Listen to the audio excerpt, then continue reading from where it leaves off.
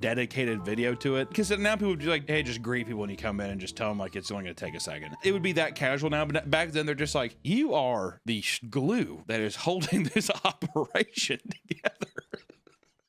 By the time you leave your shift, people are going to start calling you Elmer because you're the glue that holds this place together. So now you're not to greet people, but how do you know that you're not discriminating against your fellow employees? You need to have a strong work environment. Kim, pick up. Kim, pick up. Oh my goodness. Are you kidding me right now? God damn, dude, it was like 1 second. Kim, pick up. Kim! Oh my god. He like starts complaining. The girl, like the woman's already walking over like, dude, I was grabbing it. God damn. I don't know if she can't hear me. She can ignore me. She's a dumb bitch. I'm gonna slap her around. I'm gonna hit her. I'm gonna hit her. I can't even look how slow she's like, oh my goodness, my hip. Oh, when's my birthday? Oh, I can't see you. Oh, look how slow she's walking. Ah, my hip. I'm old. I'm so fucking old. Fuck you, Kim! I wish they wouldn't talk about me like that.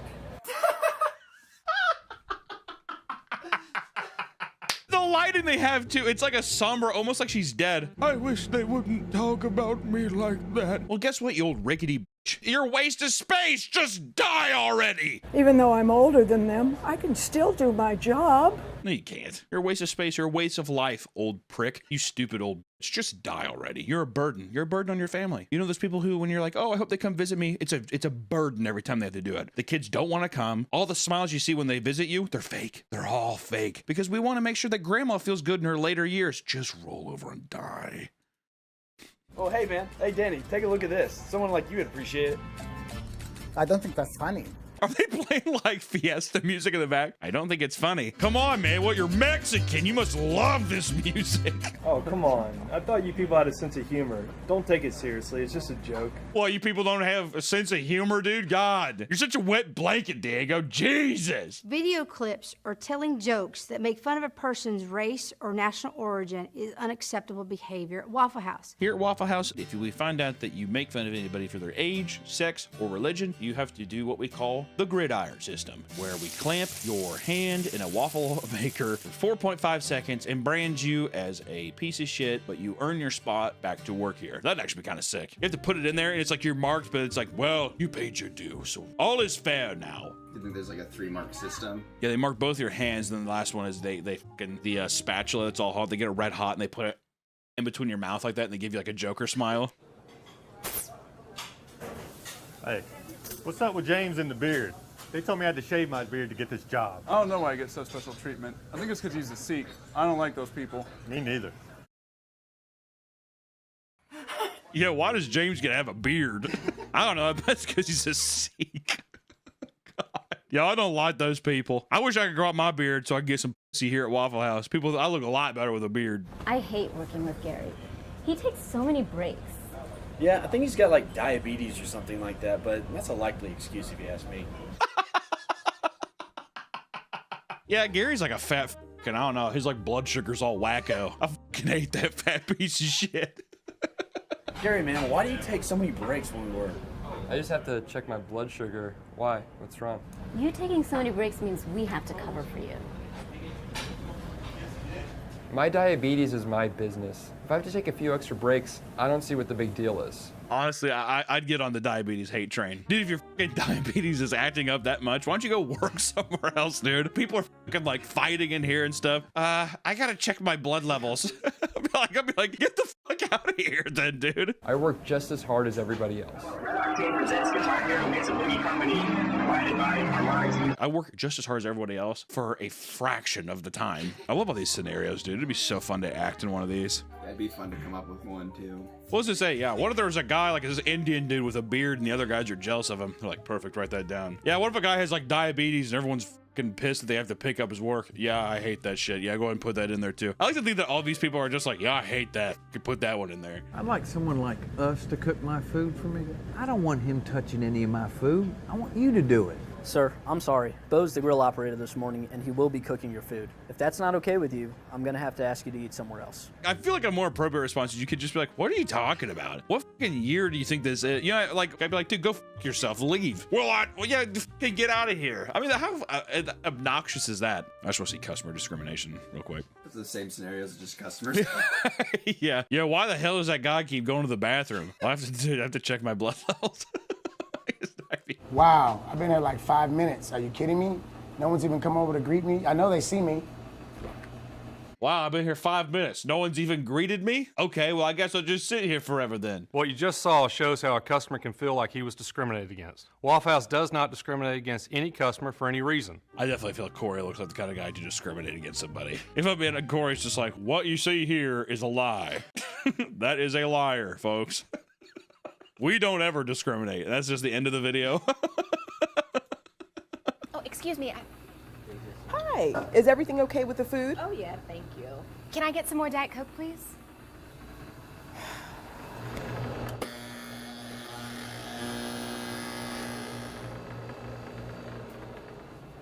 Here.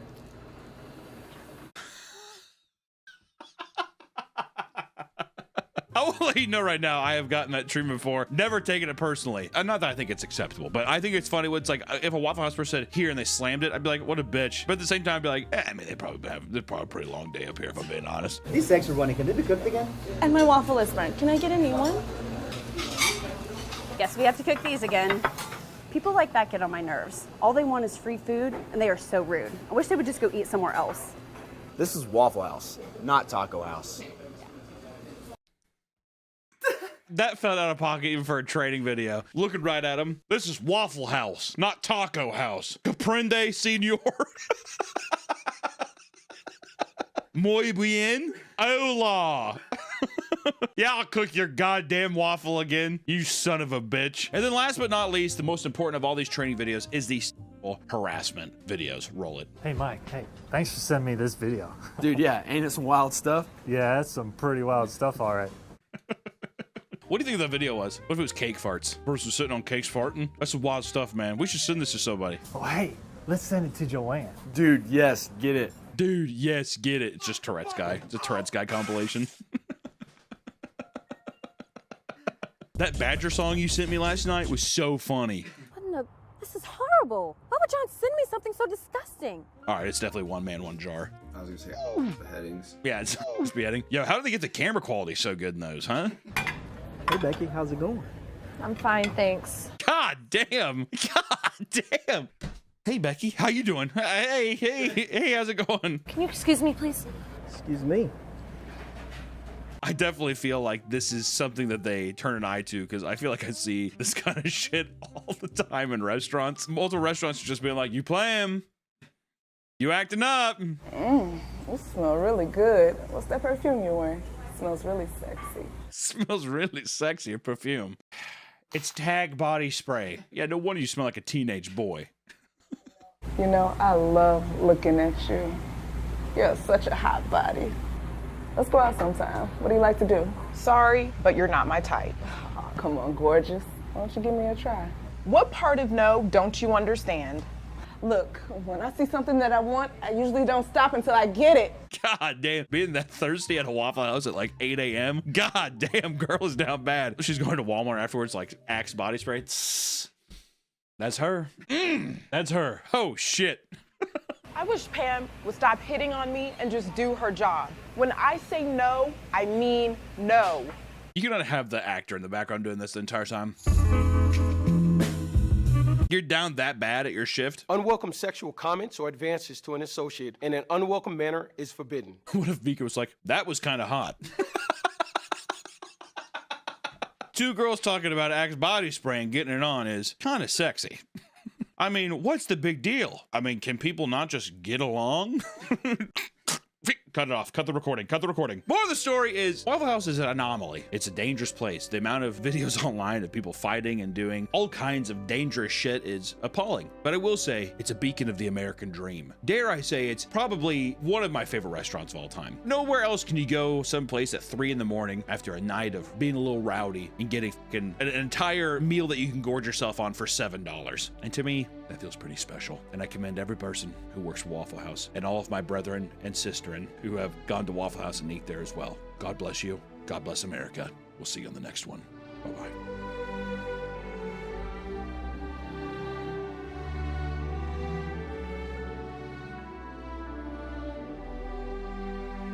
No involvement in this wreck. And she's like, are you okay? With her DSLR, right? Her kids are in the back. This is traumatizing. Look at that. There's the other car over there. Russell. Look, kid. And she's filming it. What a freak. This was my first car crash. And then look at my God. I want to tell you something, and I want you to really listen. We should have been in that crash. Why? Why would you say that? Honestly, Eve, remember how you used your iPod Nano earlier? I was just listening to All American Rejects. We all should have been drugged through our house and thrown into a lake, you little bitch. Is what she should have said there. Wow. Why would you say that? They're already scared to death. But to pull over, when you have nothing to do with the wreck. Also, people are in traffic. She pulled off to the side of the, like to the shoulder of the road. And then she's just like, honestly, gang, we should have been in that car wreck. What is that? Like, what kind of mental fucking torture are you talking about? All the kids are frightened. Oh, 100%. Well, why wouldn't you be? Yeah. You're right, Mom. Actually, if they said that, I'd be like... pull over. I mean, come on, man. She definitely wouldn't have kept that clip if they were just like, you're right. She's like, closes some fucking DSLR. I act scared. Has like a fly swatter. Has a fly swatter with like Joseph Smith's face on it. A gold tablet. Ping. Can I ask you another question? You bet. If you were a Mormon man, would you be one of the Mormons that has multiple wives? I very well could be if I was a Mormon man. When the getting's good. The good's getting. It's like going to Golden Corral and only getting one plate. What's the point? So then the channel gets mysteriously deleted, but people who have been around this abuse for a while, they're just like, wow, fucking, that's odd. No, people were like, thank God. Yeah. So this year, they got arrested. In August of 2023, wow, that was fucking, what, 2 weeks ago? Yes. Ruby Frank, the matriarch of the Frankie family, and a prominent figure of the 8 Passengers channel was arrested along with another individual named Jody 2. I think it's just Jody. Her name's like Jody Hildenbrock. Okay. Fortinbras. Pretty sure that's actually the... You ever heard of Fortinbras before? Yeah. That's the main boss at the end of Onimusha 1 on the PS2. I'll be damned. September 2nd, former family vlogger Ruby Frank of the YouTube channel was arrested in Springville, Utah on aggravated child abuse. So their channel got taken away, thank God. But then she decides to start this other channel called Connections, but it's spelled like this. Like Zion, because it's some religious shit. How fucking stupid is that? I talk to you all the time about like that pickleball stuff. I fucking hate that. Just call it Connections. Okay. Where's Kevin? Con Zion. Well, we're gonna get to that later. Okay. You know what Kevin's doing? He's watching children fly across his room, and he's just like this. He's watching probably some fucking poor kid duct taped up in a room, and it's horrible. I mean, how do you sleep at night? We're gonna get to it. The Jody Hildenbrand and Ruby started the Connections channel, which was all about how to have a healthier relationship with your husband and your family. Wow, how fucking ironic. Which also, if you ever saw a picture of Jody in them, let me tell you something about Jody. Where's Jody at here? Yeah, she's in one of these. Jody. Ruby's a looker. Oh, I mean, good woman. What's that? Is that Jody? Photo of Jody Hildenbrand. Jody Hildenbrand looks like Mickey Rourke in The Wrestler. That's what she looks like. Yeah, there's really? some other pictures of him too though. She's no Ruby. Oh God, no. Ruby's got a bit of a shit face here, but Oh yeah. yeah, Ruby's no. looking pretty brutal right Jody there. Jody Hildenbrand, which also I don't like the staging. Why put the potted plant right in front of you? It And covers half also, of Ruby's body. stop it with the dots. Yeah. Just want to say that. I'm connecting the was dots too and tight. say, you're a bad person. There you go. But Jody Hildenbrand, they make this channel together. It kind of came out of nowhere. It's just her get back in the limelight. Her Instagram and all that stuff is actually deleted. So she's trying to, this is her last ditch effort to get that YouTube money again. Yep. So then, as of, what is it, August 30th, out of Jody's house, not even Ruby's house, out of Jody's house, one of Ruby's children is duct taped and runs to the neighbor's house and is like, I need food and water. She has lacerations from the tape. He's malnourished. It's fucking crazy. And then you find out again, they have a 10-year-old sibling that's still in Jody's house, and that 2 days prior, Jody and fucking Quasimodo were sitting there and they filmed a vlog in that house. So Victim is a place where I live. It's a place where I have pity for myself because I don't want to be responsible for me. So Ruby knew that these kids were in the house being malnourished. Where's Kevin? How is Kevin? He's just like, where are the kids at? Ruby's just like, Spend the night at Jody's. He's like, okay, I'm just gonna watch Cool Hand Luke again. I'm a cowboy. I'm thinking about getting a new truck. Twisted. Yeah. So they're duct taped up in Jody's house. Yeah, they're duct tape up in Jody's house. Police are immediately called, thank God. And people come in, and this is Ruby's sister. I think it's Sherry. One of Ruby's sisters puts an Instagram post of the arrest and puts finally. And she also puts in this next Instagram story. Today has been a big day. Me and my family are so glad justice is being served. We've been trying to tell the police and CPS for years about this, and so glad they finally decided to step up. Kids are safe, but there's a long road ahead. That's when we find out that not only has the other family members been trying to call Child Protective Services to do something about this, but apparently the neighbors have been trying to do stuff too. So God knows what people saw and heard. We'll probably get more information as that comes around, but What takes so long? What is taking so long? well, that's what I want to know too. One thing that when I was reading about this that pissed me off was just like, what the fuck is this? The Vatican going out to like a spiritual, you know, like when the Vatican goes out to confirm a miracle. Why is that operating in the same fucking way that the Vatican is with miracles? Like, Every person around them in their life is testifying against them. especially if it's 6 like neighbors and they're just like, hey, no, for real, they're beating the hell out of them over here. Could you help? The Kids are CPS is like, screaming. my hands are tied. I wish I could, but I don't know. This is crazy out here. The family members. Makes Utah seem like Candyland or shit, doesn't it? It's a little Well, I mean, she's in Candy Cane Forest. What am I supposed to do? When she comes out of there, let us know. I'm all in the Chaco Swamp. I can't make it out there today. Maybe Tuesday. It's fucking unbelievable. Took the kids' bed, sent one kid to summer behavioral camp in the desert for 10 weeks. What did they do? I had a double stuffed Oreo. You're going to the desert for 2.5 months. You fucking monster. And then, yeah, from 2020, 1,700 people, or 17,000 people signed a CPS investigation into these to get the CPS involved. Wow. Pretty crazy. Almost 18,000 people being like, good God, please look into this. But there is a bright, I mean, I like that now Ruby, She's behind bars. she's behind bars. I don't think she's gonna get out. I hope the bitch rots in prison forever. What kind of sick fuck do you have to be to tape up a human being, but let alone a child? Yeah. Like, that's fucking crazy. Dumb. That's brutal. It makes me sick to my They stomach. need to do it to her. Everything she did. I agree. You think that was Ruby? I feel like she probably does it herself. Good, get the tape.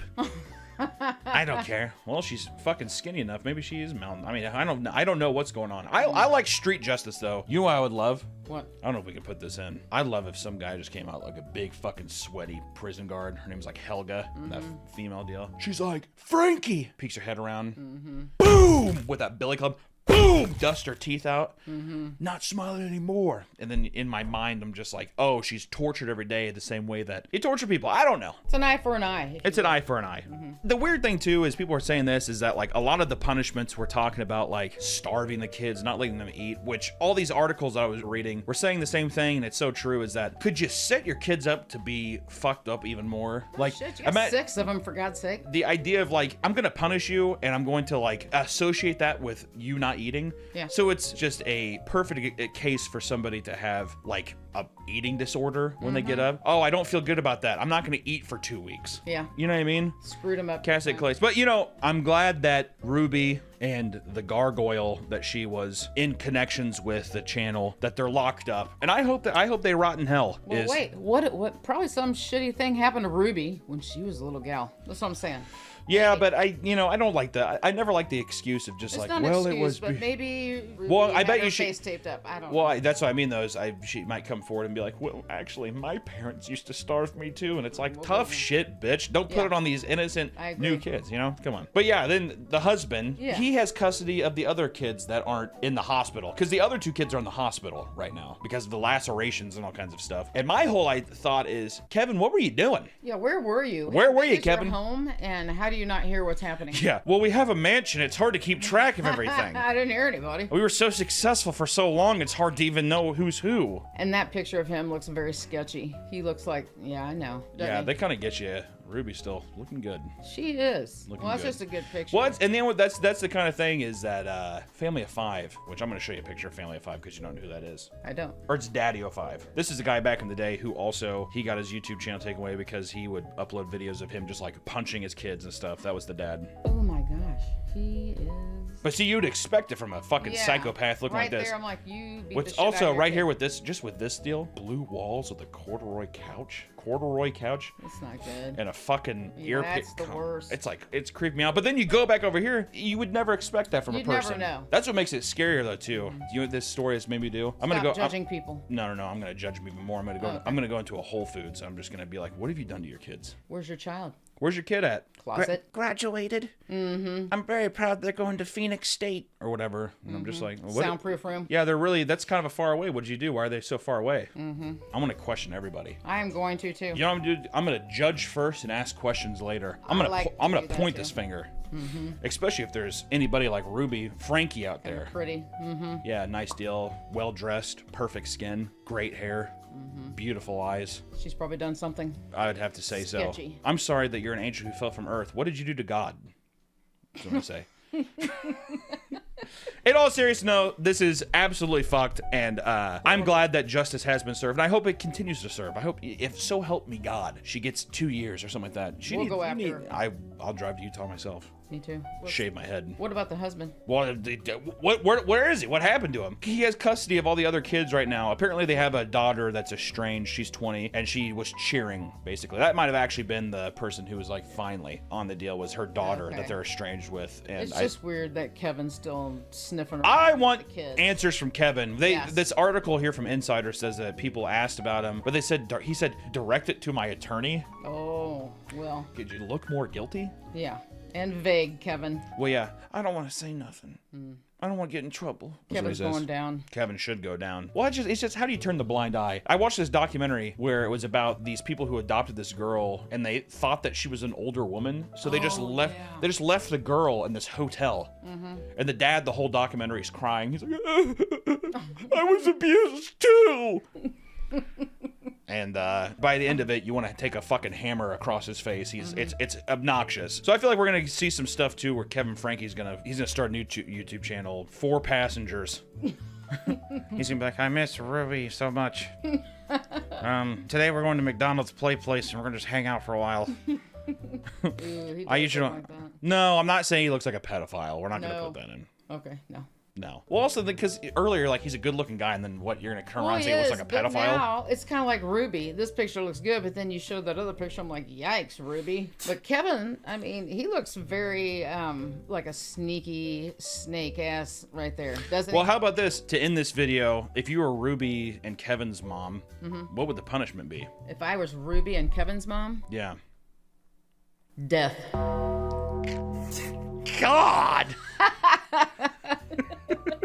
That's just the shit we know she did with all that. You know, no, there's some twisted madness going on in there, and I say, why are we playing this game? Roll it out. Done. Yeah, that's 6 people she potentially ruined. Yeah, and then they're gonna come All right. in. I mean, if the whole room is advocate for the They're death gonna penalty, then reproduce fine. and- Mike. Way to go, Ruby. I right. really see no reason to have Ruby around anymore. No reason to have Ruby around anymore. I wanted to especially talk about this today because I'm creeped out by family YouTubers. I'm not going to point out and say that all of them are terrible, but my bias is that I just think it's weird. You shouldn't profit off your children like that. Yeah. And like, it's just odd. It creeps me out. So I just wanted to come in here and say that agree. we got another one. Another bad one off the streets. Off the YouTubes. Thank God. Off the internet. She's gone. She's gone. Goodbye. No, I'm not sad. And apparently people wish the death penalty. We didn't say it. People online did. Well, she said it. Well, I did, but well, we don't for the purpose of the video. You probably don't want to say that. no, we In don't. Minecraft. In Minecraft. Thanks for watching so much. I appreciate you guys. If you do end up having families and stuff, don't record your children and upload it for your own gain. Bye.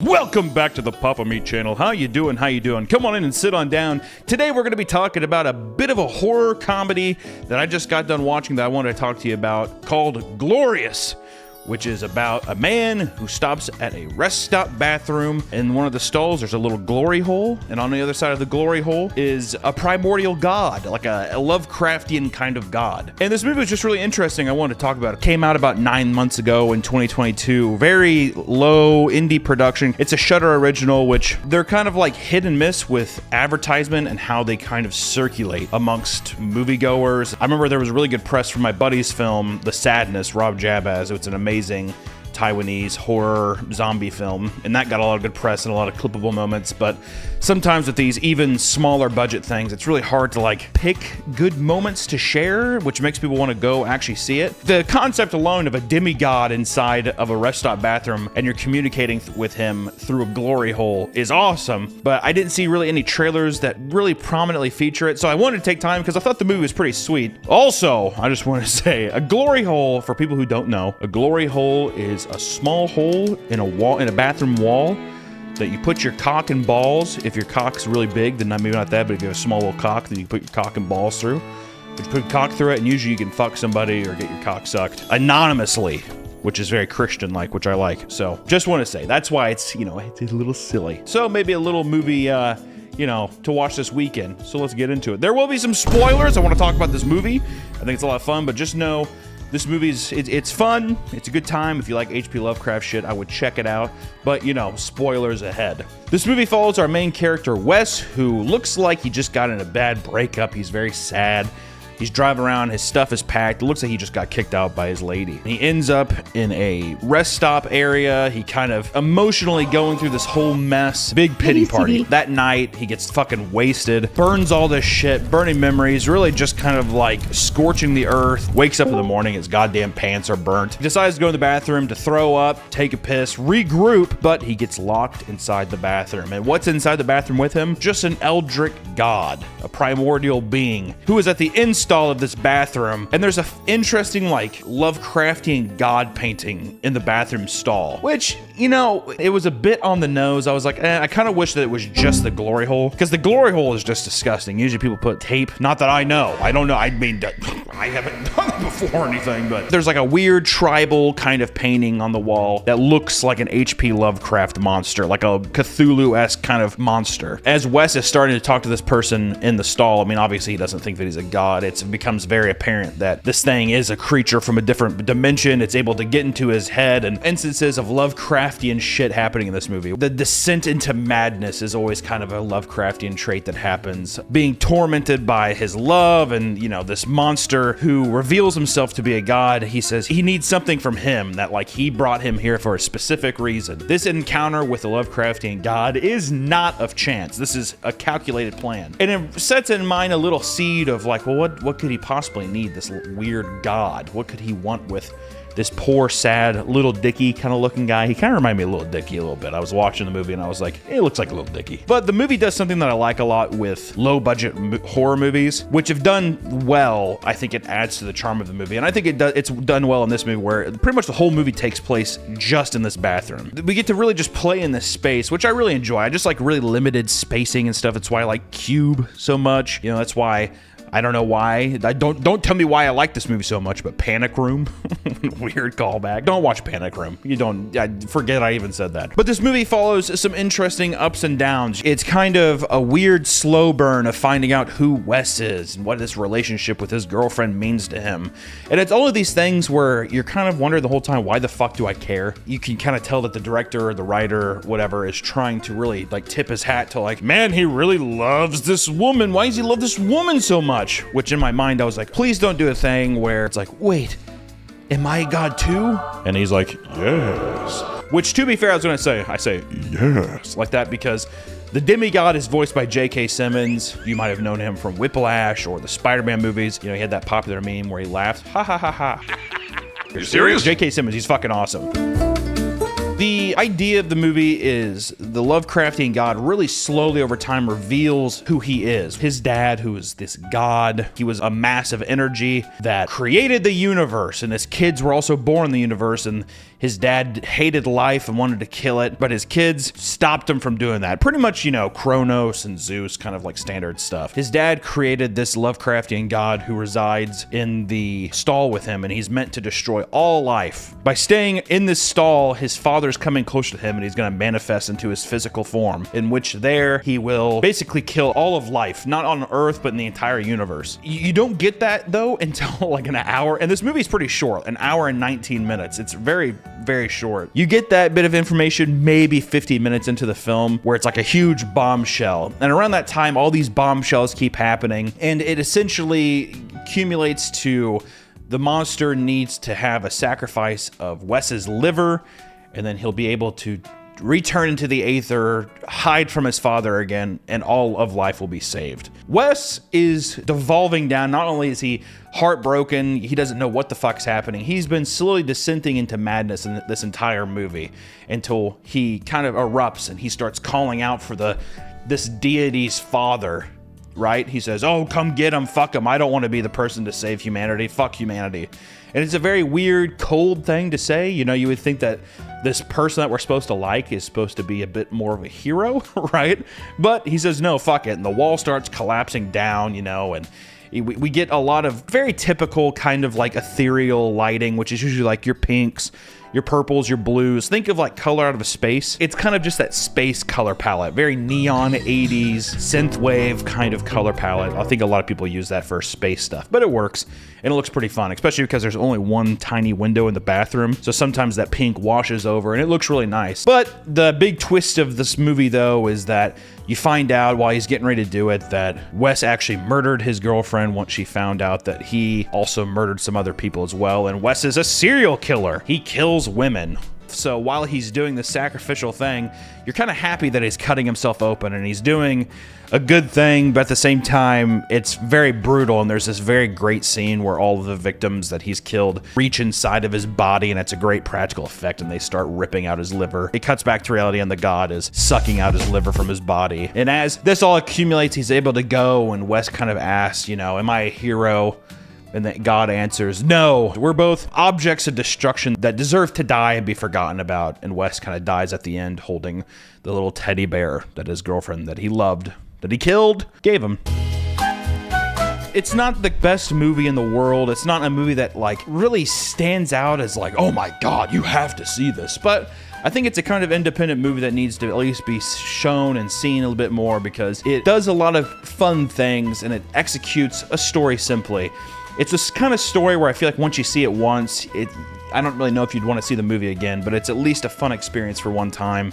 I mean, there's a really funny part where the demigod's like, you need to give me something. And of course he's behind a glory hole. And Wes goes up and he puts his cock into the glory hole. And the god's like, what are you doing? No, I just need your liver. I thought you thought your human penis was going to save the universe? So I'm glad they didn't take the angle of like, you have to satisfy me by fucking me or something. It doesn't really go those routes, but it plays into the comedy in a very fun way where it taps little moments that are nice, but then it kind of keeps it in the realm of like a nice thriller drama with a little tint of just like horror with this like nice, really well hidden Lovecraftian monster. And you do get a reveal at the end and I was like, because the way that they play up how they hide the monster is very good, the whole movie. They don't overly show it. There's some great moments where you see like the eye of the monster and, you know, even Wes is trying to look at the monster, look over the bathroom, and he is punished for doing that. So they're working within their budget in a really fun way. But at the end, there's a moment where you kind of see him, and it's fun, but it looks heavily composited and kind of cheap. What do you do? A 2-second, 3-second, shot.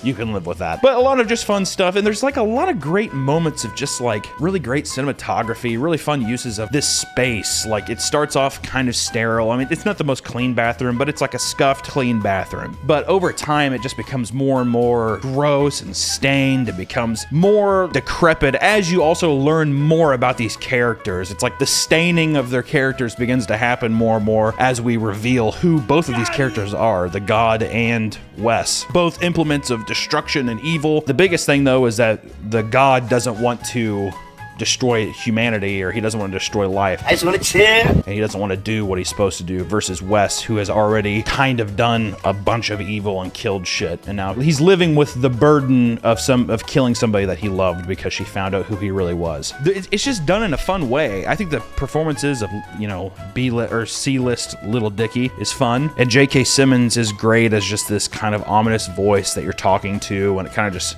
it's like talking to the devil on your shoulder the whole time, the angel and the devil on your shoulder the whole time, and that's just a really fun premise. But like I said, they use the space in a really fun way. There's a moment where a property manager shows up and he gets stuck in the stall with him. His name's Gary.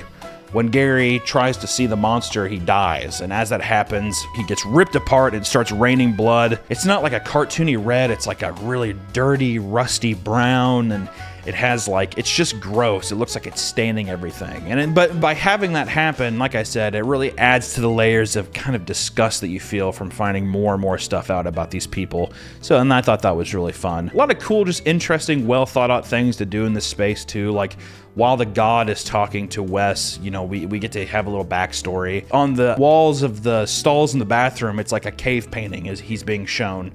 And it doesn't feel cheap, it just kind of feels like, oh, he can pretty much control you however he wants to. So it's just like little moments of those inspirations that really stand out. There's a couple moments where the CG comes in and they don't really push things the way they should. Like, there's this really cringy part where Wes is in like this weird tormented flashback where he's talking with his girlfriend and she screams and it like some tentacles are coming out of her eyes, but that's it.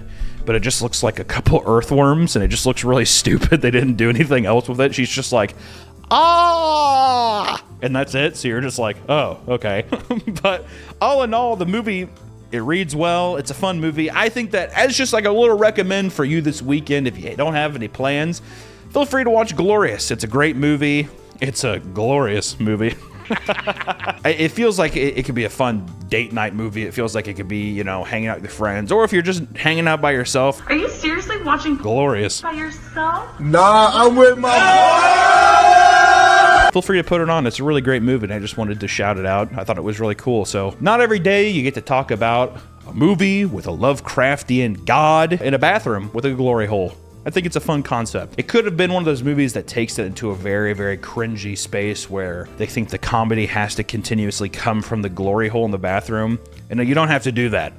The glory hole is there. It can be there. It's already a funny enough setup. Treat the movie serious and have a fun time with it. And they just put a little sprinkle of fun stuff along the way. So, you know, Glorious. Thought it was a pretty fun movie. Like I said, not the most perfect movie in the world, but if you're looking for something this weekend, this is what I'd recommend. Thank you guys for watching. I appreciate it, and I'll be seeing you in the next one. See ya. Figures. Just very like weird, culty. Like it almost makes it seem like every conspiracy theorist that you hear about this shit was right. That's actually the consensus on Twitter now. Really? Well, there's a lot of emails that I saw. I don't know if they're actually real, but they're doing things of like, I want a cheese pizza and like a. Well, I was gonna say the Pizzagate thing. Everyone laughed about that. Whatever. But, yeah, the thing is, from what I understand, it's like the one pizza place they were pointing to wasn't actually like that was innocent, supposedly. I'm just saying, if you're in Jeffrey Epstein's email list, emailing a motherfucker about cheese pizza, you don't have to be a waterhead to realize that that motherfucker ain't talking about cheesy bread. All right? Am I wrong? I mean, like, it's just one of those things where it's like, why are we even giving this the benefit of the doubt? You know? Well, I mean, who knows? It's like, we got enough proof. Okay? Ain't no way. I'm not fucking messaging Jeffrey Dahmer about breadsticks and soda pop. Hey, Jeff, you want to go get breadsticks and soda pop? You're talking about a fucking Puerto Rican guy at a gay club. You know what I mean? Am I wrong? Good God.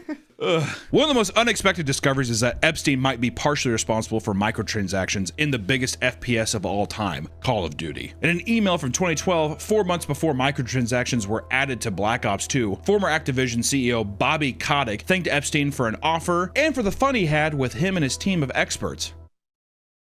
Throughout a specific email conversation among Pablos Holman, Epstein, and Bobby Kotick, the trio discusses this topic and are all in agreement. Pablos is also quoted saying, quote, "I'm all for indoctrinating kids into an economy. People took it to the next level by giving the claims validity simply because the abbreviation for the name of the in-game currency in Call of Duty is called fucking CP. How?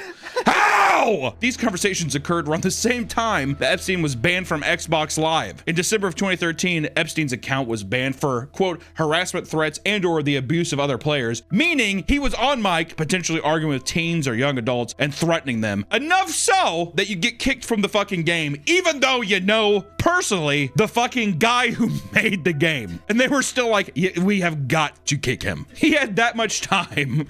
How much time do billionaires have? All the time in the world. You baby. have all the time in the world. You get to a spot where I'm guessing it's just the money is just coming and you don't have to do anything, to where you have enough time to literally be in a room alone with yourself on mic yelling at children in Call of Duty. This is not the only reason he was banned. Xbox would send a second message revealing that they also banned him for being a registered sex offender. Go to Xbox. Oh shit. Okay. Wait, that came second? Yeah, I was gonna say that came second. Well, this adult is verbally abusing children. Oh, nope, he's a sexual offender. Okay, no more Call of Duty and Halo for you, buddy. The recent batch of files also revealed that Epstein was an avid enjoyer of Battle Royale games. In an email, Epstein was excited about the upcoming Battle Royale mode added to Black Ops 4 and wanted to buy stock in Activision, thinking it would be a big success. And in the same email, he also mentions Fortnite, which online investigators found was allegedly one of his favorite games. There are pages of documents mentioning Fortnite, and one in particular showed that Epstein had purchased $26 worth of V-Bucks.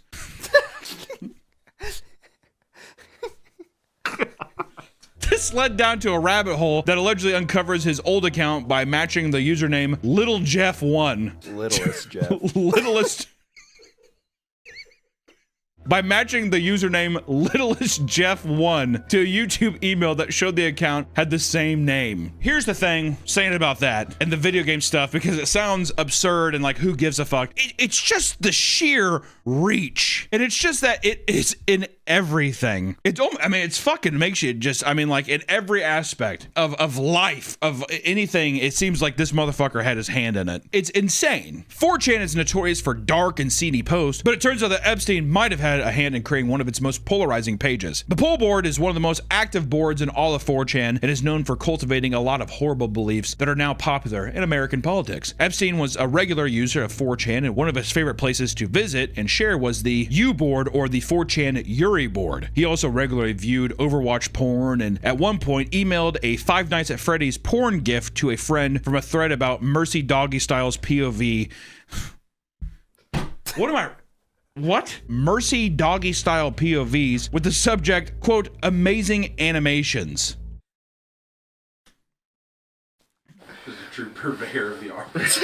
A true purveyor of the arts. What's interesting about this is just that, like, I feel like sometimes people think it's like this extravagant, eyes wide shut, oh, it's mansions and it's delicate and it's fine art. And it's like, no, he's just as, it's all the shit that like is normalized with normal culture and your regular down to earth people, whatever. It's like, no, this is still the same shit that they're sending each other, except they have their hands in everything. He also had ties to 4chan's creator, Chris Poole, and was very fond of him, often calling him, quote, interesting and bright. In a recent released email, both Epstein and Chris met up and chatted a day after political user board was created, leaving many to believe that Epstein had some sort of influence in the creation of the board. And if true, this would mean he is responsible for creating some of the most heinous online cultures and movements within the last 2 decades. This bombshell discovery led to people scrubbing the board for any post from or related to Epstein, and this led to a post from 2019 alleging that Epstein was swapped out with a decoy inmate the morning he was found dead. Roberto Grijalava was a guard at the Metropolitan Correctional Center, where Epstein was held, and made a post on the political board on the day Epstein was found hanging in a cell. In the post, he alleges that at 4:15 a.m., Epstein was removed from his cell and taken to a medical care in a wheelchair, but not a single nurse on duty ever saw or spoke to him. Next, an unmarked van pulls up and a man in a military gear gets out of the back. The van did not sign in, and the license plate was never recorded. After that, Epstein was moved to a single-person cell where he was found dead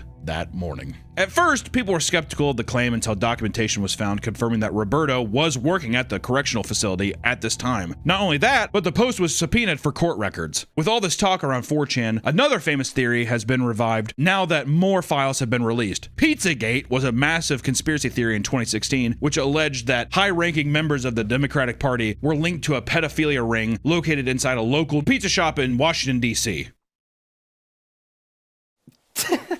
The reason for its revival is that numerous files use the word pizza in different contexts, such as head counts for pizza and asking if anyone in Austin wanted pizza. During the original Pizzagate scandal, people began incorrectly linking foods to children using keywords like ice cream, cheese, or hot dogs. Now it seems like people are doing the same thing, making large assumptions about the connections between specific food-based words and the evil things that took place on Epstein's Island. It's important to take all this with a grain of salt, as many of the messages are strange and could be interpreted as cryptic. But due to the evil things that are actually occurring, it's almost like anything and everything is possible. There was a lot of disinformation in 2016, and many people are concerned that the same thing is happening again with the recent revival of this topic. Many popular claims online are being proven false by the day, so I'm sure even when this comes out, shit will have been proven false. So you gotta do the research, so take everything we're saying with a grain of salt. For example, one post gaining tons of traction online is that Epstein had a bank account named Baal after a religious demonic figure. This is likely because of a typo in a document after it was scanned through an OCR software that was the phrase bank name replaced with Baal name. Which I don't know, dude. Motherfucker probably does have a bank account named Baal.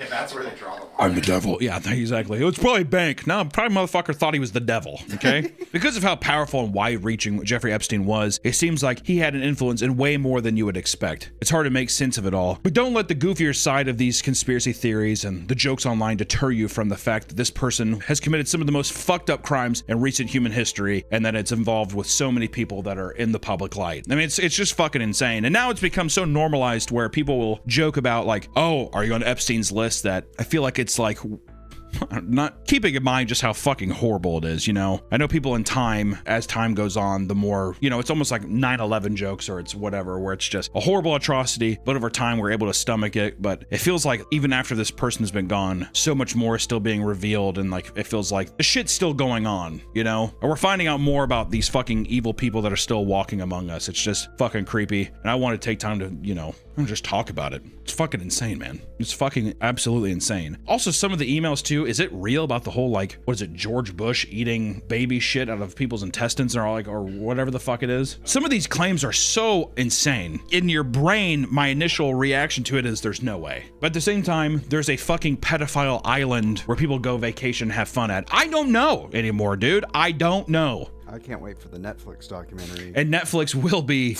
right there. Can we make a documentary of it? Or that motherfucker who makes the Monster show. Oh, yeah. Monster Jeffrey Epstein. And he'll try to do something and make him like, well, this is why he did it. He like always sympathizes the fucking serial killers. Isn't that weird? Yeah. Whatever. I don't know. It's this is just such a crazy topic. Once again, don't let the jokes and conspiracy theories deter you from the fact that this shit is real. It's it's still fucking happening. You think it's just stopping with Jeffrey Epstein's Island? Fuck no, dude. It's all over the place. Oh man. What the Who is it? We got a letter from the HOA. Oh, HOA? What does that mean? It's the Homeowners Association, Winslow. How do we have one all the way out here? We're in the middle of nowhere, literally in the middle of nowhere. God damn it. Wait, honey. What? I want to tell you something. Come over here. I'm not gonna, why do I have to just tell me? Come over here, please. Whatever, I'll just do it later. I'll just come back down later. No, wait. I just want some screen time. Welcome back to the Papa Meat channel. How you doing? Come on and sit on down because today we're talking about 3 letters that I hate combined together. I'm of course talking about HOA. Let me tell you something. Owning a home is something most people hope to accomplish as they reach their adult years. There's something freeing about having your own piece of property, where you have more say in creating a comfortable space to live in, right? However, many future homeowners may not realize that they don't have as much freedom as they may think. A significant number of communities in the U.S. are overseen by something called the HOA.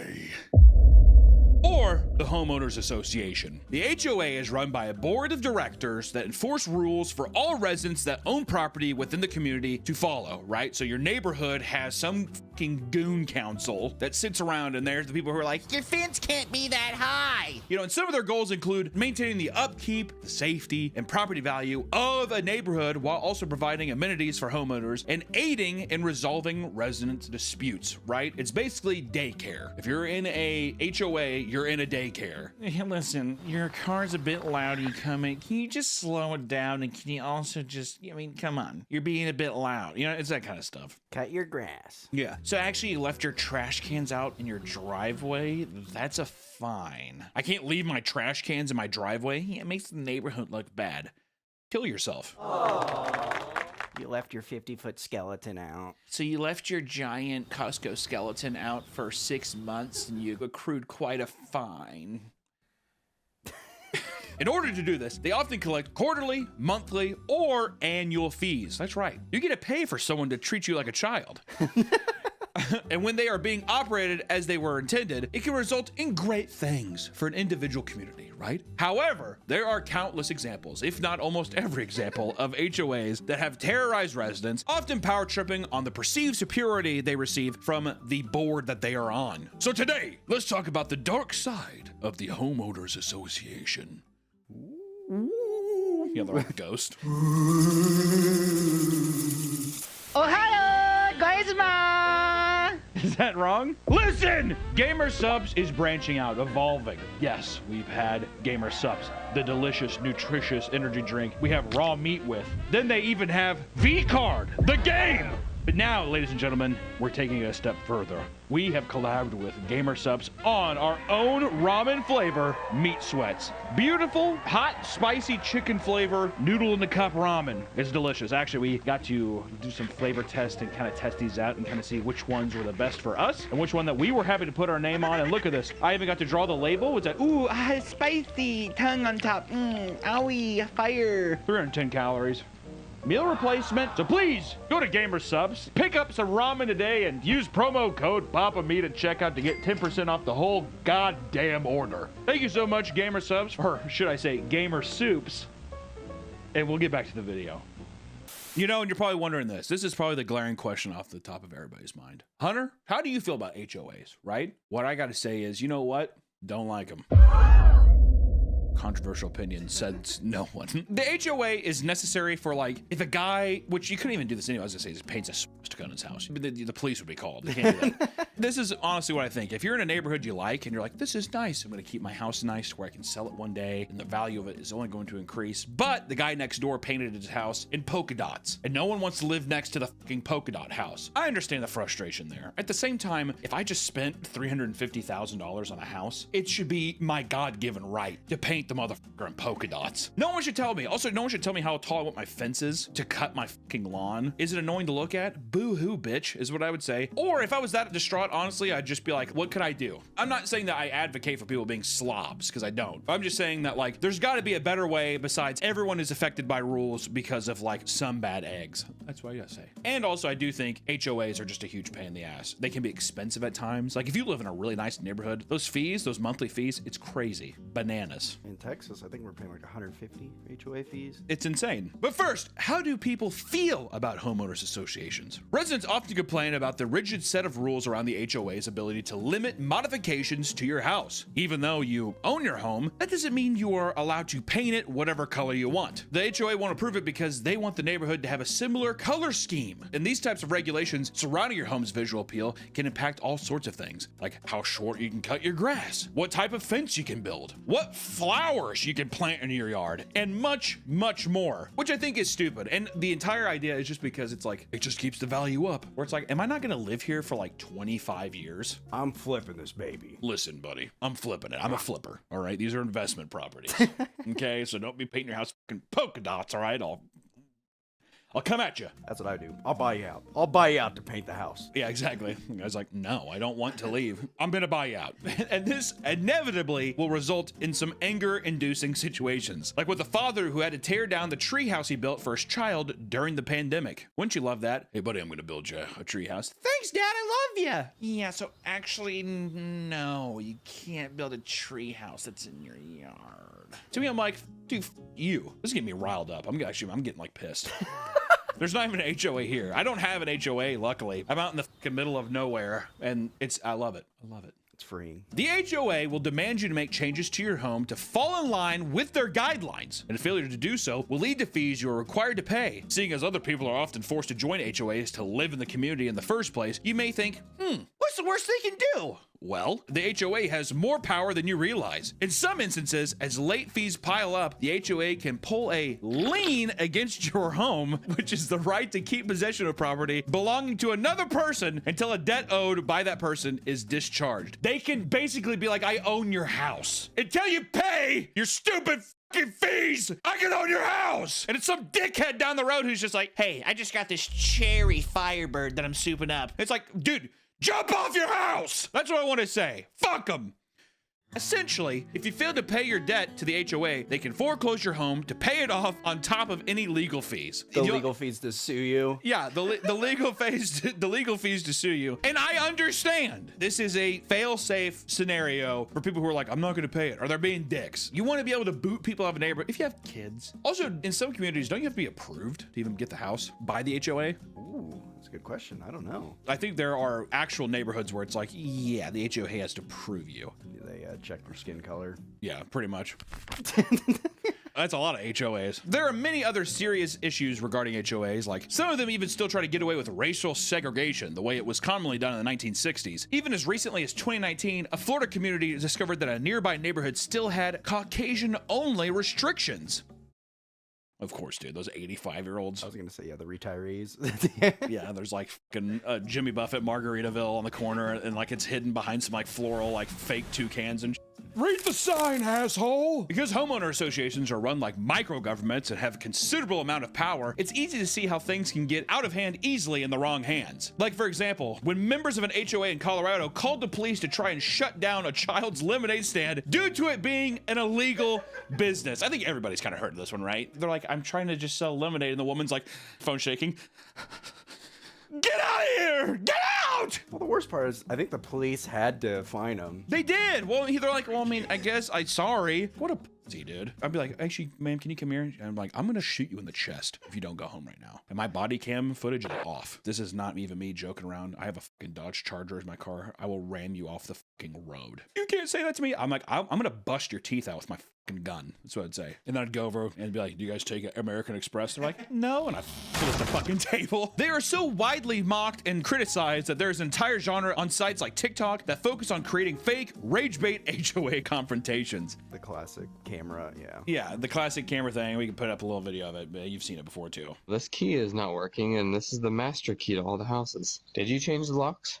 No. If you did, that's a violation of HOA policy. With that said, let's talk about some of the most obnoxious HOA stories, starting with the HOA forcing people to leave their garage doors up. In Auburn, California, their local HOA had supposedly discovered that one of the homeowners had someone living in their garage. It's the end of days. In response, they decided that the best course of action was to enforce a rule that stated that every resident would be required to leave their garage doors open Monday through Friday from 8 a.m. to 4 p.m. Hey, can we make it as easy as possible for burglars to come in my house while I'm at work? Monday, like the one day and time that I'm gone for my job.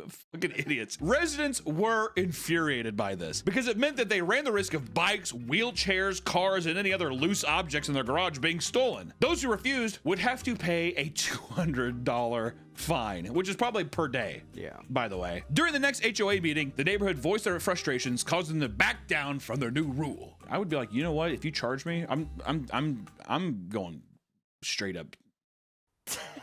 I'm not even gonna say it.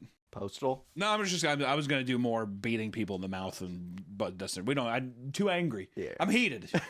I'm heated because I will say, I don't know if this is a good spot to say it, but I had this one HOA one time. I was mowing my yard and the guy who was the director or whatever of the HOA lived behind me. I was mowing my yard and the guy came out and he's like, you know, you're not supposed to use gas mowers in this neighborhood, right? Oh, YouTube, a ground for parents to just beat the ever-living out of their kids for money. Isn't that fun? Today we're going to be talking about one of the most despicable human beings on YouTube right now, looking at this subject and reading some of these new headlines about the 8 Passengers YouTube channel, and the goddamn demon of Utah, Ruby Franke, has made my stomach turn. Here's a bit of a warning for the video. This is all about child abuse and that kind of stuff, and neglectful parenting. Real fun subjects that happens probably way too much on this beautiful platform. Once again, Daddy of 5. Remember that? But the problem with this is that it's shrouded in nice clothes. You know, they're not white trash like Daddy of 5. It's easy to see Daddy of 5 doing this, but not Ruby Franke. She's beautiful. It's a perfect family, perfect Mormon family. Who wouldn't want that? And then you find out that they're starving the kids, they're duct taping them up, they're being held and imprisoned, all kinds of stuff. It's absolutely insane. But I will say that I don't feel like I can go in on this alone, especially I'm not a mom. Who am I to say that these practices are a little weird? So I brought the only person in that I know could help me get my head wrapped around this thing. My mom.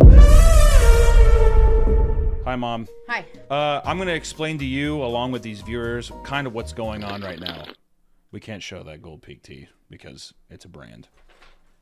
I'm joking. We can't. It doesn't matter. Today we're partnering with GamerSupps because they're not going to torture those taste buds. Are you feeling all sluggish and out of it? Then maybe you should get yourself some GamerSupps. Delicious, caffeine, keto-friendly, and sugar-free energy boost that, goddamn, is it good. I've been partnering with GamerSupps for almost a year now, and their product is amazing. They have amazing deals to get free samples, and let me tell you, when you get that free sample, you're going to be ordering more. They have all kinds of delicious flavors. They got berry, they got titty milk, they got a guacamole one that's funny to say, and it has a cute little package. It's all good stuff. And also, while you're there, you like being hard while you drink energy drinks? I know I do. That's why I got the waifu cup. You like that? So be sure to head over to GamerSupps.com, and our promo code is... Thank you, GamerSupps, for being a proud partner with us, and we appreciate you. Now, let's get back to torturing people. So right now, let me tell you about a cute tale that's happening online, which is this. Okay, we don't need to say it. So in Utah right now, the land of the free, the land of Mormons, there's a beautiful, beautiful woman, and I'm not going to say that she's guilty yet, even though that the courts have already said that, but her name's Ruby Franke. She runs a YouTube channel called 8 Passengers, which is her beautiful husband, Kevin, he's a doll, and there's 6 beautiful, beautiful children. Okay. Now, the funny thing about Ruby is that she has been arrested for 3 acts of very serious physical assault towards these children. 1, a combination of multiple physical injuries or torture. That's a fun thing to have as a mom. Starvation or malnutrition that jeopardizes life. I'm only gonna say it one more time, and then you're gonna lose the privilege to eat dinner. Hey, didn't have to worry about that when I was a kid. I look like Baloo from... No. Nope. Causing severe and emotional harm, which you might have taken on that too. And I brought you in today because with some of the things that we see that have happened here, just wanted to kind of get your reaction and kind of see, would you have done that as a mom? So we have a nice, unbiased, professional case here. Professional as in, I guess you're a mom. I am a mom. You're a mom. So the channel 8 Passengers is ran by Ruby Franke and her family, and it's a personality-based, it's YouTube family vlogging. It's creepy. Do you know anybody who does family vlogging, like any friends? That's good. You know, it creeps me out. Like, I imagine if you were, when I was younger and we were in these times and you came up with like a video camera all the time, and you're just like, Hunter had his first wet dream, and I'm like, not do that. Well, Ruby Franke might, but I might allow it with how good she looks. Ruby Franke doesn't look like Ruby Franke when you look at her. She doesn't look like a Ruby. What the fuck do you... Ruby looks like she'd be like old and sketchy. She's a lovely lady. Oh, so you're complimenting her looks. I didn't know. I thought you were. No, I thought you were. Ruby looks spicy. I thought you were I gonna like literally say like the gym. No. I thought you were going that route. Is quite Ruby a an gym. old woman name? Yeah. Ruby is? Cool. Oh, I thought that if you had a gem kind of name, it was like a strip, like It a is, stripper like name. Crystal or you know. Pearl.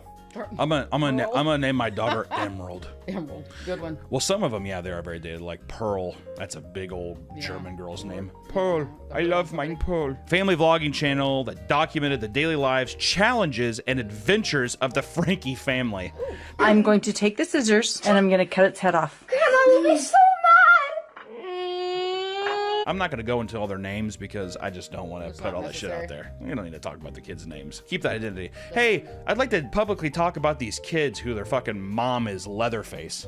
That's fun. But you'd never know. The whole channel is basically run by Ruby. She's the mastermind. Though I will say Kevin is in here, and I have some questionable words about Kevin. I don't Yeah. trust Kevin. I don't either. I don't like him. Number one, the name. Also, he's not, if we're being honest, compared to Ruby, he's not a diamond. I don't Right? know what. Look at is going that. on with Kevin. Kinda- Oh, kinda he looks look- way better there though. You like this one? Yeah, that's way better. Oh, so you think Kevin's attractive? Okay, Right. that Kevin- doesn't falter. Kevin turned that hat around. I was like, whoa. Yeah, your white trash came out. You're like, wait. Yeah, wait a Hold on. He put on that Tiger Woods cap Throw backwards. down a chew. Yeah. Hey, put something in your lip and see what we can do. God, look at this Instagram post though too. Yeah, Ice cream and a that's coconut horrible. with rice and corn. Mind blowing. Yeah, that's horrible. You know the thing too about these ultra conservative, like religious types. I bet you Kevin has done something. I bet you he split her open like a coconut. I'm talking hawking a loogie in the hand and just going to town. I bet Good Lord. he calls her asshole a pig trough. around the house. That's why she calls him Wilbert.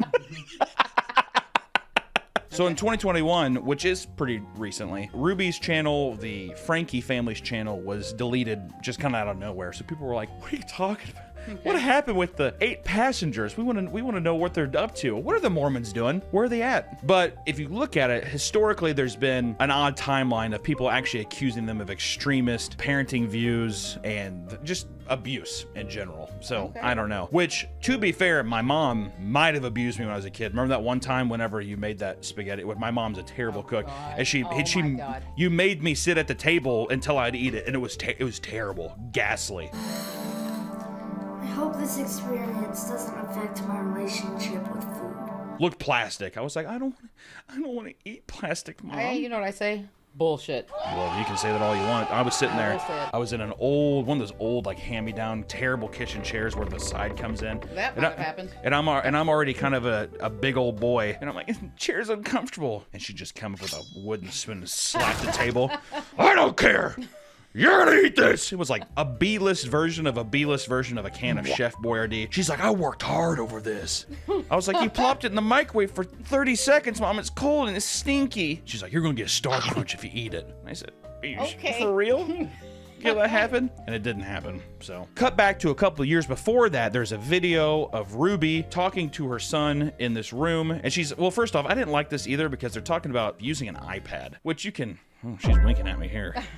I like that. Stop it, Ruby. Ruby. I'm a married man. Who knows? I'd probably, I don't know if I'd challenge my own beliefs to getting with that. Ruby has 6 children. The Book of Jehovah. Well, she might have 7. Not only were they on the iPads, when all of us were asleep, they would sneak them into their rooms and hide them under the blankets. So they're talking about how they can't use the iPads in this deal, which whatever. You know, people have their own screen times and stuff. What I don't like is that he's laying down here and she's like interrogating them over this iPad use, but she's also like his head. He's too old to be having the head in the lap, and she's like playing with his hair. And now it's like some fucking weird thing. It's like Leonardo DiCaprio in Blood Diamonds. He's like ratting everybody out. Eve actually came in and used the iPad. She's like, I don't know. And she's like, put your head in my lap, Yeah, Eve. that's a little creepy. So this young gentleman here, he also in this video reveals that he was punished, and one of the punishments was that he had to sleep on a beanbag for 7 months. My bedroom was taken away for 7 months, and then you give it back like a couple of weeks ago. I don't think our viewers know that.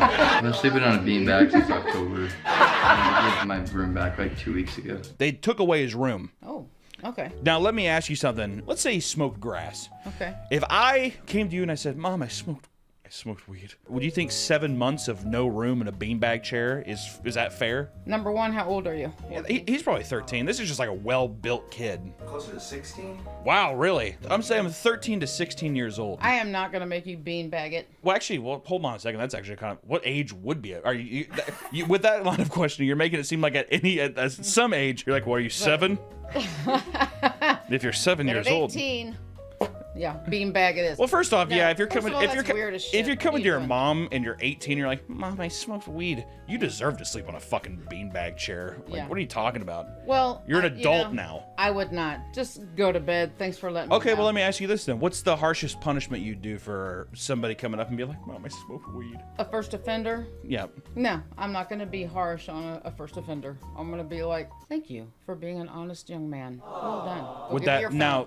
Would that be with you? Are we laying on the ground and my head is in your lap like this? No. No. Mm-mm. We're just having a normal conversation. It's odd. It's weird how parents can do that with their kids. That is very Well, odd. actually, what if you're a repeat offender?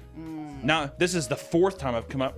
I'm sorry, but the reefer caught me again. I'm trapped in the weeds. Well, I would help you get out of the weeds. Probably take your phone and then start taking you to work and back just to monitor what you're doing. Oh, so you don't trust me? Well, at a young age, that's fair. Yeah. What if I came in one day and said, Mom, I keep rolling the spliffs, but I can't get the ganja now? We probably can't put that in, but that's okay.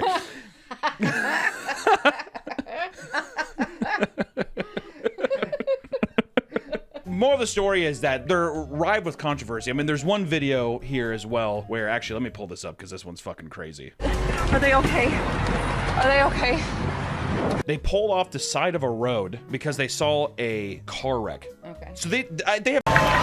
Welcome back to the Papa Meat channel. How you doing? How you doing? Coming in and sitting down because today we are talking about landlords. A good portion of you just cried. You threw up. Maybe you pissed your pants a little bit. But we're also going to talk about some, maybe a little nasty tenants, little parasites called squatters. Some people look at those as freedom fighters. Landlords and squatters, two groups that are constantly at odds with each other, even more than cyclists and car drivers. Not to dig off that pile of worms, right? But a squatter, for people who don't know, is essentially someone who occupies a piece of land that doesn't belong to them. In the process, they can utilize squatters' rights and attempt to permanently take over the property for themselves. Hello, sir. You're delusional. You cannot do anything because the police said they would investigate it within a week so they would come back to us. As far as that, you have to leave. Pretty funny if, you know, the landlord is like a slumlord and he's a dickhead. Not so funny if you're just like, this is just some extra revenue for me. This is my grandma's house. Please don't live here. Squatters' rights state that these people may be able to take over a piece of property through adverse possession. They can legally own a property given that they live there for an extended period of time, upkeep the property, pay taxes, as well as many other stipulations. There are benefits to these laws, like allowing unused properties not to be wasted, especially today, where everyone is encouraged to buy up as much property as you possibly can to get rich, right? That's where the slumlords come from. People price gouging and raising stuff out, gentrification and pushing people out of areas. At least this way, if it's a shitty building and someone wants to live there, fucking let them live there, dude. Kicking out a squatter can end up becoming a stressful and lengthy legal process. For some landlords that have multiple properties, this drives them banana sandwich. In 6 months, you haven't paid rent. It's my house. But that's not to say that we should feel bad for all landlords. God, we should feel bad for barely any landlords, because many of them are downright evil. A new report shows how much rent prices increased across Los Angeles. The housing crisis has long been an issue in Los Angeles thanks to expensive rent. In the wake of two of the most destructive fires in state history, a spike in rent gouging across LA County. Even this year, it was discovered that LA property owners began spiking up their rent to take advantage of desperate people who just had their homes destroyed in the wildfires.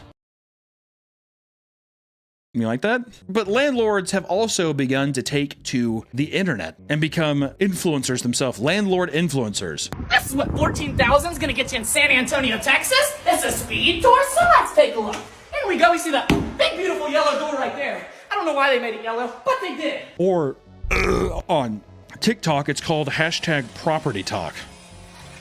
Nowadays, there are tons of landlord influencers that give us a peek into their day-to-day lives while flexing their wealth and pushing their online courses, because as we know from our boy Andy Elliott, if you're a rich man, you have to put it in a package that people can buy on how they can become a rich man. I thought about buying one and then realized that's how they make their money. That's how they become wealthy, is because there's people that I'll teach you the secrets, when really there's probably like a 12-year-old kid from Illinois who uploaded a video that broke down, you know, like how owning property works or something. But ultimately, they want to sell you the idea that you need to buy tons of property and become a landlord to live a good life, to have that secure passive income life, right? Here's what it takes to have $10,000 a month in passive income. You know, everybody's spoiled. I've been in business for 31 years. I started with interest rates at 10 and 12%. So literally at 4%, And people are complaining now at 6, you guys are spoiled. Let the properties work for you. That's what a lot of them say. When this career started taking off, the first thing people were saying is, you gotta get property. You gotta invest into property. Which instead of just being like, why don't you just invest into a home for yourself? They were like, why don't you go in on an apartment complex? And I'm like, what the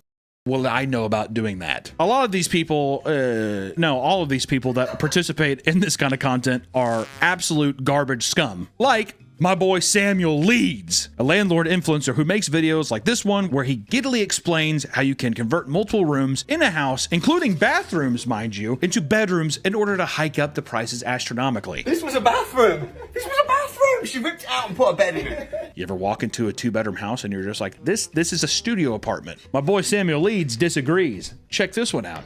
Right now, I'm standing in Huddersfield. These houses, they rent out for about £1,000 a month. Big houses. However, my friend JL Spoon, how you doing? Hi. We met 6 years ago. I've been mentoring her.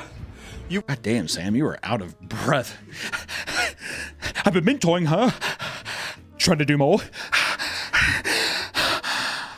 Living in a council flat. Yes, I was. In and out of hostels. Now I'm a property billionaire. Now she's a property millionaire. How? Because she doesn't get £1,000 for this house. She recently bought this house and is renting it out for how? God, Samuel is just also disgusting. He looks like he's made of butter.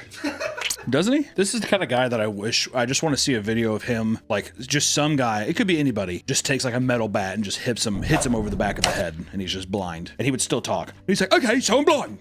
That doesn't mean that I can't go out and convert these rooms. I was looking at a house, technically like 6 bedrooms, but 3 of them were in the basement. But they couldn't call them bedrooms because the ceiling was too short. Yeah, because it would be like a hobbit was living there. Yeah, I've had to rent a house like that before. Like it's 3 bedrooms, and me and my wife were all excited because we're like, oh, like we can each have like our bedroom, and then you'll have like a little art room, and I'll have an art room. And then we like went downstairs, and I was like, this is depressing. And she was like, oh, I'm shorter than you, and I'm like, I don't want you to be down here in this hobbit hole. Other influencers will record themselves calling their tenants to reveal that they are massively raising their rent. In this case, from $1,200 to $2,200. Isn't that fun? Isn't that great? I love that I get to watch somebody do this, and they're all giddy doing it. You're currently rented for $1,100 in that house, and it's in Miami. It's a pretty low price in today's market. I wanted to see if you wanted to stay there. Yeah, I was planning on staying. I don't want to move, and I have been here for over 10 years. I would want you to stay, but we would have to raise it a little bit. Okay, and? There's houses in that area going for $2,500. You could take the lower end of $2,200. Are you kidding me? That has to be a joke. $2,500. That's over double my current rent. I like how also he's adding the emojis and he's like smiling while doing it, being like, she's like, I can't afford, I've been here 10 years. And he's like, I'm already working 2 jobs as it is. Where do you want me to go now? Oh, poor bitch. Once again, dude.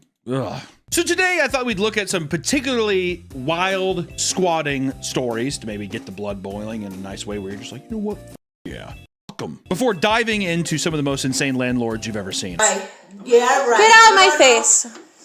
I'm not gonna move. This is my house. Cool. This is harassment. Bye. Oh. I'm trying to, I don't know, I feel like, are we manipulating people by showing the squatters and then also being like, kill every landlord? I don't know. Both things are interesting. I particularly, if I owned a house and I was just like, yeah, you know what, I got another house and I found out that a dude was squatting there and he just gets to just take over my property, I don't think I'd enjoy that. But also giggling and calling people on the phone, having to raise your rent.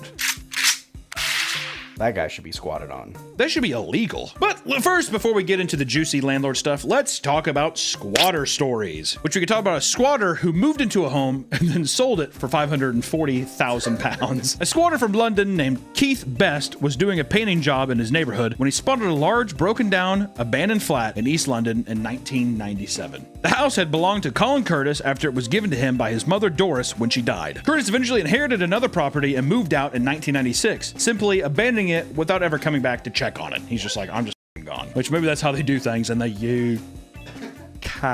Keith slowly began his renovation, sinking £150,000 into the property out of pocket, despite not even owning it. He admitted in an adverse possession claim, but happened to do so only weeks after it was criminalized. The Curtis family discovered what he was doing, which began a lengthy legal battle over who owned the property. By the end, Keith had spent £400,000 in legal fees, as well as £245,000 to Doris's granddaughter as compensation. Okay, first off, where the is he getting this money from? Because Doris was an old retired woman, Keith was under harsh ridicule. He told reporters, I've been portrayed as a thief who cheated an old man out of his home, but that's not true. The whole thing has been a nightmare. It affected me health. It cost me a lot of money. I never made anything from this, and it's being made out that I robbed a pensioner. I have not made a profit. The negative press led to him to losing his job while having to return to court 8 times after failing to settle the dispute with the family peacefully. The stress was so great, according to Keith, that it led to the mental decline and the eventual death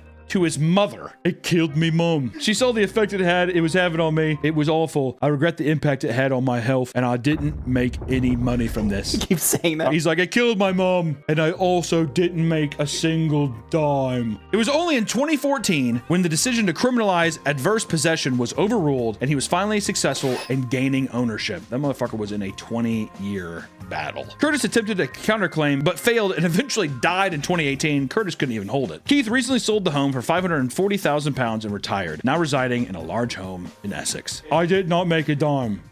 Until now. Which also, 540,000 seems like he still didn't.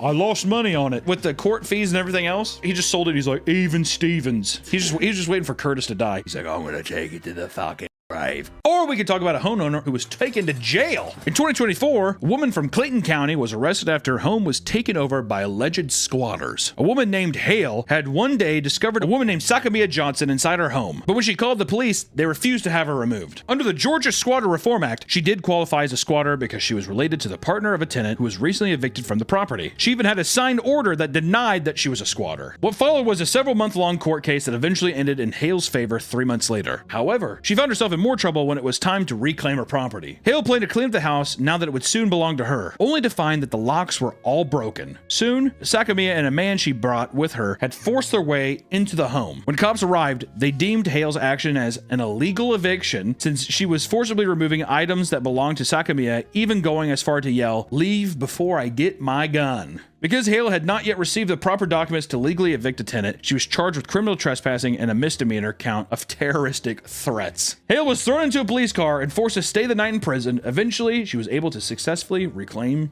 her home. You gotta be careful. My parents had squatters. How long did they occupy the house for? A couple months, because we were in California. Because the thing was the house was actually being foreclosed on. The foreclosure letter got sent to the tenants, and they opened the mail, which is illegal. So then they just decided, we're not going to pay. Didn't you say that they left the house in absolute disgust? That was a different tenant. My parents had 3 houses. Your parents are slumlords? Yeah.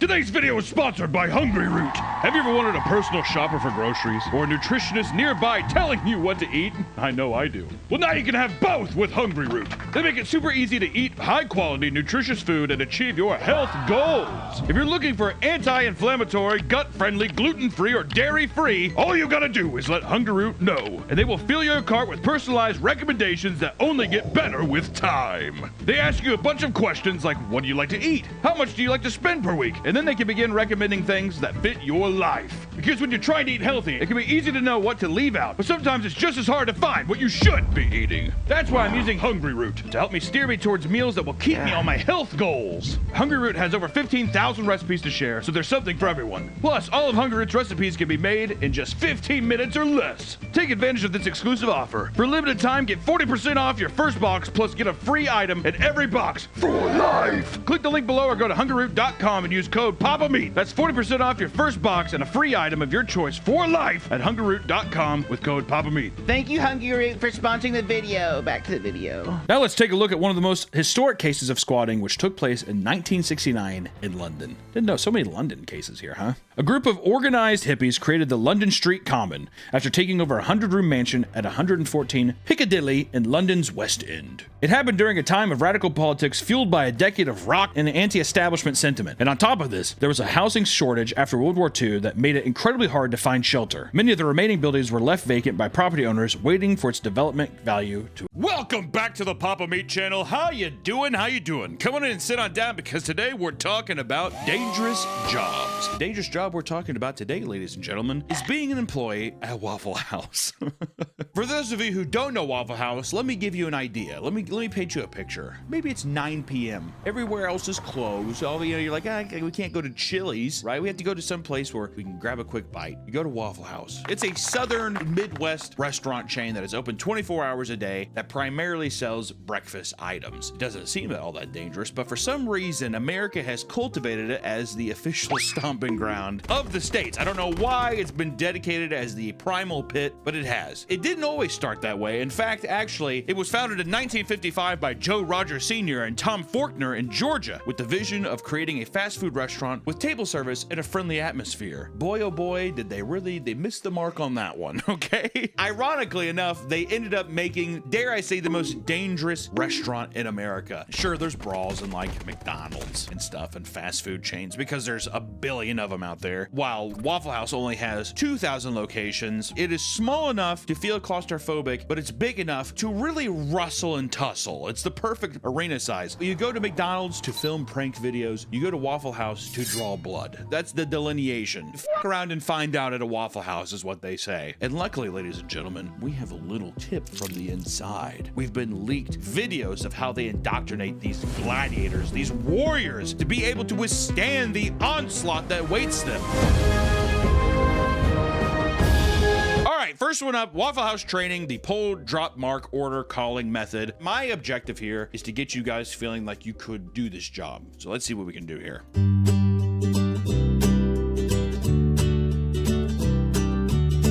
I want to say the music is extremely deceptive to how the actual experience is going to go working in a Waffle House. I've never been in a Waffle House, no matter what time of day, where it has ever felt this calm and peaceful before. Never, not once. Even when I was a child and I'd go there with my grandparents, the aura that Waffle House has cannot be matched by any other restaurant. I don't know why that is. It just is. Wait! Today's video is sponsored by Opera GX. Opera GX is on a mission to get people to break up with boring browsers. With Opera GX, you have access to customization that you simply cannot get anywhere else. Their GX mods allow you to transform your browsing and performance experience. And you can even add bathing capybaras to your desktop. Cute little rats. Or turn the soothing sounds of heavy rain on the background when you're just browsing. Maybe you want to hear the sound of lead pipes falling whenever you type. All of this and more can be achieved with mods offered on Opera GX. What? Now here's everything Opera GX mods can do. They can play background music, keyboard sounds, opening and closing tab sounds, theme and colors of the browsers, mods dedicated wallpaper, disabling and enabling mods and individual modifications in the mods menu available from the sidebar. And you can even visit the GX store, which shows the wide range of mods available to explore and create. Opera GX now has AI-powered tools such as AI prompts, ChatGPT, and ChatSonic. Use smart AI prompts to summarize articles or find related content about a topic so you have more time to play games and enjoy surfing the web. Wow! Plus, ChatGPT is one click away in the sidebar. Opera GX is also equipped with an import tool that allows you to quickly import all of your settings from your previous browsers to Opera GX, like browsing history, bookmarks, and even cookies. It's also compatible with every Google Chrome extension. So it's time to change things up. Use my link below to download Opera GX today. Or click the link in the description and pinned comment to start crafting your ideal browsing experience right now. Thanks to Opera GX for sponsoring the video, and back to the video. Hello, my name is Greg Hall. Today we're going to discuss the pull drop mark call-in system. Greg Hall's been through the ringer. I want to say Greg Hall maybe had a couple drinks before this and they're like, God damn it, Greg, and they had to comb his hair. Come on, Greg. And he's like, what? It's what? I'm the area vice president. What does that even mean? Area vice president? The pull, the drop, and the mark. Look at Greg's smile at the end of this. By the end, he says pull, drop, mark. Come look at this real quick. You pull the pussy, you drop the pussy, then you mark the pussy. They're like, Greg, cut it, cut! Pull 1/4. The pull refers to the number. Yay. Okay, hold on a second. Pull 1/4. Pull 1/4. That's deceptive too. It's never that. It's always just like, pull 1/4. Doesn't matter. There could be two people in the restaurant. Yeah, pull 1/4. What? That's the vibe that you get in a Waffle House, not pull 1/4. Pull 1/4. The pull refers to the number and type of meats to be cooked. Pull 1 bacon, for example, would instruct the grill operator to pull 3 strips of bacon from the refrigerator and place it on the grill. Pull 1 bacon equals pull 3 strips of bacon. So now they're getting into their own math. You're gonna really see how archaic and weird whatever these things actually mean. These numbers refer to the number of orders to be cooked and not necessarily the number of pieces of meat. While you pull 1 T-bone when pull 1 T-bone is called, you would pull 2 pieces of pork chop when pull 1 pork chop chop is called because one order of pork chops is actually 2 chops. 1 equals 3, 2. Well, yeah, one is what's confusing about it too is 1 doesn't just mean 3 across the board. 1 represents different numerical values given the pieces of meat. Like, there's no way that can actually like help you save time. All right, he said pull 2, so was pork chops and deviations of 2 or 3. I think it was 2. Okay. How well a steak is prepared does not need to be called in at this time, unless that steak is rare or medium rare. If you go to a Waffle House and you order a medium rare steak, I'm gonna be like, what the fuck? Like, why? Can you make that medium rare for me, sweetheart? That Wagyu you got on the grill there. Definitely not the frozen commercial grade steak that you can probably have had in the bottom of the freezer for however long. Can you make sure that thing is just barely pink for me, sweetheart? Thank you. This is where the magic marker system begins. This is really why I wanted to get on this video, was the magic marker system. I cannot stress enough how archaic this system is. Greg, take it away. As the salesperson calls in the order, it is your job to begin placing markers on the plates using the special code that Waffle House has designed to help you remember exactly how everything is to be prepared. Greg even looks disgusted by this process too. Greg does not look happy that he has to be talking about this. The magic marker system is they use Waffle House plates, various condiments and toppings to show what the order is. The person will tell you the order and the person will dress their plate for the order. Not give them the ticket that you write on. You dress the plate in sign language to understand how you're supposed to prepare this order. If a toast is plain, they have little signatures of how you're supposed to orient stuff on the plate to remind yourself, oh, there's no butter on this. Not read a ticket, because I guess are they under the impression that the people that are working here cannot read? That's what it's for, yeah. It's for people who can't read or write. So can this not be a subsection for that probably small amount of people? I mean, to insinuate that they're like, we should just make this whole system because there's no way anybody can read or write that is working here. That feels insulting. I mean, imagine walking into a Waffle House and you're in the back. All right, so go ahead and cook me this order. And the guy like looks down. It's a slice of cheese with a couple pickles on top and a pack of mayo. What am I looking at here? He's like, this is a turkey club. Are you sure you are supposed to work here? We call the system magic because our customers often do not notice the markers on the plates and think you have memorized all of the orders that were being called in. I like how it's like it's supposed to be like you flexing on the people. Now the people are going to be very impressed that you were able to remember scrambled eggs, hash browns, and bacon. But in fact, you've duped them. You've dressed a plate. You have it marked down so you can remember because your brain does not work that well. Let's start off by marking an order scramble. Simply place a right side up jelly pack vertically in the bottom position of the plate. The jelly pack represents 2 eggs, which we call an order, and the location of the plate tells us that they are scrambled. With the plate marked like this, the customer is getting an order of scrambled eggs with white toast and grits. This is gonna get chaotic very fast. 1 Welch's packet of grape jelly vertically at the bottom of the plate means 2 scrambled eggs. That's how we know that. With white toast is what he said? If the customer would rather have hash browns, you simply add a few shreds of hash browns to the plate. You're gonna take some cold hash browns off the work tray there, and you're gonna dribble them on the top of the plate there to remind yourself that there are hash browns there. And once again, you might hear people clapping in the back by how the hell did they memorize? How do they keep memorizing these orders? But don't forget, you're duping them. These are codes that you're learning. If the customer wants wheat toast, we simply flip the jelly pack over to indicate wheat. Let's see what happens if we throw in a butter and a mustard pack. Let's say that you find one of the customers extremely attractive. Well, you can indicate that with one of your buddies without having a sexual harassment lawsuit looming over you. We're going to take 2 strips of bacon and a pound of honey. If the customer wants a slice of Texas toast, mark the eggs with a jelly pack and place a slice of Texas toast or a biscuit on the plate to remind you that they prefer to have Texas toast or a biscuit instead. So couldn't you, okay, hold on. If you're already putting the bread on there, why not just put the white bread? Like, why not put the wheat or the Raisin Bran? Why does a Welch's grape pack have to indicate fucking the eggs? Some folks like to have their toast unbuttered or dry. In this case, we have a special mark to remind us to hold the butter. Easily enough, it's a butter packet underneath the jelly packet like this. So wait, putting a butter under the jelly means no butter? Putting a butter under the jelly means no butter. Okay, well, put this off to the side. This means nothing to me. I put that off to the side. So what if a customer wants double toast? Easy. Mark the eggs and then put an additional jelly pack beside the egg to indicate the extra order of toast, like this. That was easy. You know what? Thank God the basics came easy to me, Greg. Thank you so much. Also, at any time, if you walk in a freezer and you see a containment of alcohol, don't touch it or I'll break your fingers and I'll fire you immediately. While most customers order 2 eggs, occasionally a customer may only want a single egg. In that case, we'll mark the egg in the appropriate position to show how the egg is cooked, and then place a ketchup pack below it. Here you can see that I have marked a single overnight breakfast. So 1 egg indicates a ketchup pack under a Welch's. I would love to see just one of these full and a guy just being like, all right, toast with waffles. it's like a full plate of like intricate designs and shit. In other cases, a customer may be hungry and might want 3 eggs. Here's an example. Because the mustard, it's a +1 metric in the, okay, makes sense. If the jelly pack indicates 2 eggs, then how might you mark the plate if a customer wants 4 eggs? That's right, you use 2 jelly packs stacked on top of each other like this. I like how he said that's right, as if someone's like, you stack the Welch's jam packs together? He's like, of course you do. See, it makes sense. You're catching on quick. Also, you put it in the center. You need to put it at the center of the plate to make sure that they know that it's 4, because if you put it on the bottom, that means that there's an active in the Waffle House. In a small place like Waffle House, they would be like, there's an active in here. Guy's like, dresses it up and he's like, Karen. One of the most popular ways to have eggs at the Waffle House is scrambled. So let's talk about different ways to mark scrambled eggs.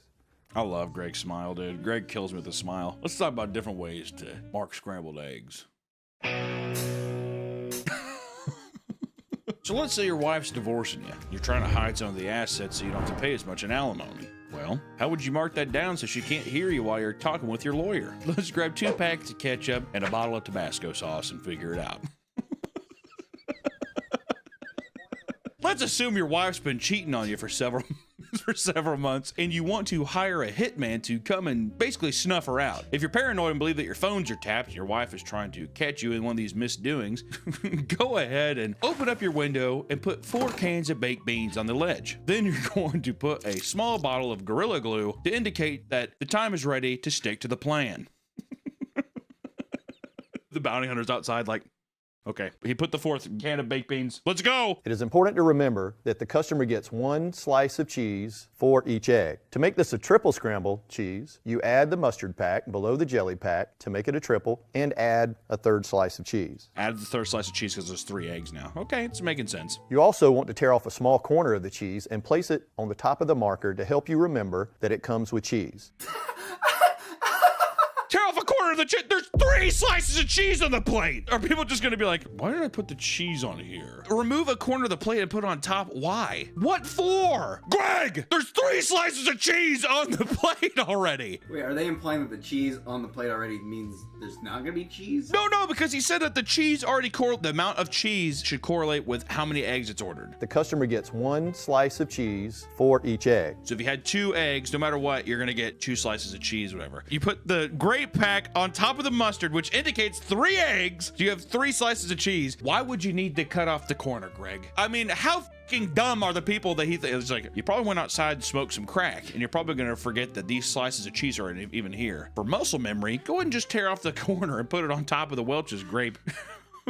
And include an upside down mayo pack to indicate light. And remember to remove the marker before you take the plate to the customer. We used to leave the mayo packs on it just for shits and giggles because we like to put one over on the customers, but some guy ended up getting stabbed 3 times in his face. So we'd like to make sure and remind people, take the mayo pack off or you could be deader than a doorknob. But now that you know how to read and call out orders here, we need to make sure that you understand how to safely prep food at Waffle House, which I'm very intrigued to see because I have seen some heinous shit at Waffle Houses. I've seen someone take out a hose and spray the floor and kick the food scraps on the floor underneath the ovens. I've seen that with my eyes. I'm very curious to see what Waffle House corporate has in store for us here. The 4 cornerstones of food safety. Hi.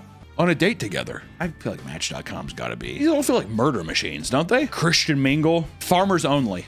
Farmers only? I think that legitimately is what I've seen in commercials here. It's like a guy coming off the farm and he like walks into his computer. You know, you're a country boy. She went on a hike with him on the Appalachian Trail, and soon they both became hiking buddies. Later, he moved to Alabama where he became engaged to his current wife, referred to as JW. While it is not clear if there was a mutual, real romantic connection between the two, Sasser was infuriated to discover that he was getting married. She responded, quote, "I hope you both fall off a cliff and die." That's sweet. Every one of these things, I'm just like, isn't that just kind of romantic though? She wants to like bludgeon his head and have him fall off into a crevasse. In order to get her revenge, she accessed a dark website known as Online Killers Market. It's not a very ambiguous name. It's like a dark website. What was it called? Online Killer Market. Under the name Katri. I was trying to give her a little bit of the doubt of Katri. I think it's just cat. She's like, I love cats. She spent $10,000 in Bitcoin for hitmen that could take JW out for good. She told the hitman, quote, "It needs to seem random or accidental or plant drugs. Do not want a long investigation." She recently moved in with her new husband, and after 2 months, she was frustrated to find that the job had not been carried out yet. Instead of waiting patiently, she began threatening JW over voicemails using a voice changer. She also traveled to their home to key the new wife's car, which also I like how she's basically just being like Dennis Reynolds here. Whenever from It's Always Sunny, he's like, "You're gonna die tonight." She's doing the dentist system to him. Is it working? I think it might. Well, let's read. She kept reaching out to the hitman, unable to wait any longer, and she told him, quote, "I have waited 2 months and 11 days, and the job is not completed. 2 weeks ago, you said it was been worked on and would be done in a week. The job is still not done. Does it need to be assigned to someone else? Will it be done? What is the delay? When will it be done?" Her messages were intercepted by investigators, and she was soon arrested. Her home was searched and revealed a journal listing off other potential hitmen for hire websites she utilized. She accepted a plea deal for 100 months in prison, on top of restitution cost of over $5,000. I think that she should at least have to pay the $10,000 to Bitcoin to them. I mean, she's out 15 grand, but really, it's, you know, by today's market, you know, what the fuck? Which Melody Sasser isn't the first woman to get impatient waiting on her assassin to complete the job. So let's talk about Mary Ellen Samuels, the Green Widow. Mary Ellen Samuels was married to a talented camera operator known as Robert Samuels, who had worked on big films like Lethal Weapon. I know. Everyone's like, oh, I feel like a lot of people won't even know what the Lethal Weapon is now. It's like such an 80s meme. They met each other at their high school reunion, which is also very romantic. Two loves kindling over time, crossing paths. Hey, Mary. Hey, Robert. I saw that movie Lethal Weapon that you filmed. Yeah. I'm just gonna come out and say it. I like you. Really? Which together they lived a great life. Mary's husband was wealthy and took good care of her, and Nicole, their adopted child. This is Nicole. It's not really Nicole. Over time, however, the relationship took a tumble, and by 1987, they got a divorce. Oh, so dude, he was like, this movie's gonna be huge. I can't get off the Lethal Weapon saying. She made claims that Samuels was abusive to her and Nicole, and soon after, Mary openly talked about wanting Samuels to be killed, approaching many people with a plan to take him out. A hitman was hired, but not a reliable one. On 3 of the 4 occasions, he had failed to carry out the hit, and Mary openly complained about the $15,000 she wasted on him. It was becoming well known that she wanted her husband dead because she wouldn't shut up about it amongst her peers. At one point, she even asked one of her Hollywood friends for a loan to pay for another hitman. And eventually, she did hire a new hitman who carried out the job with ease. Robert was confronted inside his home in Sepulveda, where he was shot in the head by a 16-gauge shotgun. I have a 12 gauge of 16. We need 4 extra gauges. The police saw Mary as a grieving wife. That all changed when they realized she had collected $500,000 from the insurance. She had passed a polygraph test, so they cut her the check. The money was immediately used to purchase lavish items like a $50,000 Porsche and a condo in Cancun for $130,000. In a particularly idiotic display, she had even broken $20,000 into stacks of bills and photographed herself covered in money on vacation. Honestly, that's kind of awesome. I like how all her friends are like, she definitely killed her wife, whatever. She's like, it's the 80s. There's no repercussions ever. The investigation revealed that the hitman was a man named Jim Bernstein, who had a casual relationship with Mary's daughter. Nicole claimed that her father had sexually assaulted her, which pushed Jim to carry out the act. It's kind of fucked up too. You're the person for my daughter, right? Yeah, I'm Jim. Okay, great. I'm gonna kill her dad. I like how it's just like one simple story. He's just like, that motherfucker's dead. If he's really in love with her, that, you know, he's like, what? Get somebody emotionally riled up. Even though what's kind of weird is there at one point she definitely had to tell him like, I wish he was dead. I tried to kill him multiple times, and to not be like, it seems a bit odd, right? Why don't you just divorce him? She wants all the pie inside. I want the whole enchilada. Police searched for Bernstein, and he was found dead along a trail in Ventura County, California, due to strangulation. And as the investigation continued, it was discovered that Mary was behind the murder, as she not only wanted the insurance money, but also the Subway franchise Robert purchased that she had been managing. I also want the cold cut combo kingdom. I want it all, goddammit. Greedy ass woman, dude. God damn. Mary used their Subway shop to pay Bernstein for the murder, as well as a $6,000 to another pair of hitmen to kill Bernstein over fears of him talking. Both hitmen pled guilty in exchange for testifying against Mary, receiving 15 years to life. Mary Ellen was sentenced to life in prison. Which, to be fair, at least she got to do the cash thing. She got away with a lot of it there for a bit. It's funny, she kills Jim to stop them from talking, but then the two guys are like, I'm sorry, man. Killed a guy for money. But as you could imagine, people in the public eye are much more susceptible to assassination attempts. For example, two men once planned to kill and castrate Justin Bieber. I feel like you could probably leave out the castration. I'm not saying to kill, I'm just saying if you're gonna do one of those things, you just put a bolt in his head. I'm just saying castration, bit of overkill, all right? What are we doing here? Are you trying to send a message? Because God, I hope not. In 2012, a man named Dana Martin had become obsessed with Justin Bieber. Kind of makes you think he's collecting it then. Castration? If he's obsessed with Justin Bieber, got his balls in like a mason jar, like it's Newton's cradle, but it's just 12-year-old Justin Bieber's balls. He was obsessed to the point of having a tattoo of him on his leg, a 12-year-old pop star. After sending him countless letters not getting a response, he became infuriated and decided to seek revenge. I've written you several times. I need your balls. There was only one problem. He was already in prison, serving a life sentence for the brutal killing of a 15-year-old girl a decade prior. Because of this, he enlisted a former inmate friend as well as his nephew to help kidnap and castrate and murder Bieber alongside his bodyguard. Apparently, the two of them were already amidst a plot to castrate and kill two completely unrelated people. What's up with all the castration? He's just like, we need balls, gentlemen. Many balls. I don't even think they're bronze. They're just like fleshy. They're like... But they agreed to travel to Bieber's New York City concert after they were done with that. In phone calls between them, it was decided that handheld hedge clippers would be used to castrate their victims, with Martin offering $2,500 per testicle. I feel like he'd be like, I'll give you $5,000 for the job, but you're only getting $2,500 per pair. So you gotta bring me both if you want the full thing. The plan was underway, but met an immediate halt when the uncle and nephew missed a turn and accidentally ran into the Canadian border. The uncle was arrested due to an outstanding warrant, and the nephew was released only to admit to the police what they were planning to do. Definitely the nephew was like, I never wanted to castrate people, and my uncle said he was going to castrate me if I didn't help castrate them. In the end, all four targets were unscathed, and the men involved were all caught conspiring to commit murder. While some assassination plots involved catching a victim when they least suspected, others decided to make a big show out of the act. And a good example would be the attempted murder of Dave Chappelle. So many stars. I wonder why. Yeah, I wonder why people are mad at Dave Chappelle. You may remember the story from 2022 where comedian Dave Chappelle was attacked in the middle of a comedy show at the Hollywood Bowl. A 23-year-old named Isaiah Lee rushed the stage and tackled Chappelle wielding a pistol with a blade attached to the end of it, although he did not use it during the assault. Such a weird image. How did you get that through security? Well, that's what I'm saying too. I'm like, what the fuck? He's like, it's all 3D printed. His reasoning for doing it was supposedly due to his dislike of the comedian's jokes against the LGBTQ community, as well as the homeless. Have we said anything bad about the LGBTQ or homeless? I feel like I've said some stuff about the homeless. LGBTQ. You guys rule.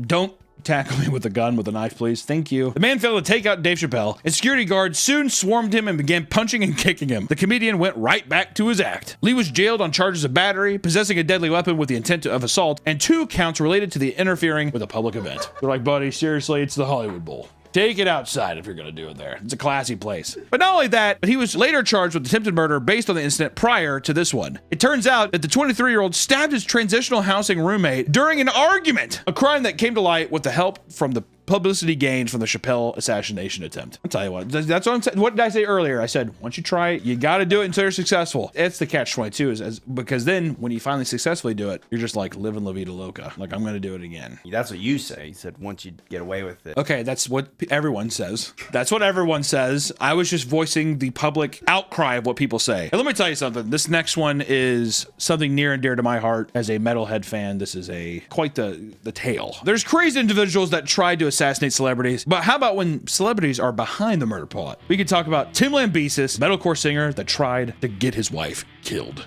It was discovered in 2013 that Tim Lambesis, the singer of the band As Lay Dying, had hired a hitman to kill his recently divorced wife, Megan Lambesis. While they co-parented their 3 adopted children, Megan began to feel that Tim was becoming distant and failing to properly care for them. So she noted that he had, at one point, become so immersed in bodybuilding that he was too distracted to pay attention to his kids. AKA, Tim also was taking a bunch of steroids. Show a picture of Tim a year before he started doing steroids and then show him after that. All natural. That's what broccoli and chicken get you. A little bit of creatine. A little bit, just for that pump, just to get me started. As things got worse, they began private mediation to determine the custody of the children. And as the divorce got messy, Tim feared he would lose over half of his income.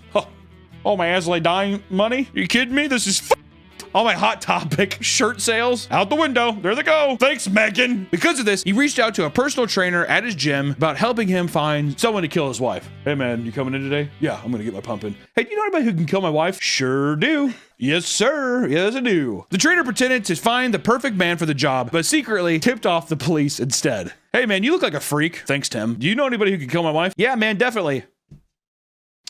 If there's a guy going to kill his wife soon, you know, like, what the was he thinking? An undercover cop met with Tim, pretending to be the hitman. He received $1,000 for expenses on top of his wife's address. $1,000, Tim? And well, just think about that. In 1987, they were paying 10 grand back then. I mean, he's like, listen, dude, Megan's gonna take half. If you complete it, I'll give you more. On top of his wife's address, gate codes, and pictures, the murder was planned to happen while the kids were with him. The job would pay out an additional $20,000 upon completion. All right, well, fucking, maybe someone should kill me, dude. Tim Lambesis was soon arrested and sentenced to 6 years in prison. After pleading guilty, he was released on parole in 2016. After his release, they let Tim join back in As Lay Dying because then they made this big sappy video. It's pretty funny. They're like, you know, people make mistakes and we change and we grow. And then immediately afterwards, they all left because they're just like, no, we can't.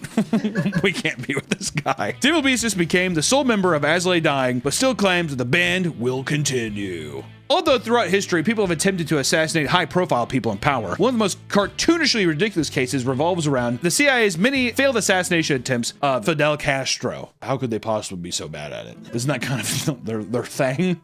He's a slippery little fish. He was. Slippery Castro is what we called him. Fidel Castro was a communist leader in Cuba that the CIA actively tried to assassinate for many, many years. Some of these methods included poison cigars, because Fidel Castro loved his cigars, all right? So soon after he came into power, the CIA spiked them with a deadly botulinum toxin.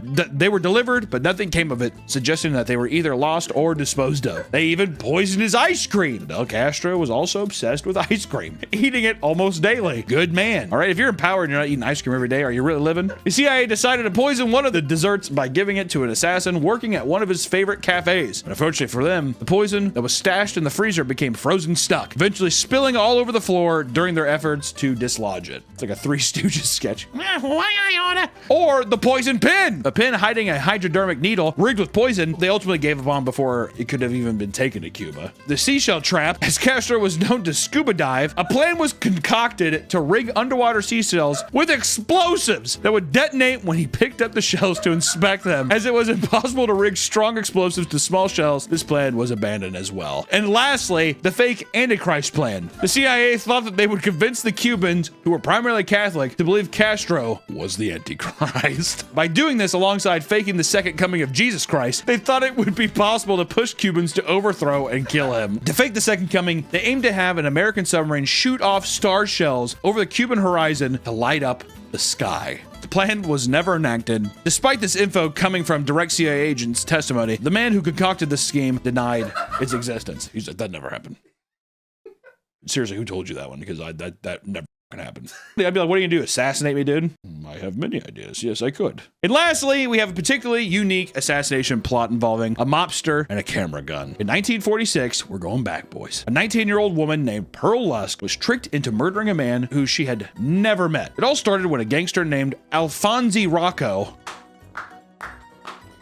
Is that not the most stereotypical mobster name I've ever heard? My name's Alfonso Rocco. Alfonso Rocco approached her, pretending to be a detective. I'm a detective. Okay. He convinced her that he actually needed her to help solving an important case. Supposedly, he needed her to snap a picture of a person that was suspected of being a thief. I need you to take a picture of a guy. Okay, it's 1946. Oh, sure. That's what life's like back then. The target's name was Olga Tropini Rocco. Rather than a thief, this woman was actually Alfonso's ex-wife, who he feared would go to the police to receive protection from him after he repeatedly assaulted her and sent multiple death threats. He's like, why would you do that? Come on! You're being crazy! Pearl was willing to help, so he handed her a gun, crudely wrapped up like a present. He told her it was an X-ray camera. After identifying Olga at her place, he told her to get close to her and take a picture to see if she had stolen jewels on her person. She caught up to Olga in the subway, took her photo, and ended up shooting her in the leg. She survived the attack, but later lost the leg because, once again, it's 1946. Alphonse was outed for the plot and was chased by the police until he was eventually shot to death in a shootout. Pearl was so naive about the whole ordeal that she told the cops, I took the picture and at the same time, somebody shot her.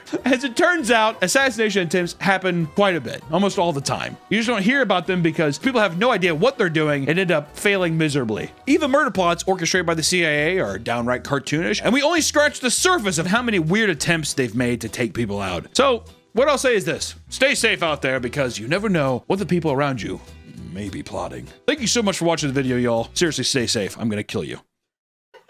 If I see you out there, I'm going to kill you. I'm joking. Oh. Yeah. It's only a joke. Oh my god, you fucking junk! Oh, I'm so sick of nothing ever working in this damn office! John, fix the software! I'm so sick of not working properly! What are you doing, Sean? Give me that phone. Sean, give me the... Oof. And I did. What? He's like, we're basically all Ryobi over here. And I was like, well, I don't have it. And he's like, okay, well, you should go get one. Annoying altercation, albeit whatever. Later on in the day, I get a fucking at my door, and then I hear off my steps, and the guy knocked on my door, left an envelope, and like ran off. And it was a, I'm not even joking, it was a $550 fine. What? And I was like broke at the time. Fucking broke. Where was this? This was in Kansas City. Really? Yeah. Oh. And I sat there, and he lives right behind me. So I like walk around. I'm like, are you serious? He's like, buddy, honestly, I hate to do it, but it's just if you let one person do it, everybody's gonna start doing it. I'm like, it's a gas lawnmower. It's fine. I was like, also, I'm like, how can I get the fucking mower if I have to pay this? He's like, listen, like I said, I hate to do it's like, it's that kind of shit. Yeah. It'd always be like weird, petty stuff like that. Anyways, I hate HOA so much. Yeah, that's horseshit. But if you thought that HOA decision was stupid, that's only the beginning. Let's talk about the $250 Gatorade bottle violation. Rachel, a mother on TikTok. Mom talk. Mom talk. Play a clip. Rachel, a mother on TikTok, voiced her frustrations about an absurd encounter with a HOA in her small community. After a grease fire got out of hand, their microwave exploded and burned down their entire home. Days later, after firefighters had to put out the fire, they moved the charred microwave onto the front lawn for the purpose of being collected at a later date by the city of Houston. Even with the home completely destroyed, they were sent a letter from the HOA to their non-existent home stating that they must pay $250 for leaving the microwave out on the yard. In the time that that microwave was sitting there, we got a notarized letter to that address that was literally burned and a fine for $250 from our HOA. Of course, she refused to pay and got them to retract the fine. But later on, as workers were coming in and out of the home to slowly rebuild it, someone had left an empty Gatorade bottle on top of their fence railing, which is the most common thing at any job site. You're gonna have like wrappers and bottles. It is what it is. They're fucking slobs. Sorry. They're also there for 9 hours. They probably forget about it. It was left there for 1 day on the charred ruins of this rebuilding of a home. And the HOA decided to take a picture and include it in a certified letter given to Rachel. In it, she received a notice of another $250 fine just for single bottle. Nick, what world are we living in? Just one. Yeah, you're like, actually, I think it's kind of cool. Is it wrong to not like that or what? Okay, first you have the microwave, they retracted it, but then a Gatorade bottle, come on. The audacity too. Well, you know what happened is that that somebody on that HOA board was like, it was her fault for burning it down anyways. And now she's got to dirty up the whole fucking neighborhood because of it. Or they're saying, God, that's an eyesore. The charred. We can't find them. It's some fucking old dude like walking his dog and he's just like, God damn it, I lived here too long to have to put up with this. Burnt down house, woman's crying in her front yard. Ah! And he's just like, she's an ugly crier too. I thought the story was they were gonna fine her for burning her house down. I bet you there had to have been talks about it. Can we fine her for the burning of the house? I do like how it's a grease fire that got out of hand. We're cooking french fries and just shit went wild. I cut up a couple spuds and threw them in the deep fryer. Whoa! That fire snowballed. I couldn't stop it. Now, $250 is bad. $250 to get smacked with, that's a fucking bummer. But that pales in comparison to some of the other HOA horror stories, like the woman who almost faced jail time over a purple playground. Was going to prison for a purple playground. Oh God, Jesus Christ, here we go again. A family in Lee Summit was terrified after being hit with various threats from the homeowners association regarding the playground in their backyard. Their backyard that no one else can really see, behind their home, not even the front of the home. Marla and her husband had built it for their kids from scratch, finishing it off with a purple tinted wood stain. The kids were overjoyed. However, the HOA did not approve of the color. They were given a notice and a fine. The family contested it and won, but the HOA would not let up. 1 year later, they were given a letter explaining that if they did not take down the playground within a couple weeks, they could expect to see some jail time. Sorry. They found that they were not breaking any rules and even went to door asking residents to confirm that the swing set was not obstructing their view or bothering them. A petition was signed and the other residents began demanding the HOA to not pursue a lawsuit. But they denied the plea and filed the suit anyway, feeling that the playground needed to be within harmony with the other colors of the community. That's a quote. The family won the case and the purple swing set stayed in their yard. It's like not even that bad. I don't think it's that bad now. I mean, I'm looking at it now and I'm like, it's a fucking purple swing set, dude. And also kids are playing on it. They would hate our channel colors. Yeah, they're just like, I do not approve. I do not approve of those colors. Ooh, almost threw up a little bit. If you thought threatening to send a woman to jail over the color of a playground was a bit excessive, just wait until you hear about the man who was fined for giving away free water during a heat wave. It's like that Curb Your Enthusiasm bit. It is illegal for anyone in the state of Georgia to provide food or water to voters in line at the polls. What? You can't do.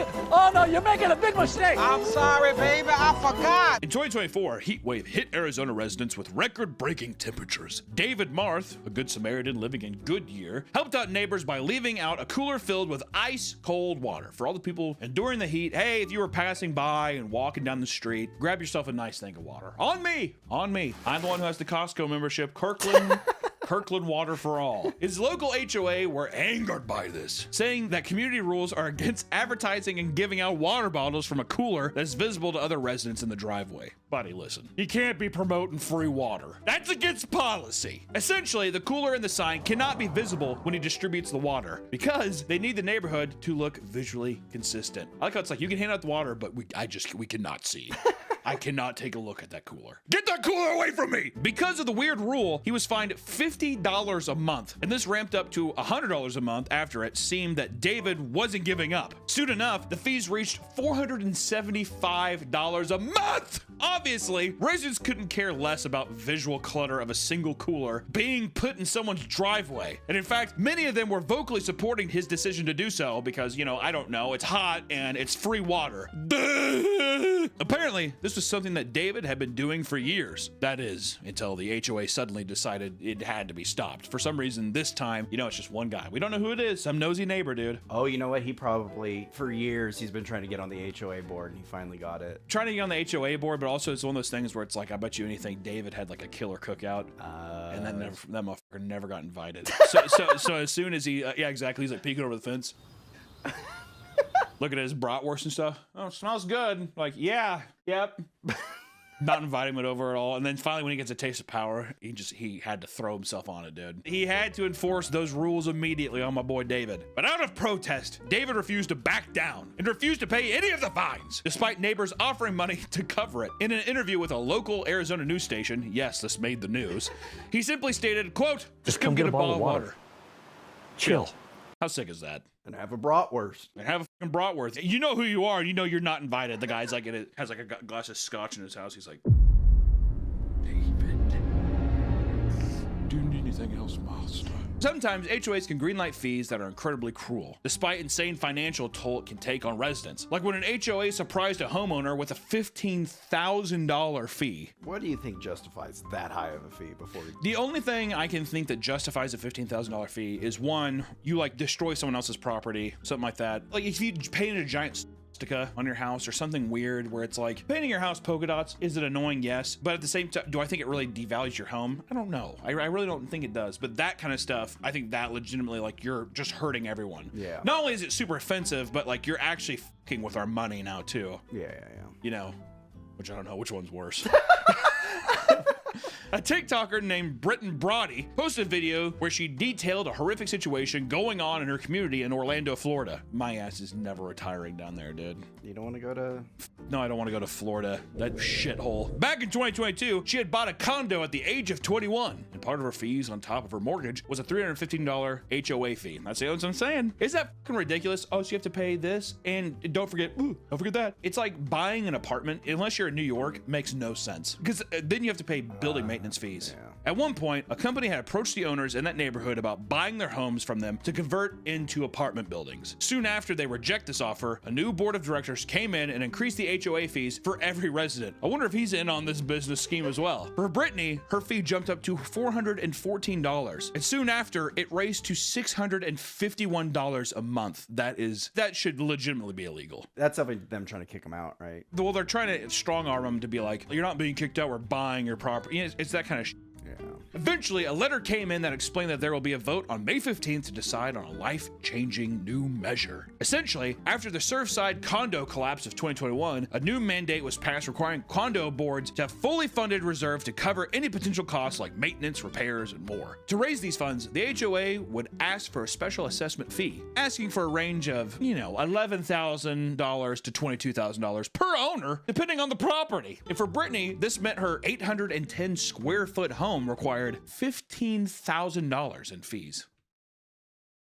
What? This is the kind of person where I'm like, if hell is real, you are going to hell. Like, there's no, it's owners were shocked, obviously, especially after finding out that half of the fee would have to be paid 2 months later. I don't know where I personally would come up with the money. Like, I have a full-time job, I work 40 hours a week, but I do not make enough money to have that much money saved up. With the other half being due 1 month after that. So basically you have 2 months to scrounge up $7,500, and then next month you gotta pay the other half. You're cool for that, right? You living in this 810 square foot duplex, you're good for that? Okay, cool, just making sure. At this point, the community came together and created a ballot with the goal of voting to recall the current board of directors to replace them with actual residents. Why that wasn't done in the first place, I will never know. They also hired an attorney to help look into the situation. The word had gotten out, with her TikTok going viral and local news stations picking up her story, and in the end, the board was fully replaced with people who had an actual interest in looking out for the residents and raising money in a way that wouldn't financially cripple everyone in the community. Happy ending. You know what's, and I'm saying this too, I have no idea. You know for a fact too that those old board of directors, bunch of old people. Oh yeah. I don't know what the fuck it is with old people wanting to hoard gold before they. What are you gonna do with it? Sleep on it. You might make a little bet out of it. Might be nice. I bet it's made of cash. Smother with her $100 bill pillow. I don't understand when people are like, some 76-year-old guy, I have 148 properties. Sell them. You're gonna die. You're gonna die soon. It's real soon. Generational wealth. It's probably because somebody looks at them and they're like, you're old. You're a fucking parasite. You're a leech on our family. You're a leech in our family. You're a.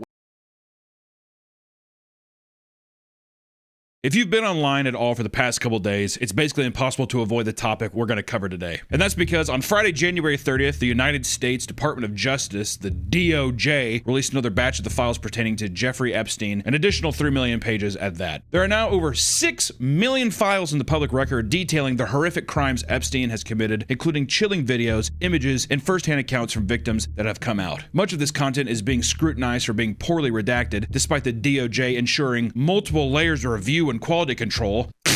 However, the identity of at least 40 survivors have been revealed throughout the documents, with some admitting the experience to be re-traumatizing and disturbing. Some of these photos include the naked bodies of victims, unredacted, leaving publications like the New York Times to personally notify the Department of Justice to push for further redactions.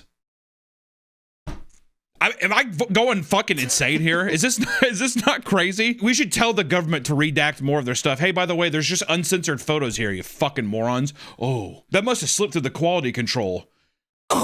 There are also reportedly thousands of redaction failures, and in some cases, duplicates of the same file were released with completely different redactions, revealing more information than intended. There are also other strange, blatant errors, like a photo of Michael Jackson and Diana Ross with their children, redacted as if they're victims despite it being a seemingly innocuous, publicly available photo. It seems like they're trying to redact things, or they're just blindly, if there's any kind of children or anything, they're just throwing it over there without knowing what's bad or what's public or any of that kind of stuff. Regardless, tons of new information is now available, and it's morbidly fascinating to see just how much reach this person has. Not only are various well-known powerful figures being named in these documents, Epstein also seems to have a hand in so much more than you could ever imagine, from video game microtransactions to political influence on 4chan. In the interest of bringing more awareness to the story, we'd like to talk about some of the highlights as well as the internet discussions taking place around this subject. So, just let you know, trigger fucking warning, all that stuff. It's insane. The absurdity of these files is unbelievable. I think more people should know about it. It seems like right now the discussion feels deafening with the amount of stuff that's happening and people know about it, but it is unbelievable still the amount of people that do not know, don't think it's real, or just don't care or whatever. So I would like to take time to talk about this, just to,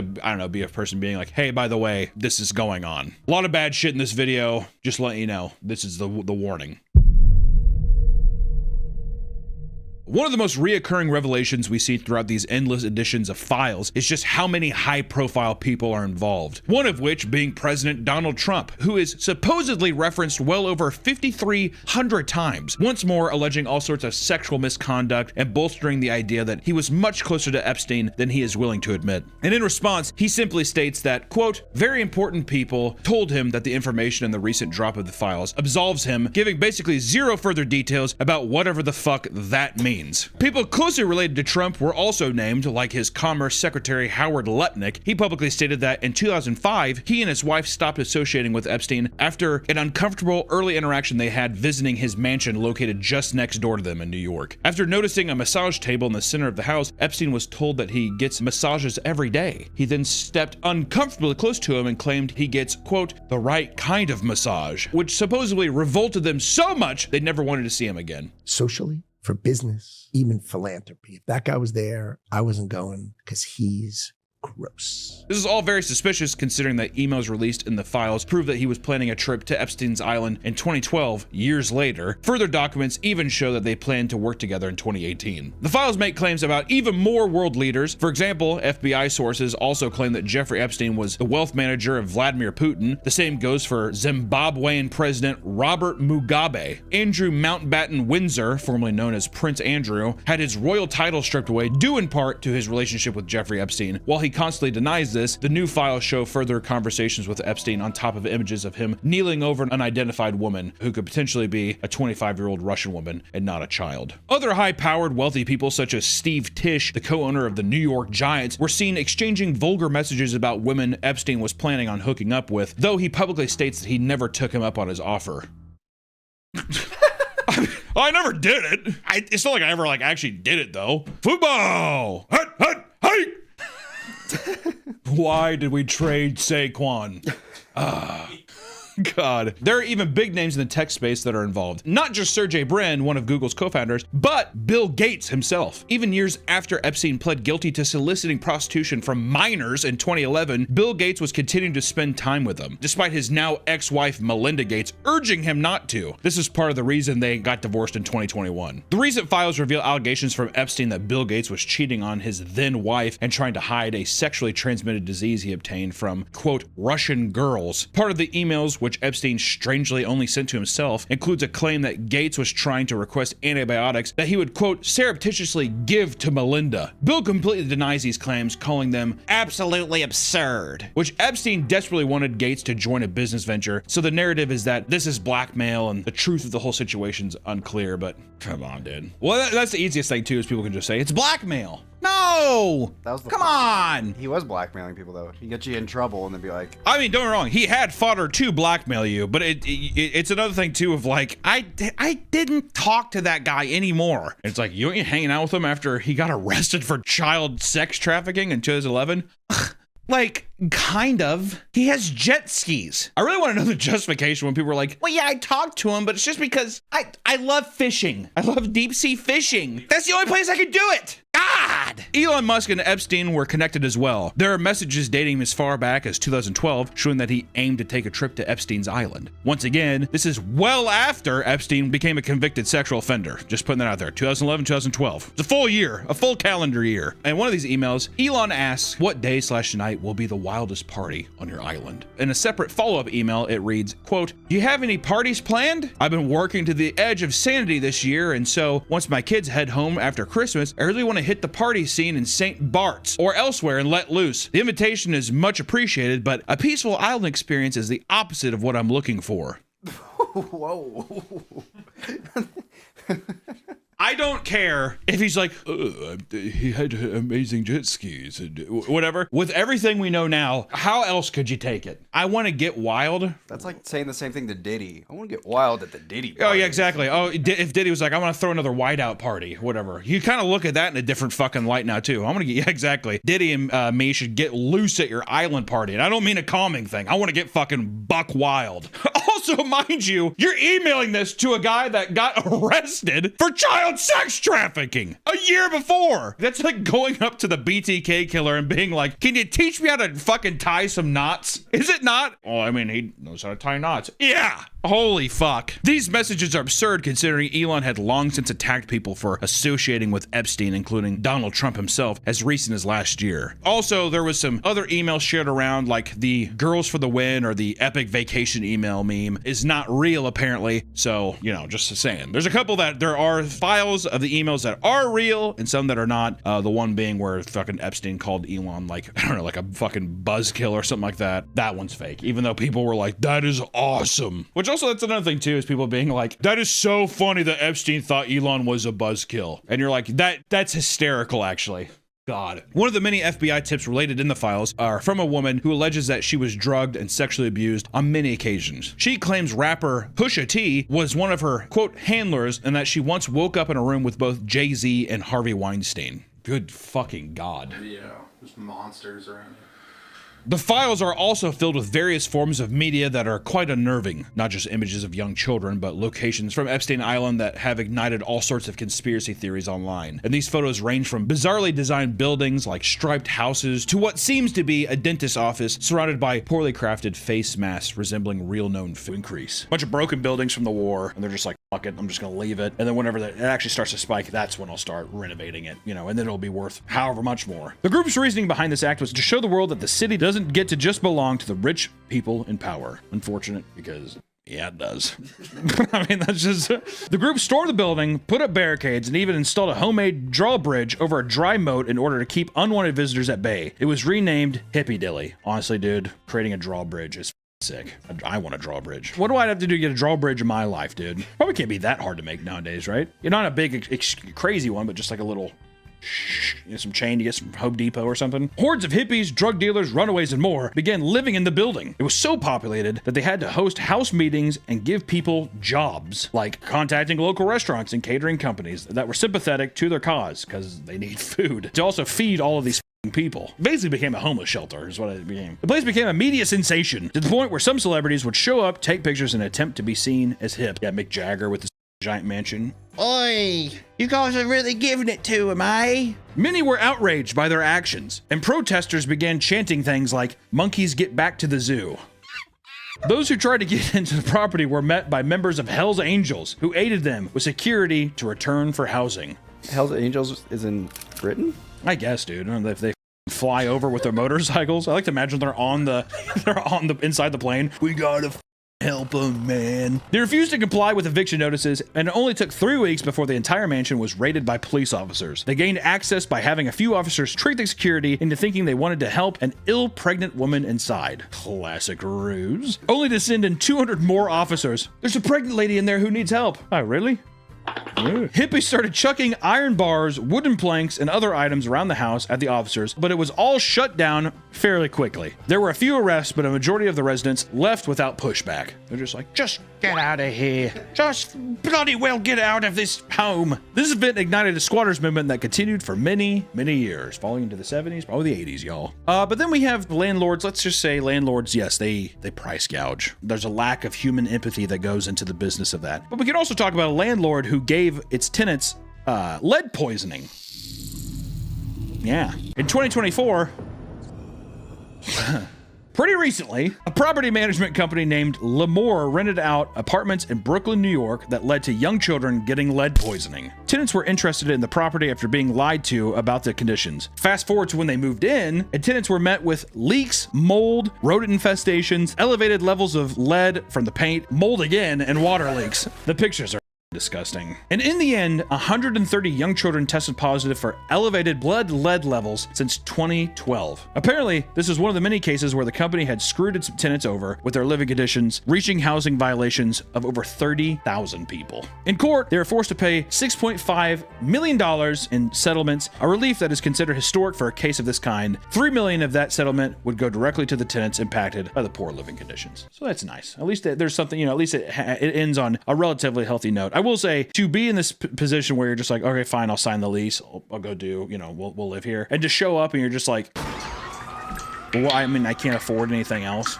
Tragic, man. Especially in a beautiful country like this. How the hell could that happen? In a beautiful city like New York. A beautiful, super clean city like New York. Brooklyn, New York, mind you. Let's start talking about some of the tenants, y'all. This headline is supposed to be, I think, shocking, but at the same time, after all we've read so far, it makes me just be like, sweet. Tenant takes revenge, blows up apartment. It's cool if no one else gets hurt. Otherwise, that's a bit of an overreaction. In 2022, a man in his 30s was due to be evicted by his landlord. He knew it was coming, and he was so infuriated about it that he purposely set up a gas explosion to blow up his apartment. Scratch what I said. Scratch what I said about it's cool if no one else gets hurt. I was just kidding about that, okay? The entire roof was blown off the building, sending debris down the street and causing neighbors to be evacuated. Nobody was injured, and the man is now in custody. All right, never mind. Don't do that. I feel like I should really clarify. I'm joshing, all right? Or we could talk about the tenant who was living in the cellar of a building dies in a fire. In 2019, a 32-year-old man named Philip Sheridan died in a fire that spread throughout his converted basement in Leeds. It was discovered that Humraz Shahid, the landlord, did little to keep the property suitable for human habitation. The cellar only had one entrance with a faulty handle that was already partly blocked by a stove. You have to jiggle it. You have to jiggle it. And it's like, I can't. He's like, sorry, my new stove is here. I don't want to move. There was no fire alarm or smoke detector either down there. I like how he set it up and he couldn't even bother. You'll smell the smoke. You'll wake up and run. It'll be fine. The source of the fire that killed Philip was the stove itself, so he had to run through the fire just to save himself. He ended up suffering severe burns all over his body before falling to the floor outside of the building, passing away after a short time in the hospital. It was clear that everything that happened was 100% avoidable, and Shahid was arrested and given a 13-month prison sentence. That's it? 13 months? A year? They're like, a little over a year, Shahid. 13 months. What of the Weber grill? What happened with my Weber stove? Like, it burnt up. Just put a bullet in my head. Or we can talk about my boy Daniel Ohib Shalom. There's no way I'm saying... Is that... how you say that? Daniel Ohib Shalom. That is in New York City, maybe. Ohib Shalom? I do not think I'm saying that right. Daniel Ohib Shalom is infamously known as one of the worst landlords in New York City for years of neglect given to his properties. Daniel Ohib Shalom's apartments are notorious for deplorable conditions. He already has a reputation. Daniel Ohib Shalom, they're just like, don't stay at his place, whatever you do. It was so bad that he was given jail time after accruing 700 plus housing violations on top of harassing tenants constantly. I hate this motherfucker. He would refuse to make repairs to the point that the doors no longer had working locks and the walls themselves were falling apart. And you can see some of the photos here. I like how he's just like, I'm not gonna repair it, and we're raising the rent. They put a Chipotle down the block. I'm raising the rent. That's the kind of landlord I want to be. I saw a Chick-fil-A, a Raising Cane's, and a Chipotle. We're raising the rent. There's a Costco 2 miles away. I saw your Honda Civic pull in. I know you're gonna drive that while raising the rent. It was believed that the landlords wanted to create living conditions horrible enough to force everyone to leave so that he could renovate and sell the buildings at a higher value. Is that fun? Did you like that? If you don't like it, leave. You know what he's going to do to sell it for a higher value? He's going to go to Home Depot and be like, what's the cheapest sink? And they're like, that one? He's like, I'll take like 12 of them. Do the landlord special, baby. Landlord special. Paint it over. There's cracks in the wall.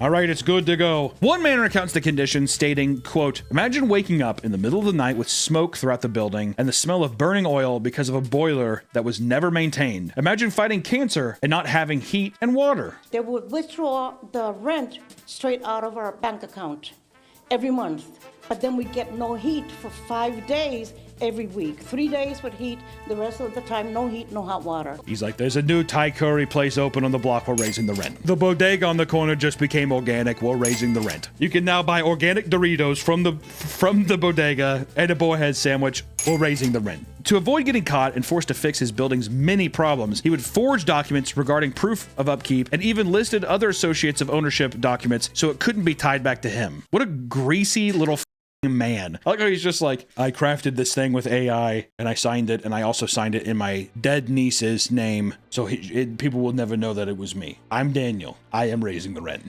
According to a DA, there was an instance in which the ceiling was so damaged that it collapsed and injured a small child. Suddenly I heard him scream, and when I went into the room, the ceiling had collapsed over him.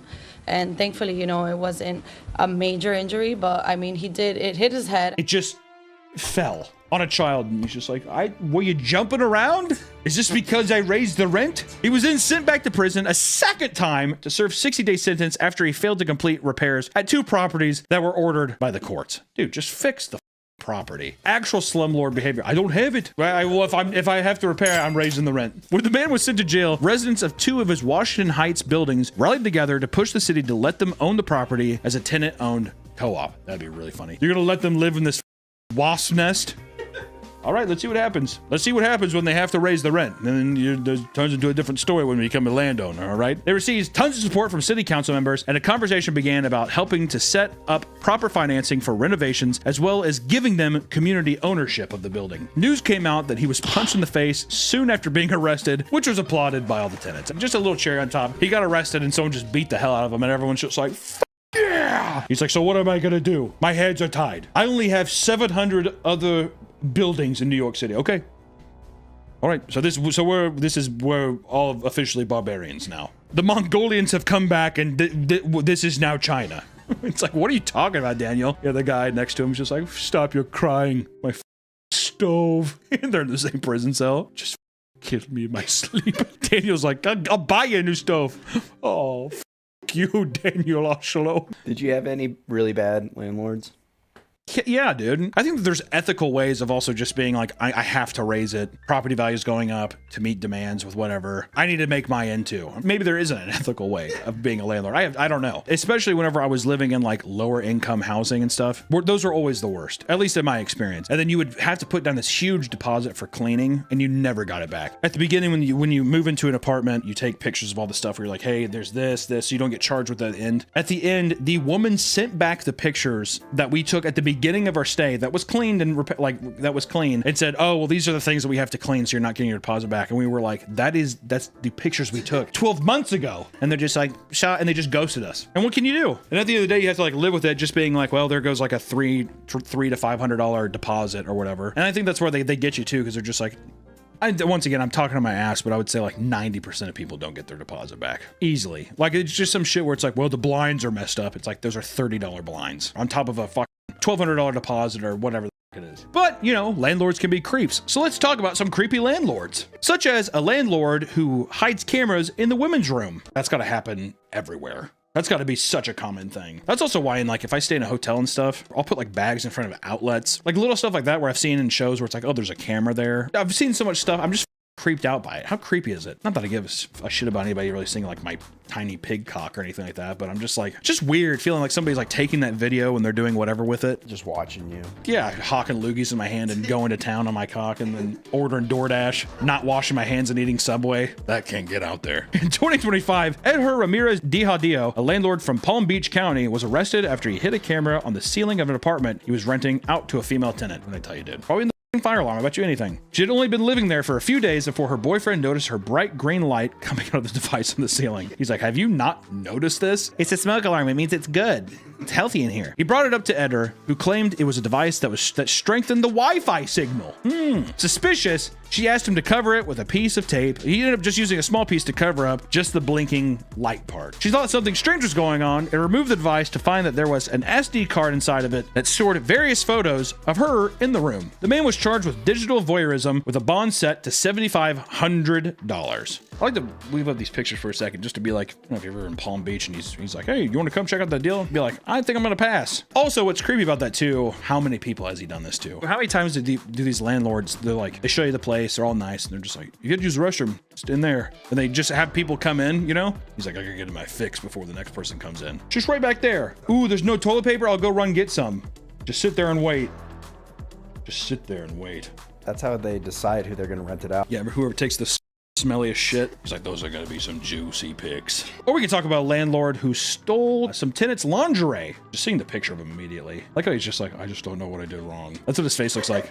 I smelled good. Is it a crime for things to smell good? It's like, no, it's a crime that you stole it, you fucking creep. He's like, okay, news to my ears, man. In 2021, a 45-year-old landlord from Ohio named Ivan Rock was accused of illegal and disgusting behavior by one of his female tenants. According to the victim, she had seen Rock's behavior shift to become more aggressive and menacing over time.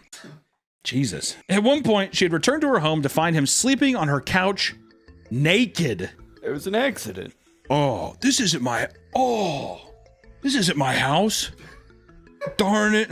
She returned home to find that Ivan had come into her place to leave her brand new lingerie as well as condoms for her. Eventually, he wanted her out of the house, calling her to say that he already packed all of her belongings. She came home and noticed that she was missing a digital camera as well as a pair of lingerie. The one he gave. Yeah, I'm sorry I took back my gift, dude. The unappreciated gift. She told police that she became terrified of the man to the point of committing to leave out of fear for what he might do next. After talking to the police, Rock was arrested on charges of menacing and petty theft charges, and his bond was set to $2,500. What about the naked incident? Okay, so there's no oopsie daisies, okay. That's all he got charged for, was just being like, you took some of her panties, Rock. Admit it. He's like, okay. Well, so it was on her couch naked. He's like, they're like, shh.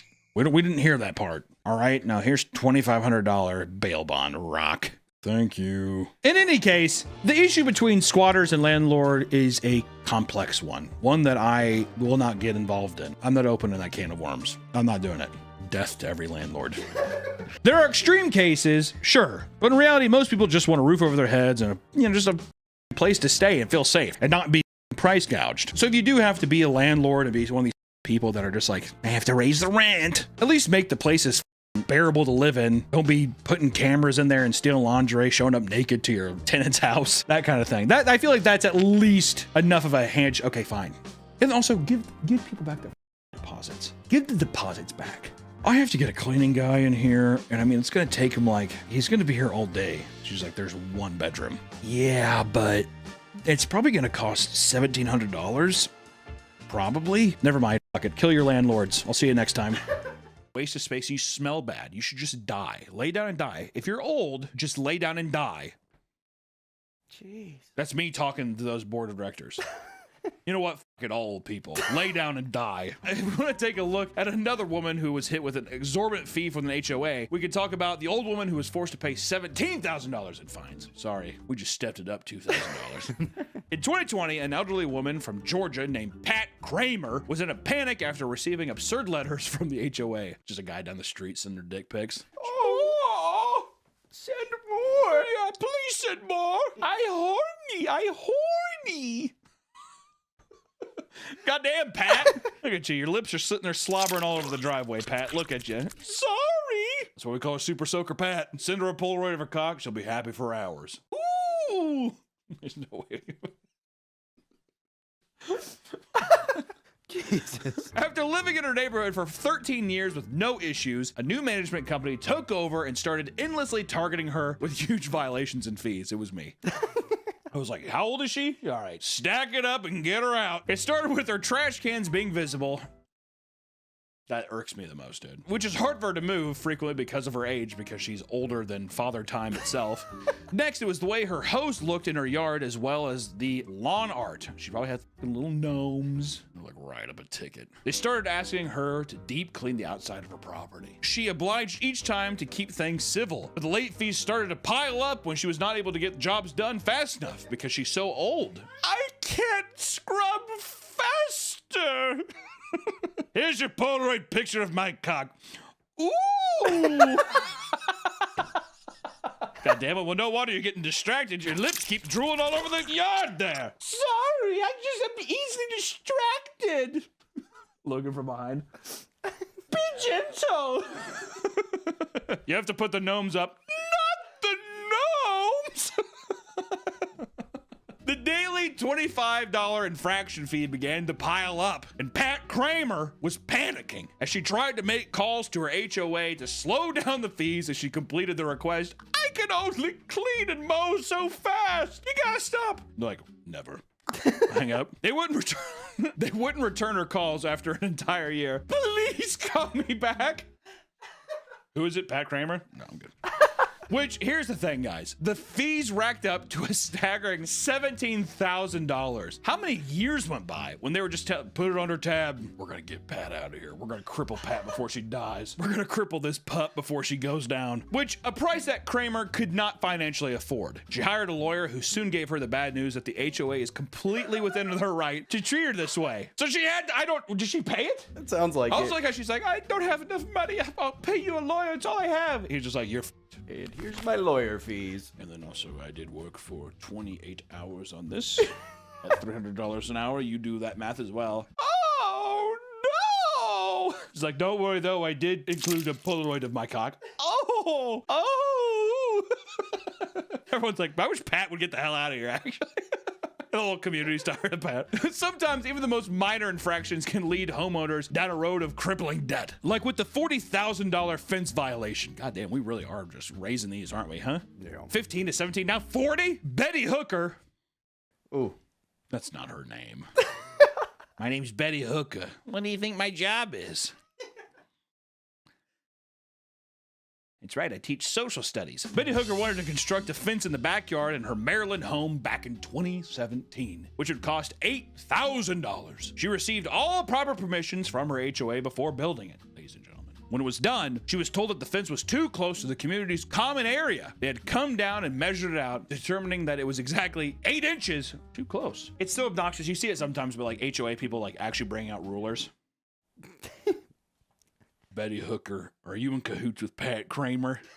No! Betty thought that this was absurd, and likely the dispute was more about enforcing silly rules over obstructing common community zones. The HOA wasn't going to let this go, however, and months later, after notifying her that they would seek legal action if nothing is done about the fence, Betty wanted them to pay for it, and the lengthy dispute resulted in an official complaint to the county court by the HOA. Betty was certain that the judge would understand how silly this was, right? But she actually ended up losing and was being forced to pay a daily $25 fee that would start from back when the violation was first brought up. What? Yeah. Huh? Well, I like how she's like, this old man's gonna know what's up. He's like, it's 8 inches too.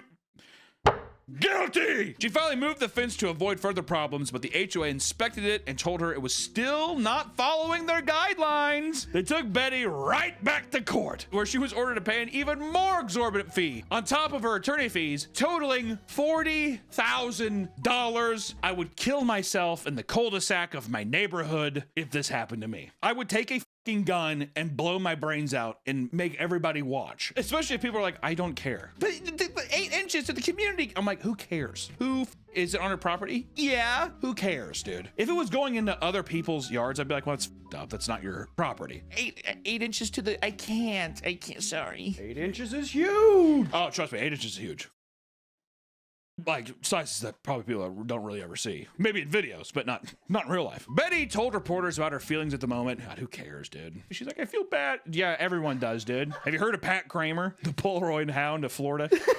And Betty was claiming it was, quote, devastating, mentally, emotionally, and financially. But it didn't stop there, because the HOA wanted to seize her home to pay for the debts. The issue with the fence was becoming more and more trivial. The fence itself only had less than an inch encroaching into the community's common area. Less than an inch. See, that's more normal, though. Yeah, that's normal size. Yeah. Not small, normal. Not small, I'm just saying normal size, normal. Fortunately, the HOA had broken rules as well. The rule in their governing document claims that the fines were improperly assessed in an abusive way and that the homeowners were not given proper due process. Because of this, the fees were all dropped. Thank God. Yes! Betty Hooker had quite the ending, unlike our girl Pat Kramer. No, Pat had to pay that. You think you can drop mine? F off, Pat, and pay it. Okay.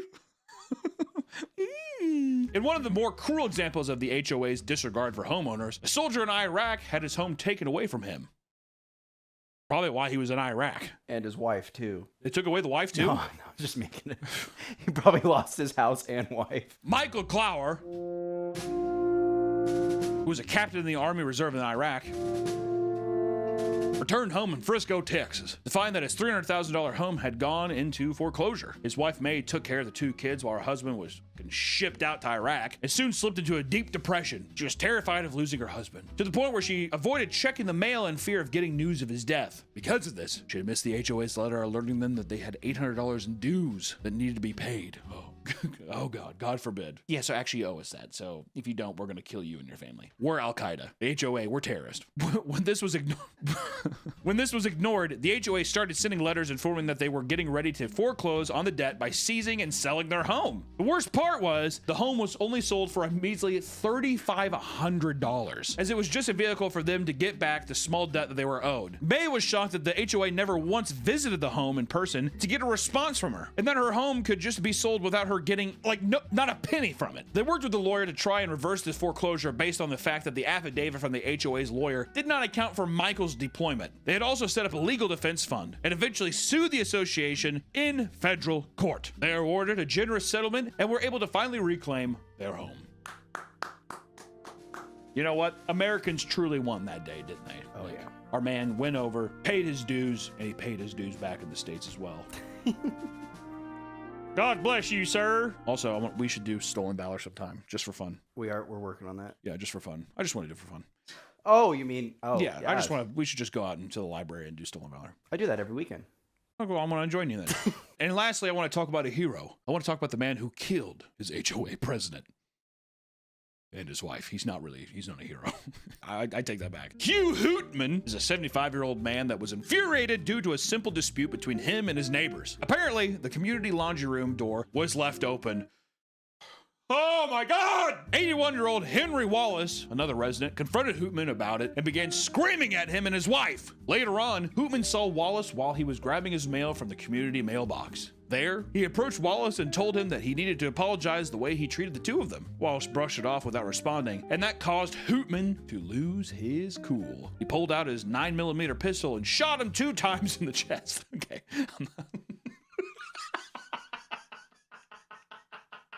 I'm just gonna laugh at it, sir. It's just so stupid. You apologize to me right now. No. Right, it doesn't matter. I'm not going to justify why I laughed. His wife, Ginger Wallace, was also the HOA president. Rushed out of the apartment screaming for help. Ah! Hootman fired 2 more shots at Ginger, killing her as well. And afterwards, he simply took a seat on the couch of his apartment and told his wife, quote, "Call the police. I just shot Henry and Ginger."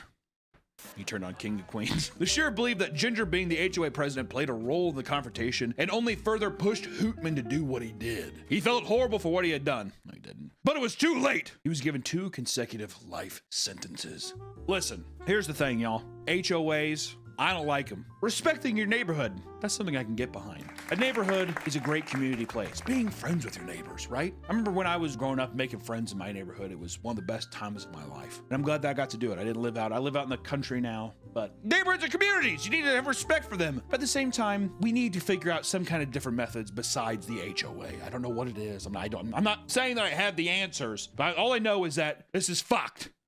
This is absolutely fucked. So please, if you're on an HOA board, be kind. And also, why don't you try being fucking human, you reptilian pieces of shit. Seriously, I'm advocating this. This is not a joke, and I don't want if there's a prompt on the screen, they're fucking lying. I want you to say right now that if you know where your HOA is at, the director, the leader of the HOA in your neighborhood, eat some like rotten meat, get diarrhea, and that's what they deserve. Sorry, you signed up for the job. Oh, you came back! Thank goodness! Here, come quick. I have something to tell you. Hunter doesn't want you to know who did 9/11. Hey, wait. But I know who it is. Wait, no. Welcome back to the Papa Meat channel. How you doing? How you doing? Come on in and sit on down. It's finally spooky season! We get to finally be immersed in all the horror films and cheesy nonsense the film industry has given us. And let me tell you something. There's nothing I love more than B-horror films. Stuff that's dirt cheap. It makes no sense. Usually when people are done watching it, they're like, how was that possibly made? How did that get funding? And a lot of the time, people make these movies with no budget. So I have a question for you. Do you like movies that star old men that you can't really understand a single word that they're saying? Do you like, movies with nice titties and sweet monsters? Well, you're in luck, because today we're talking about one of my favorite B-horror films, Dagon. This is a movie all about Lovecraftian fish people. Spoilers. If you like stories about fish people, you're in the right place. But to truly get in the mind of a fish, I first must become a fish. And I think I'll do that now. Much better. Oh, God. It feels nice being in my fishy form. Getting attacked by a topless mermaid. Which, I mean, come on. If your movie doesn't start like that, you're failing already. Especially for a horror film. If you don't have some titties in the first, 5 minutes, what are you doing? Come on. My boy Stuart Gordon knows how to do it right. Don't you love when movies do that? Oop, sorry. Just a dream. And he wakes up, he's sitting there, looks like Ben Shapiro. Our main character looks like Ben Shapiro. Okay, I'm going to put that out there right now. He looks like Ben Shapiro. He kind of sounds like him too. Little mousy, kind of, There are two possibilities. Put this P word right in your face. Or it keeps going down. And then there are two possibilities. That's what our main character sounds like. He sits there, he's got a hot-ass girlfriend that's like, oh, let me suck your dick. He's like, I don't like this. I don't find any of this enjoyable. But essentially, he sits there, he tries to check in his crypto wallet. His woman gets mad at him. She throws his goddamn laptop overboard. He's not going to work on his victim. We're survivors. It's fall! And I can practically smell the pumpkin in the air. I love it. And with the leaves falling and everything cooling down, you yourself could shed a few leaves yourself. That's right, it's a Manscaped ad, and I'm talking about balls. But that's not all Manscaped provides anymore. No. And the Platinum Package is here to prove that by upgrading your shower routine. It has the Lawnmower 4.0, the Weed Whacker, and the Crop Preserver.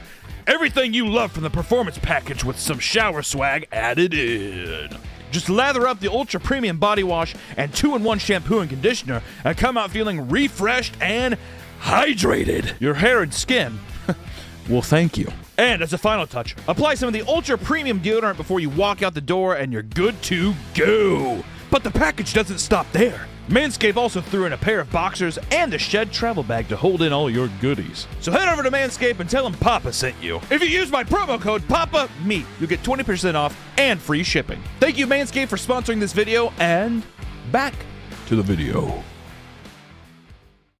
As we follow Barbara through the streets, she truly experienced poverty for the first time. It's pretty funny. She's like, what's wrong with these people? And they're just kind of like wet and wearing trench coats and doing really weird things. Granted, they're acting strange, but it just felt like a very rich person experiencing poverty for the first time. But luckily, right in the middle of town, every other building in the town is unmarked besides the giant pink neon hotel sign, which is, chef's kiss to that. It's beautiful. As soon as Barbara gets into the hotel, she asks for a room, she lights up a cigarette, and gets strangled.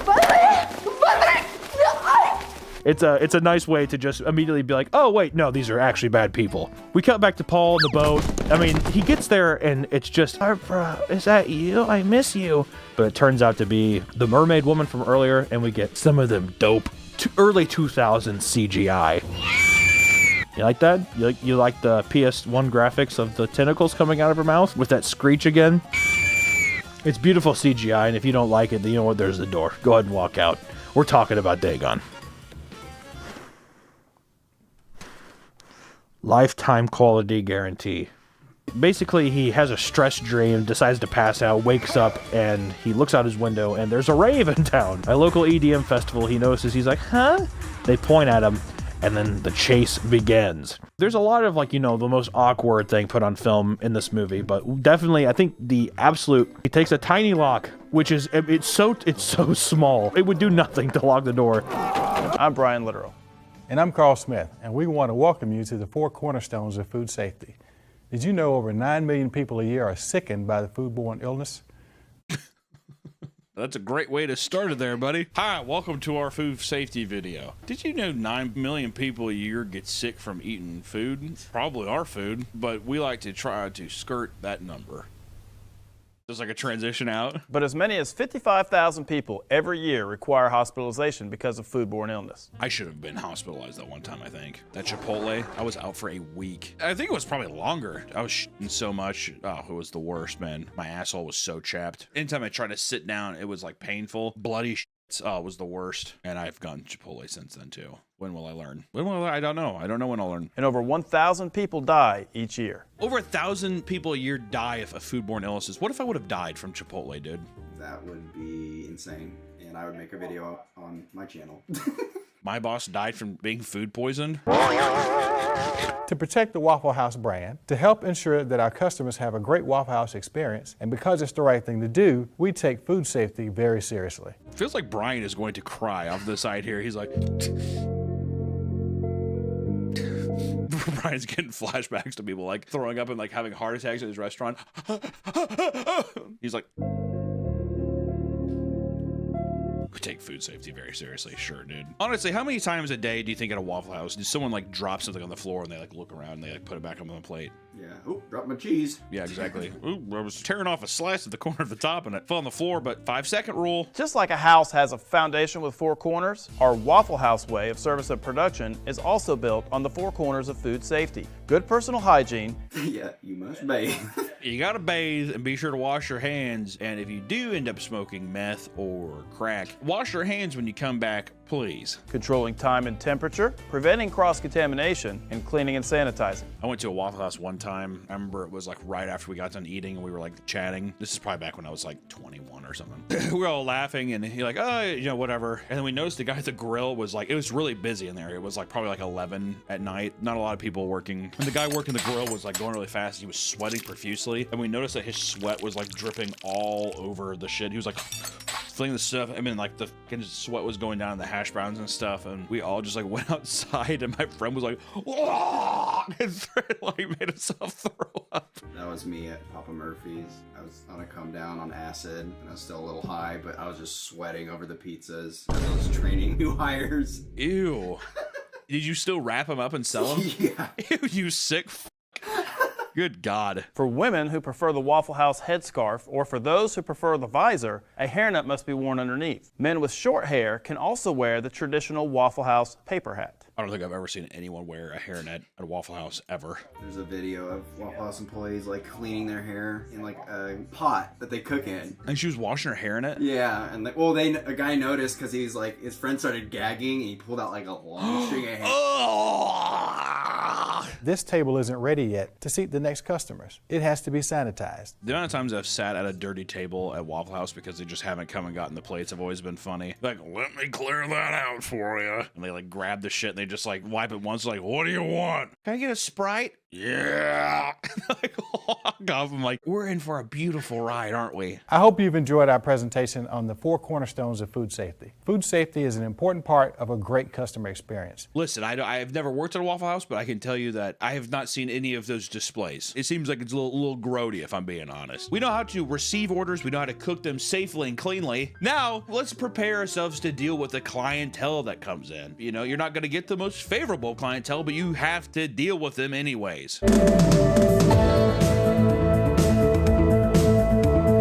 Oh, this music right here is so sick. This makes Waffle House feel like a very magical place. Also, the older aesthetic, like back then in like a VHS kind of feel, fits way better than all these new clean cut videos, dude. Hello and welcome to Waffle House. And welcome to the position we call the Dorcor. It's so crazy to me that like, instead of just being like, as a manager, you have to orientate people. They're like, just play the fucking video. Have them sit down and play the video. They'll be fine. You're just like sitting in the back. Welcome to the Dorcor. If you're energetic, a team player who possesses that ability to think on your feet, in all your life, people have always said that you're the friendliest person they've ever met and that you really know how to make people feel at home, then you're our kind of person. What if there's a guy who's like, no one has ever said that to me? Also, I'm supposed to think on my feet. Am I answering a door and saying hello to people? Goodbye. Hello. Oh, Which one was it? Sit anywhere you like. Oh, God. Being a team member in a door corps is more than just a smile and a quick hello. As you'll see in this video, you have to be a juggler, a smooth talker, an Olympic sprinter, and an entertainer. There's like a one-leg disabled guy. He's like, I don't think I have what it takes to fill this position. I think a professional appearance is vital at the door. I'm talking about neat, clean, well-groomed, enthusiastic, great attitude. After all, I'm the first impression of Waffle House a customer gets. They had to have gotten rid of this position. I have never been into a Waffle House where someone is like, that's their job, is to be like, oh, come on in. Never seen that. Hello, welcome to Waffle House. Hi. How are y'all doing today? Fine, thank you. Good, good. It'll be just a minute before your table's ready. So why don't you help yourself to a cup of coffee over at the coffee bar? Thank you. Because like behind him, there's a sea of open tables. Your table's not ready yet. Why don't you go ahead and help yourself to some coffee over the coffee bar? I'd be like, nah, just stand. I don't want any coffee. All right, well, no one's ever neglected the coffee bar before. Okay, well, no one's ever not gotten coffee before at the coffee bar. Can I interest you in the bathrooms? Sir, do you have to relieve yourself? What? No, I just want to have breakfast. Okay, well, that table isn't quite ready yet. So this is my space, and I can't have you standing here. So I'm going to have to really encourage you to sit down at the coffee bar. Somebody told me when I first started to think of Waffle House like I would my home. That helped a lot because I pride myself on being a good host.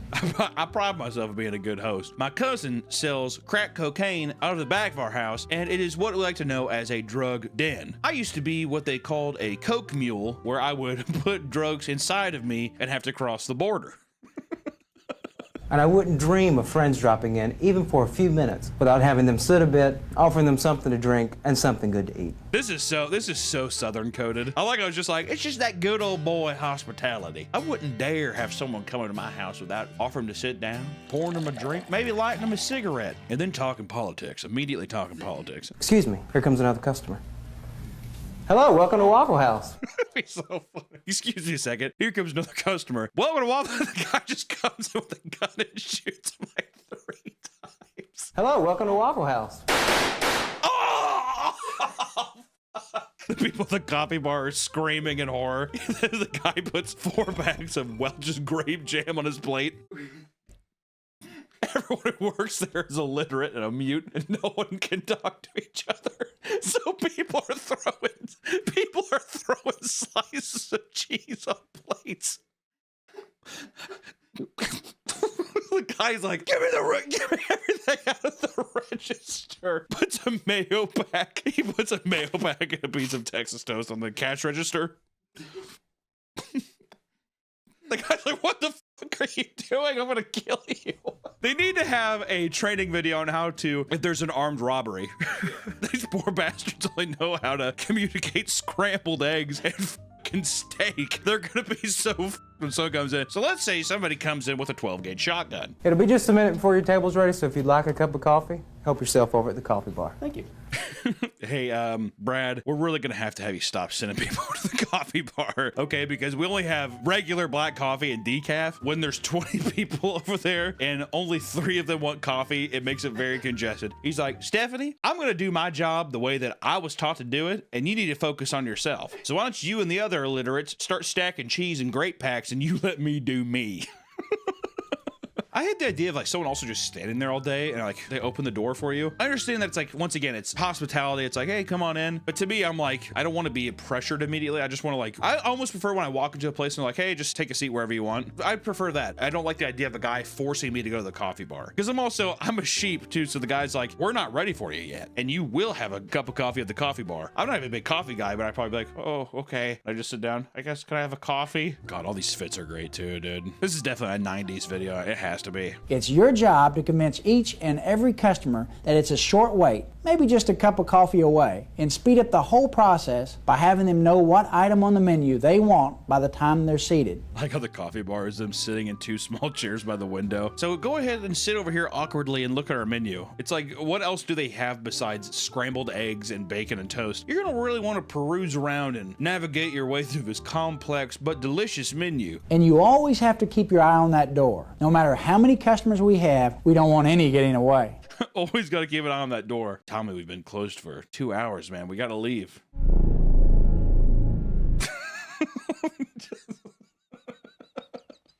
The chef comes around back with like a plate full of like tomatoes and cheese and stuff, and he's like, Planet of the Apes type shit. They all talk with sign language in there. When I've made sure that all customers are happy, I'll wipe down a table and seat that needs it, or maybe even get a table ready for busing. I'm busing. Helping each other helps keep everybody happy. Plus, it gives us the opportunity to serve more customers. Man, I kind of yearn for these times too, where these like simple positions had such a. Can I help you? Here's a quick pause. I think Stuart Gordon or Brian Usna was like, hey, what do fish people actually sound like? Maybe sea lions and dolphins. So you hear a lot of and whatever the fuck that is, you know what I mean? As he has this hectic moment of survival, he flings himself out a window, which would kill you. Paul should be dead. I'm just gonna give you some excerpts right now. Son of fish, but no fish discover gold. No worship pistol. There is much fish and much gold. Did you understand any of that? Here, let's do one more time and we can put just a couple subtitles up. Then come, he say, he know God people go against God. He say, people fools. Do you think the subtitles are correct? Do you think that we got it right? I bet you're questioning it now. It's very hard to understand. I'm gonna give you a very, very brief description of what happens. The town they live in was a fishing town. They prayed to God for fish, but it didn't come, so this right here. You like that? I used to have such beautiful hair. The homeless man takes him to a mansion where he can get keys to a car, which I don't know where he's supposed to drive. Where's he supposed to drive to? I just now thought of that. What is he going to do with the car? Is it supposed to he's going to go to drive to get police or something? I don't know. So the homeless man acts like a drunken fucking idiot. Paul, in another example of him being absolutely terrible, honks the horn, alerts everybody he has to run into a mansion, and he's running around being all sneaky, and he ends up in a room. Except this time, it's with the girl in his dreams, the mermaid woman. Oh, whoa, what a coincidence. And she knows, she says, I've been dreaming of you too. Kind of sounds like Dracula. I have been dreaming of you too, Paul. I miss you. So immediately Paul starts having sex with this woman. And then once he finds out that she has gills and like slug legs, he's just like, oh God, and like runs out of the room. You're really fucking judgmental, Paul, for having such a dirty dick. But he runs outside, he kicks a dude in the nuts, grabs his car, and he's on his way. And he's looking for God. Damn you, Paul. You were such a disappointment. Luckily, he runs up a hill to a mansion that's flooded with water. The Spaniard child is just like, you know, papa, papa, papa, papa. So it's jumping around. Papa, papa. Paul is borderline about ready to murder a child until the guy's fish dad comes up, spooks us. Uh-oh. The fish monster tries giving Paul a swirly, and Paul kills him. It's actually kind of sad because the kid's like, Daddy, Dad. And you're like, God damn, Paul, could you not have just like run away like you did everybody else? You son of a bitch. To be fair, the guy did put him in like poop water. Luckily, Paul runs out. He's almost Vicky. You probably thought she was dead. You probably thought she got gunned in the back of the head. Nope, she's alive, and she's missing her leg. And luckily, the Santa Claus homeless man is still alive with us, and don't worry, you still can't understand him. He fuck her. Basically, Vicky finds out that she might have fish people inside her, so she fucking seppukus herself like an elder samurai. It's actually very honorable. I was like, you probably could have just like slit your own throat. I mean, that would be a terrible way to die. And wouldn't you know that, God damn it, Barbara gets taken away again. I think, and it's funny looking back at it now because Barbara so far has had probably 8 minutes of screen time. But we get to one of the most brutal scenes in the movie. The old homeless man is chained up and he has nice little golf ball titties. Actually, they look like little tennis balls draped in old skin. He looks very good. He has a nice big belly. And they fucking skin his face. Martin Scarelli, the wax man, the priest, whatever, skins his face with golden tools. And it's brutal. I mean, they really don't hold any punches. I mean, you really get to see that shit. And he's like saying stuff, but you have no idea what he's saying. To roll Barbara back in, but she's covered in tar cum. I think it's like black semen or something, because she's like pregnant. She's like, kill me, Paul, kill me. And he's like, why? When we can get out of here. I'm here to save you. And she's like, no, I want you to kill me. We have a PS1 Dagon come out of the water and do a nice little rip.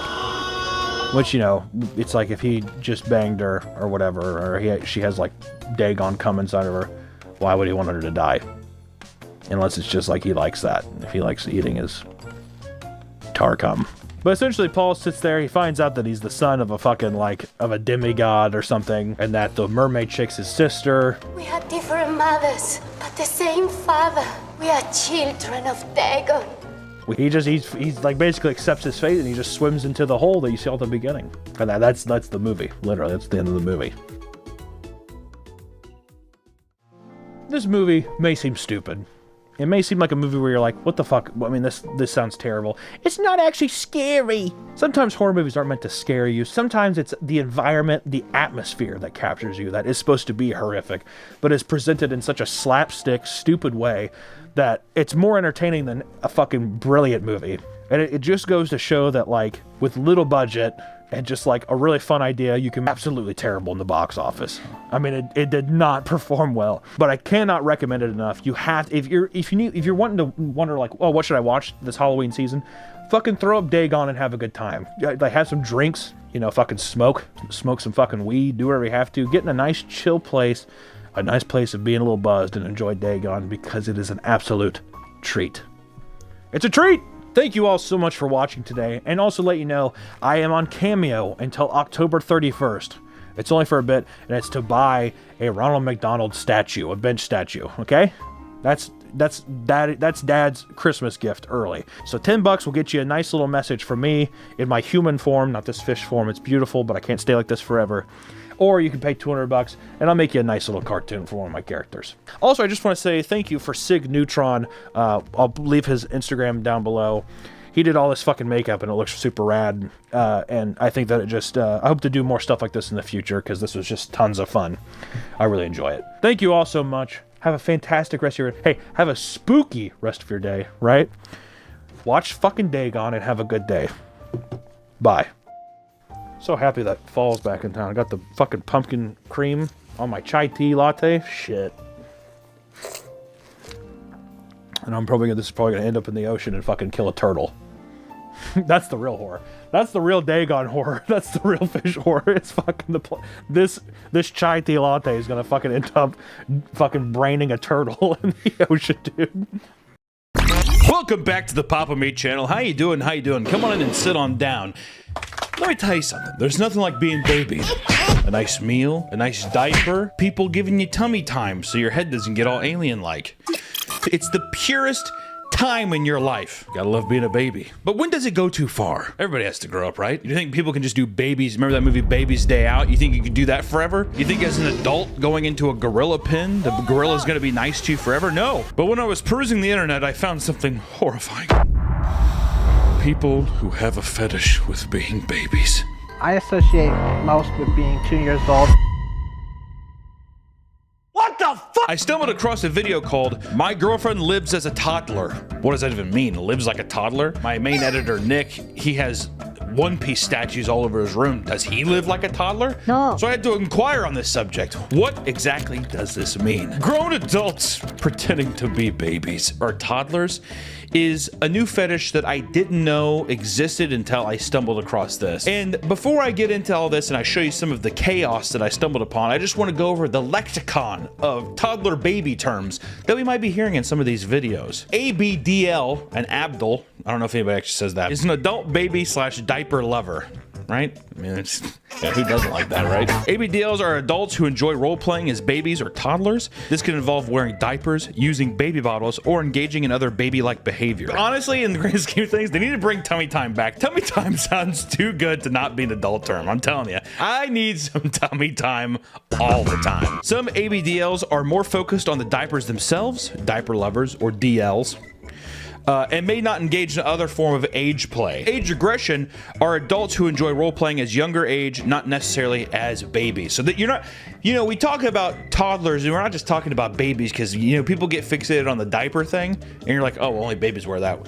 Let's think about like maybe when you're in first grade and there was a kid who wore diapers because he pissed himself all the time. That's the kid who pissed himself until he was like 9 years old. That happens. That's a toddler. So some of this stuff, it isn't just babies. We're talking about toddlers, little kids. And the age regression thing scares me a little bit, if I'm being honest. The diaper stuff, I can get down with diapers. If you like diapers, that's fine, but The age regression thing, I don't know. But let's keep moving on. Then we have the next one, which is little middle. What's up, little middle? These are terms used within the BDSM community. I knew I wasn't going to get there. These are terms used within the BDSM community to describe those who role play as a younger age, typically ranging from toddler to teenager. The partner of a little might be referred to as daddy. What's up, daddy? Or mommy. What's up? Though these terms don't necessarily imply a biological or familial relationship, but rather a dynamic of care and authority. Next one is age play. This is a broader category that encompasses all forms of role playing as a different age, whether younger or older. It doesn't have to involve a sexual component for some. It's purely about the role play and the dynamic. The D&D!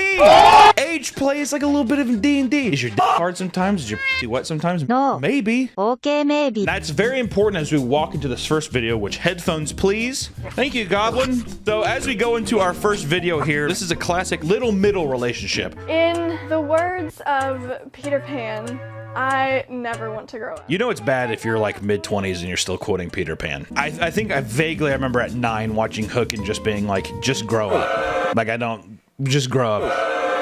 Can I put it on the fridge?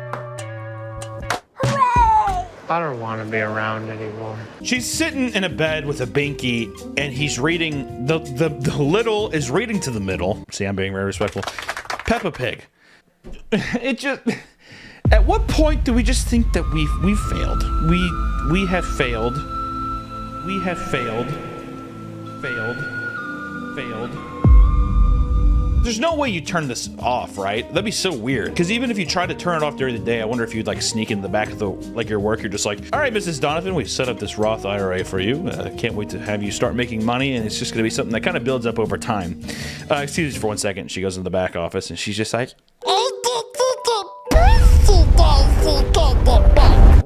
it's like, you can't turn it off. Like, it would be so weird to just be like, and I'm home, baby. Time. It would bleed into your regular life too much, I'm telling you. I'm telling you.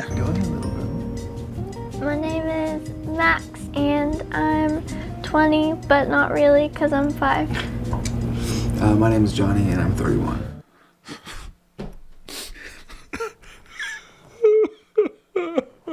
What am I doing with my life? He takes care of me, but I also take care of him. We take care of each other. Thank you, Papa. Kiss. I love you. Can I have some milk instead of water? Got it. It's heavy. Anytime that I want a story, he'll read it to me. I didn't like that one. I didn't like that one. Oh, boy. Daddy! I think I'd make a cute baby, dude. Yes, sir. Everybody needs a bottle in the morning, but since babies can't drink coffee, I have my juice. I'm just picturing me standing in my room. I wake up, Dad. I look up and then fucking this is standing there. That would be fucking intense. Holy shit. I went into this video being like, I went into this whole thing being like, oh my God, I was perplexed by it. But then I hear him sitting there talking about Legos and he's like, if you don't like it, you can, take it, build something new with it. You can break it apart and build something new. And I'm like, that's a good point. That does sound relaxing. Why the fuck wouldn't I want to do that? That sounds great. Then there's Nico, Mom and Dad, and this is all about adult diapers. And this is when I think this is we're getting into something here. All the thumbnails are just her and these diapers and all that kind of stuff. I mean, this is sexual, right? This is the 18 plus channel, yeah. Yeah, they're all very provocative. This is whenever I'm like, this is going too far. Now you're sexualizing wanting to like, and you look like a toddler. It's too much for me. And that's the thing, is that the line is just so blurred.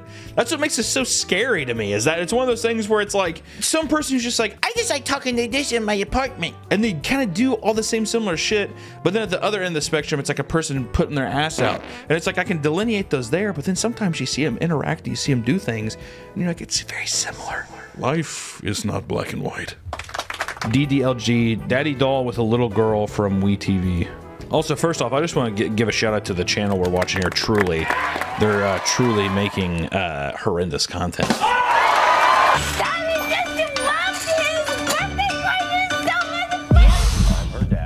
I just had a panic attack. That's what that is. Yeah, it's such a leap where it's like, you could just do all that stuff without being the baby. Look at him watching her. He's like, that's my girl. Oh! all. Change an adult woman's diaper on like cheap industrial carpet makes me so sick to my stomach. Also, he has a glass of water and what is, oh man, what a mouthfeel. A glass of water or white wine, I can't tell, that looks yellow. Fucking menthol cigarettes, and what in God's name is this? Is this oats? まあ確かに奴は教えねえよな。大事なことは特に。But when Michelle misbehaves, there are repercussions. It'd be so funny. There are repercussions. He comes in. What the fuck are you doing? Has like a belt, slaps the wall. Get your ass out of here! The behavior chart. Look at this fucking crazy. My grandma, who was dying, had a whiteboard just like this to make sure that she was taking all of her medicine before she was dying. This is when she was dying and hallucinating, seeing angels. Okay? Wow. Pretty serious. Any questions? For this pair, the daddy-dom little girl relationship is strictly non-sexual. In my mind, they're separate things. Like sex is for adults. It's always for adults. It's not, you're not supposed to sexualize, you know, things that are childlike. You know what? It might be too hard on this, Nick. Are you? I don't know. I'm asking you. What did she say? She was just like, you know, it's easy for people to be like, make up all kinds of crazy things, but ours is non-sexual. And if it is, it's your cup of tea, then it's your thing, whatever. Weirdos. This is the most, a guy with a cutoff, tatted to hell, looking at his phone. He's just like, God, I have to watch this fucking kid. It'd be so funny if there was like a role play, and the guy's just kind of like a put out single dad, and he's like really harboring a lot of like resentment because of the divorce. Yeah, I don't pay for your child support for you to come here with this. And it's like nothing remotely cute or just like, Daddy, this. He's just like, don't fucking call me that. My other rule is I can't say the F word. That's bad. What's my name? Oh, yes, and the last No, I don't like that. I don't like how he whispered, what's my name? She definitely seems the least, like, toddlerish. Like, I think it's just kind of like maybe, it feels like a gimmick, kind of. I'm like, you're kind of halfway into it. Look, she breaks and she laughs there. I like how he's just like, wait, what the fuck did you just say? Hold up! Where's your mom? So how big's your mom's new husband? Is he like 6'2"? I could probably say, you think I could take him still? I want to see that. Oh, yes, and the last rule I have is I'm supposed to call him Daddy. His name is Daddy at all times. Oh yeah, my last rule is I have to be called Daddy, and he like, looks at the camera like, it just says on my driver's license. You know, it's weird though, and I will say this, and I could be wrong. I'm not a psychological expert, but I will say that when you say that it's non-sexual, but you're kissing somebody in that romantic way, you're still associated. Like I just think that you're doing a little Texas two-step on the line of like, we're not being weird. Ooh, he like dance back. I don't trust it, dude. Look at this last link, and then just kind of childhood dreams. I don't like this already. Today, I'm unboxing a package from Diaper Minister. I ordered this last week because they brought out their new diapers. Have you seen this? I can't wait to open this up. So, can you hear it in my headphones? Come here real quick. it really looked like an actual baby diaper. And then I saw...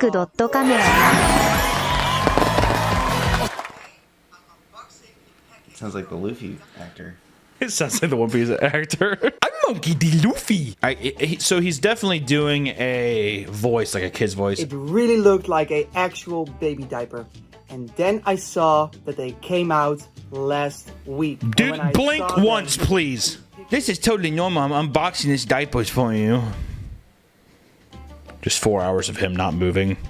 People like in the background, like, you know, like doing all their stuff, and he's just like 4 hours. So I will be opening up and reviewing these diapers for you guys. Okay, I'm not gonna actually watch you do this. Whatever. Dude, listen. At the end of the day, I don't know. You tell me one thing, I'm like, I don't blame you. If you're like, I just like shitting in diapers and I like pretending I'm 5. All right. There it is. But there is something weird, but it's like all those people are like, it's not sexual. Daddy, I love you. Oh my. There has to be some kind of delineation. I didn't know that the craze was this common of a thing. I mean, apparently we're getting wilder and wilder out there. And I'll tell you one thing, I'm gonna have to introduce this to me and my wife. And just I'm gonna do a week as an adult baby and let you guys know what happens. No. Not sexual though, okay? Like, get off of it already. I hate that I showed this to you. I feel bad, and I hope I burn in hell. No. Thank you so much for watching, and I'll catch you in the next one. Bye-bye. Or actually, instead of saying that, I'm gonna say, thank you for watching. No, no, no, no, no, no. Papa Meat, you don't need to do this. Baby noises are a scene. Think of your future. Think of your new editor. Miss. Welcome back to the Papa Meat channel. How you doing? How you doing? Coming on and sitting down because today we're talking about failed assassination attempts. What's the most you've ever despised someone? For most people, their deep hatred doesn't leave the recesses of their mind. Others, however, are driven to do some pretty wild stuff in the pursuit of revenge. Take the CEO killer, Luigi Mangione. Yes, he's hot. He's super sexy. He's got thick eyebrows. I got a unibrow coming in. How many comments I get of people being like, he's growing a unibrow. You think I don't have a mirror, dude? I'm lazy. If I was stacked like Luigi, no one would be saying anything. They'd be like, unibrows are in. Luigi had so much animosity for the healthcare system that he traveled to Midtown Manhattan in New York City and shot a man to death. Regardless if you think it's justifiable or not, them's the facts. They're saying he's innocent. There are some people saying he's innocent. I'll be completely honest, I have no idea. How the hell are you supposed to know, dude? I don't have all the facts. All I know is this: I didn't lose any sleep over the dude getting shot. Let me just say that, all right? Sorry, I'm crazy. I'm an anarchist. Nah. The bullet on the gun read, delay, deny, depose. A play on the phrase delay, deny, defend. A strategy used by private insurance companies to reject insurance claims to people in need in order to save money, which is cold. It's poetic. It's good, dude. Honestly, you know what? It just should be a part of a insurance CEO guy's job. You might be killed. You're getting paid big bucks. You may be killed, dude. Is that not fair? Is that not fair? Slightly, a little fair, just a little bit. It's worth it. Worth the money. Worth the risk. And I'm not saying death to every rich person. I'm just saying you're a healthcare guy. You're rejecting people who are like, I'm dying. That doesn't really quite fit into our economic strategy. You can do that as long as you know that you always have a target on your back. That's only fair, Nick. It's only fair. Our mission and values are focused on helping people live healthier lives and making the health system work better for everyone. You're playing God. I mean, the story is absolutely wild, but don't let this fool you. For every successful assassination attempt, there are a ton of failed ones. Way more failed ones than successful ones, okay? Take the recent assassination attempt of Donald Trump. I know. Donald Trump in a video. It's played out. I get it. But 20-year-old Matthew Crooks was somehow able to sneak his way onto a building with a rifle and shoot at the president, nicked his ear, despite two snipers surveying the entire event. Now, does that read like we're a little speculative of this? Of course! How are you gonna miss a giant man like that? I'm talking about a football field and a half. That'd be one hell of a shot. He didn't really look like a kid that would be a good shooter either. He was also bullied at school and sat by himself, friendless. I guess when I think of like assassination attempt stuff, I always think of like a grizzly man. But it's never a grizzly man. It's always like some like scrawny, even Oswald, whatever, which we all know he didn't really shoot JFK either. Crook failed in his attempt after shooting 8 times, although he wounded and killed members of the audience. Thank God, not the president. He was ultimately taken out by Secret Service. Some of these botched attempts can range from sinister to straight up cartoonish. So today, let's take a look at some of the craziest and weirdest failed assassination attempts of all time. Roll the clip. We can start with a recent story that blew up over social media, where a ramen shop owner placed a bounty on a negative reviewer, which is awesome. Get the political shit out of my face, conspiracy theory stuff. Give me the ramen shop owner. It was just like, he said, what? What did he say about our noodles? He's like, he didn't like them, boss. What did he say? Go get Tony. We're killing this. A ramen shop in Kyoto, Japan called Honojuro. It's a top-rated restaurant in the area. And unfortunately, that didn't stop 2 disgruntled customers from giving them a negative review after having a subpar experience. For this highly rated restaurant, this hit to their reputation resulted in some would say, not me personally, some would say it was an erratic response. Justifiable is what I say. The owner of the restaurant went on Instagram, showed images of their faces, and called out the people responsible before threatening them. In the post, the owner states this, and I quote, "I saw your post, and you seem a bit weird. We try not to treat people like you as customers, so it's fine. But you should probably avoid eating out someday. Someone like you will get screwed. I don't care. Just come directly, and I'll deal with you. We run a planned business, so if you get in our way, we will get in the way of yours too." How do they know it was them? Well, what I'm wondering is if it's like a Google account or something, does it track back to the whatever? And he's like, you. On their Instagram story, the owner announces that $100,000 yen reward for anyone that can provide personal intel about both reviewers or track them down and take action. To stop this proposed manhunt, he insisted that reviewers return to try their restaurant once more. It escalates to further threats. And I quote, the only thing he can do is come back, eat again, and write a good review with the photo. I told him I won't forgive him otherwise. Not even for the safety of his family. Okay, dude. Pause! Come on, man. Drummond! If he does that, he'll be killed right away. Jesus, this kid is so scared. He'll really do it. So he'd better just come back and eat. You know how awkward that'd be to pop back in that restaurant? Anybody? Hello? I like to think when he comes back too, they're gonna do this to him. You really f***ed us on that one, didn't you, buddy? And there's no more information released about this story, but the customer likely did not return after being threatened with physical violence. The tweet detailing the story received over 36 million views, which did more damage to their reputation than the owner probably expected. That is so great. I love that in the end, him putting out this hit, it was worse than that one single Yelp review. Well, we talked about that a bit in Japan. They have a very weird relationship with like reviews. It's very odd. People are very cold, but then also business owners will respond in like total chaos. So this being in Kyoto makes complete sense to me. Many assassinations end in failure simply due to minor technical difficulties. A common thing to expect in the heat of the moment. For example, we have the fake construction worker assassination. Recently, a video made the round showcasing an encounter in Toronto that involved a man disguised as a construction worker. The assassin, identified as a slim-built Asian man, attempted to ambush a 41-year-old woman outside of her home. He acts friendly, but as the woman had her back turned, he pulled out a gun and tried to shoot her. The gun seemed to malfunction. In the confusion, the woman notices what is happening and sprints away from him. In the security footage that was released, we can see the man successfully shoot the woman once in the back. He's like, oh, that's how it works. Here it is.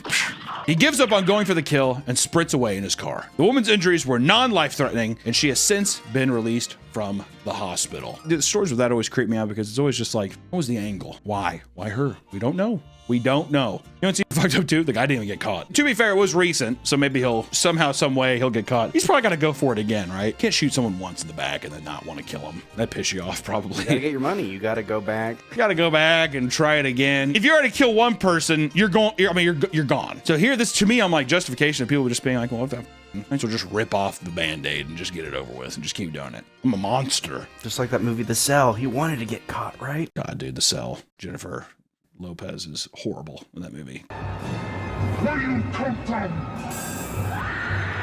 Good movie, though. Love that movie. Jennifer Lopez in that movie, though. The assassin lifestyle isn't just a young man's game. I disagree. Even senior citizens have tried to snuff out a life to no avail. Like the 93-year-old man who tried to kill his wife so they could die together. What the f happened to romance? That is romantic. Isn't that romantic? Oh, I'm sorry. Yeah, people always like, chivalry's dead. It is, dude. And you and killed it. It's time to go, sweet. I'm dying. Time to go. A senior Florida man named Helmut Lochner, oh dude, made 2 attempts to murder his wife in the span of 2 weeks. I got the first time she's like, Helmut. He's like, I know. I'm sorry. I know. I'm being silly. According to him, he was worried about leaving her all alone when he died. Romantic. Romeo and Juliet. Hello? He was worried she was gonna get some tail. Oh, dude, he was like, you better not get dick down after I'm dead. This motivated him to sneak behind her while she was watching television and use a rope to strangle her. God, what do you think? Do you like watching Young Sheldon? She's like, yeah, I love the show. Just go to sleep, Helga. Bazinga. Luckily, she was able to wrestle it off of her and call the police. Oh God, old people are so gross, dude. They're just like dinosaurs walking around, but just like weak babies. Oh, so she's probably just slapped his hand. He's like, my wrist is broken. But according to the dispatcher, the man was heard in the background saying, you can die with me. Yeah, Helmut's having a die with me. The police arrived to find the woman outside in tears, bruised and bleeding from the attack. I was expecting her to just fight him off immediately. He's the one who's bloody. I figured that he would be like on the porch like, ah, die with me, you bitch! The man was evaluated at a local hospital before being charged with 2 counts of attempted first-degree murder and booked in jail. His wife reported that he had made an earlier attempt to kill her by smothering her with a pillow. Somehow, she got him to stop and just assumed that it wouldn't happen again. Well, she's like, ah! Ah! Ah! See you in heaven. I got 2 tickets to paradise. Just stop. Okay, I'm sorry. Who did she tell? She must have not told anybody. Helmet said, "You're not gonna say shit, bitch." That's 1950s love. Don't say anything, you bitch whore. It's like, okay, Helmet. That's good 1950s loving. Me and you forever, toots. I love you, Helga. If they're in a retirement community, those things are just like sex pits. They are. All those old people are just swapping and touching and groping. I'm thinking 93-year-old man. She's like, everybody's going, I'm sorry, way out. She's like 76. She's like some fresh tail at the retirement. He's just like, ooga. Do my eyes deceive me or is that heaven? You have nice tits. Bazinga. But as you can see, love pushes people to do some particularly unhinged things. Just true. This is similar to our next story where a Tennessee woman hires a hitman to kill his new partner's wife. He's a Southern boy with Southern charm. Melody Sasser, a 54-year-old woman from Knoxville, had used Match.com in hopes of meeting a new man. She ended up infatuated with a man that is referred to as DW in court documents, going, welcome back to the Papa Meat channel. How you doing? How you doing? Come on and sit down because today we're going to be talking about time travel. I mean, who hasn't been interested in the possibility of time travel at some point or another in your life, right? Whether it's to explore ancient history or to witness future technological advancements, you can understand why it's on people's minds quite often, right? Being able to kill Hitler while he's a baby, which out of context would be probably very horrifying for the people around him, but you could be like, I just did the world a huge, great deal of service. You think if Hitler died, there'd be a different Hitler? If you were a time traveler, yeah, was it like butterfly effect? What would be fucked up about that is that it's like the same thing still happens, but now people are still naming their kids Adolf and Hitler. Yeah, exactly. So now you're the only person walking around and it's like, this is my little boy Adolf, and you're like, well, for you it's weird. Everybody else is like, well, everyone's like, why are you giving it such a fucking weird thing? His name's Adolf. It's not a big deal. And I'm like, Believe it or not, there are tons of everyday people that claim not only to witness real-life time travelers, but to be one themselves. We're about to get into the weird and slightly deranged world of conspiracy, filled with all sorts of bizarre theories and delusions. I mean, what if I told you that we've already invented time travel? Well, that's what many people have theorized for years. People have long since hyper-analyzed old media for clues that time travel exists. For example, in the 1928 Charlie Chaplin film, The Circus, people started to freak out after noticing that one background character appeared to be holding a phone up to her ear and speaking. Time travel? Possibly. Instead of considering a more plausible explanation, people became convinced that this is proof of time travel, since cell phones had not been invented yet. Well, to be fair, if you were a time traveler and you wanted to give a hint, you would do something to where it's like, this is going to be a big movie. And then people are going to be able to look back on it. You wouldn't just like hide it. Why would you hide it? I'm going to flaunt it around. I want people to be extremely scared. If I'm not spreading paranoia as a time traveler, did I even travel time? No. God, no. The small YouTuber who pushed this theory in 2010 went viral and created a whole swarm of people believing in this theory. Online, other people were infuriated that this gained traction. Their counter theories would range from being an old-fashioned hearing aid to the woman simply being insane and talking into her wallet. Yeah, now... yeah. It's like, oh, that's just a geriatric woman. This is the 20s. Theories like this are dime a dozen. And in some cases, it's just a woman holding a cigarette case up to her ear. And in others, it's an old painting where a prayer book is confused for a modern smartphone. We're finding that smartphones are popping up a lot. Is this similar to like ancient Sumerian cave paintings or like sculptures or etchings that look like alien, like spaceships, you know? People are like, what is this man? He's sitting inside. What the hell is it? It looks like a spaceship. It's people just being like, oh, the pattern recognition. I know what that is. That's a smartphone. That right there is an LG chocolate. I will say, can I give a hunter's tip? Hunter's tip? Hunter's tip. Those Sumerian alien etchings, shit's real. I'm one of those people where I'm like, motherfucker was an alien. If I was a fucking guy back in the day in Egypt, Samaria, wherever the fuck that is, or a Mayan, and I was like, and I saw this fucking big alien come down, and he was like sitting, I would etch the shit out of that. That's true. I bet you there's some. Oh, okay. I thought you were gonna go with the trolling, but I was gonna say if I was a Sumerian, I would troll people. Oh, you would? So you're saying that you'd be like, I don't think they had that sense of humor. I don't think they were like, he's funny, and they're like, he's a spaceship man, because they have no concept of what a spaceship even is, right? Unless they saw it and actually believe it. If I was a Mayan guy and I was like just chilling down there. In the mines, yeah. You say? Down in the mine cave. Oh, they said in New Orleans. I was like, what? If I was sitting there and I was chilling outside my temple and this thing flew down from the sky, first off, I'd be like, that's God. What's up, God? And then the aliens, why would an alien, the aliens to me would be the trolls. Just stack the things like this. Fly off. I'm getting the hell out of here. How would they even talk to him? Pointing. Or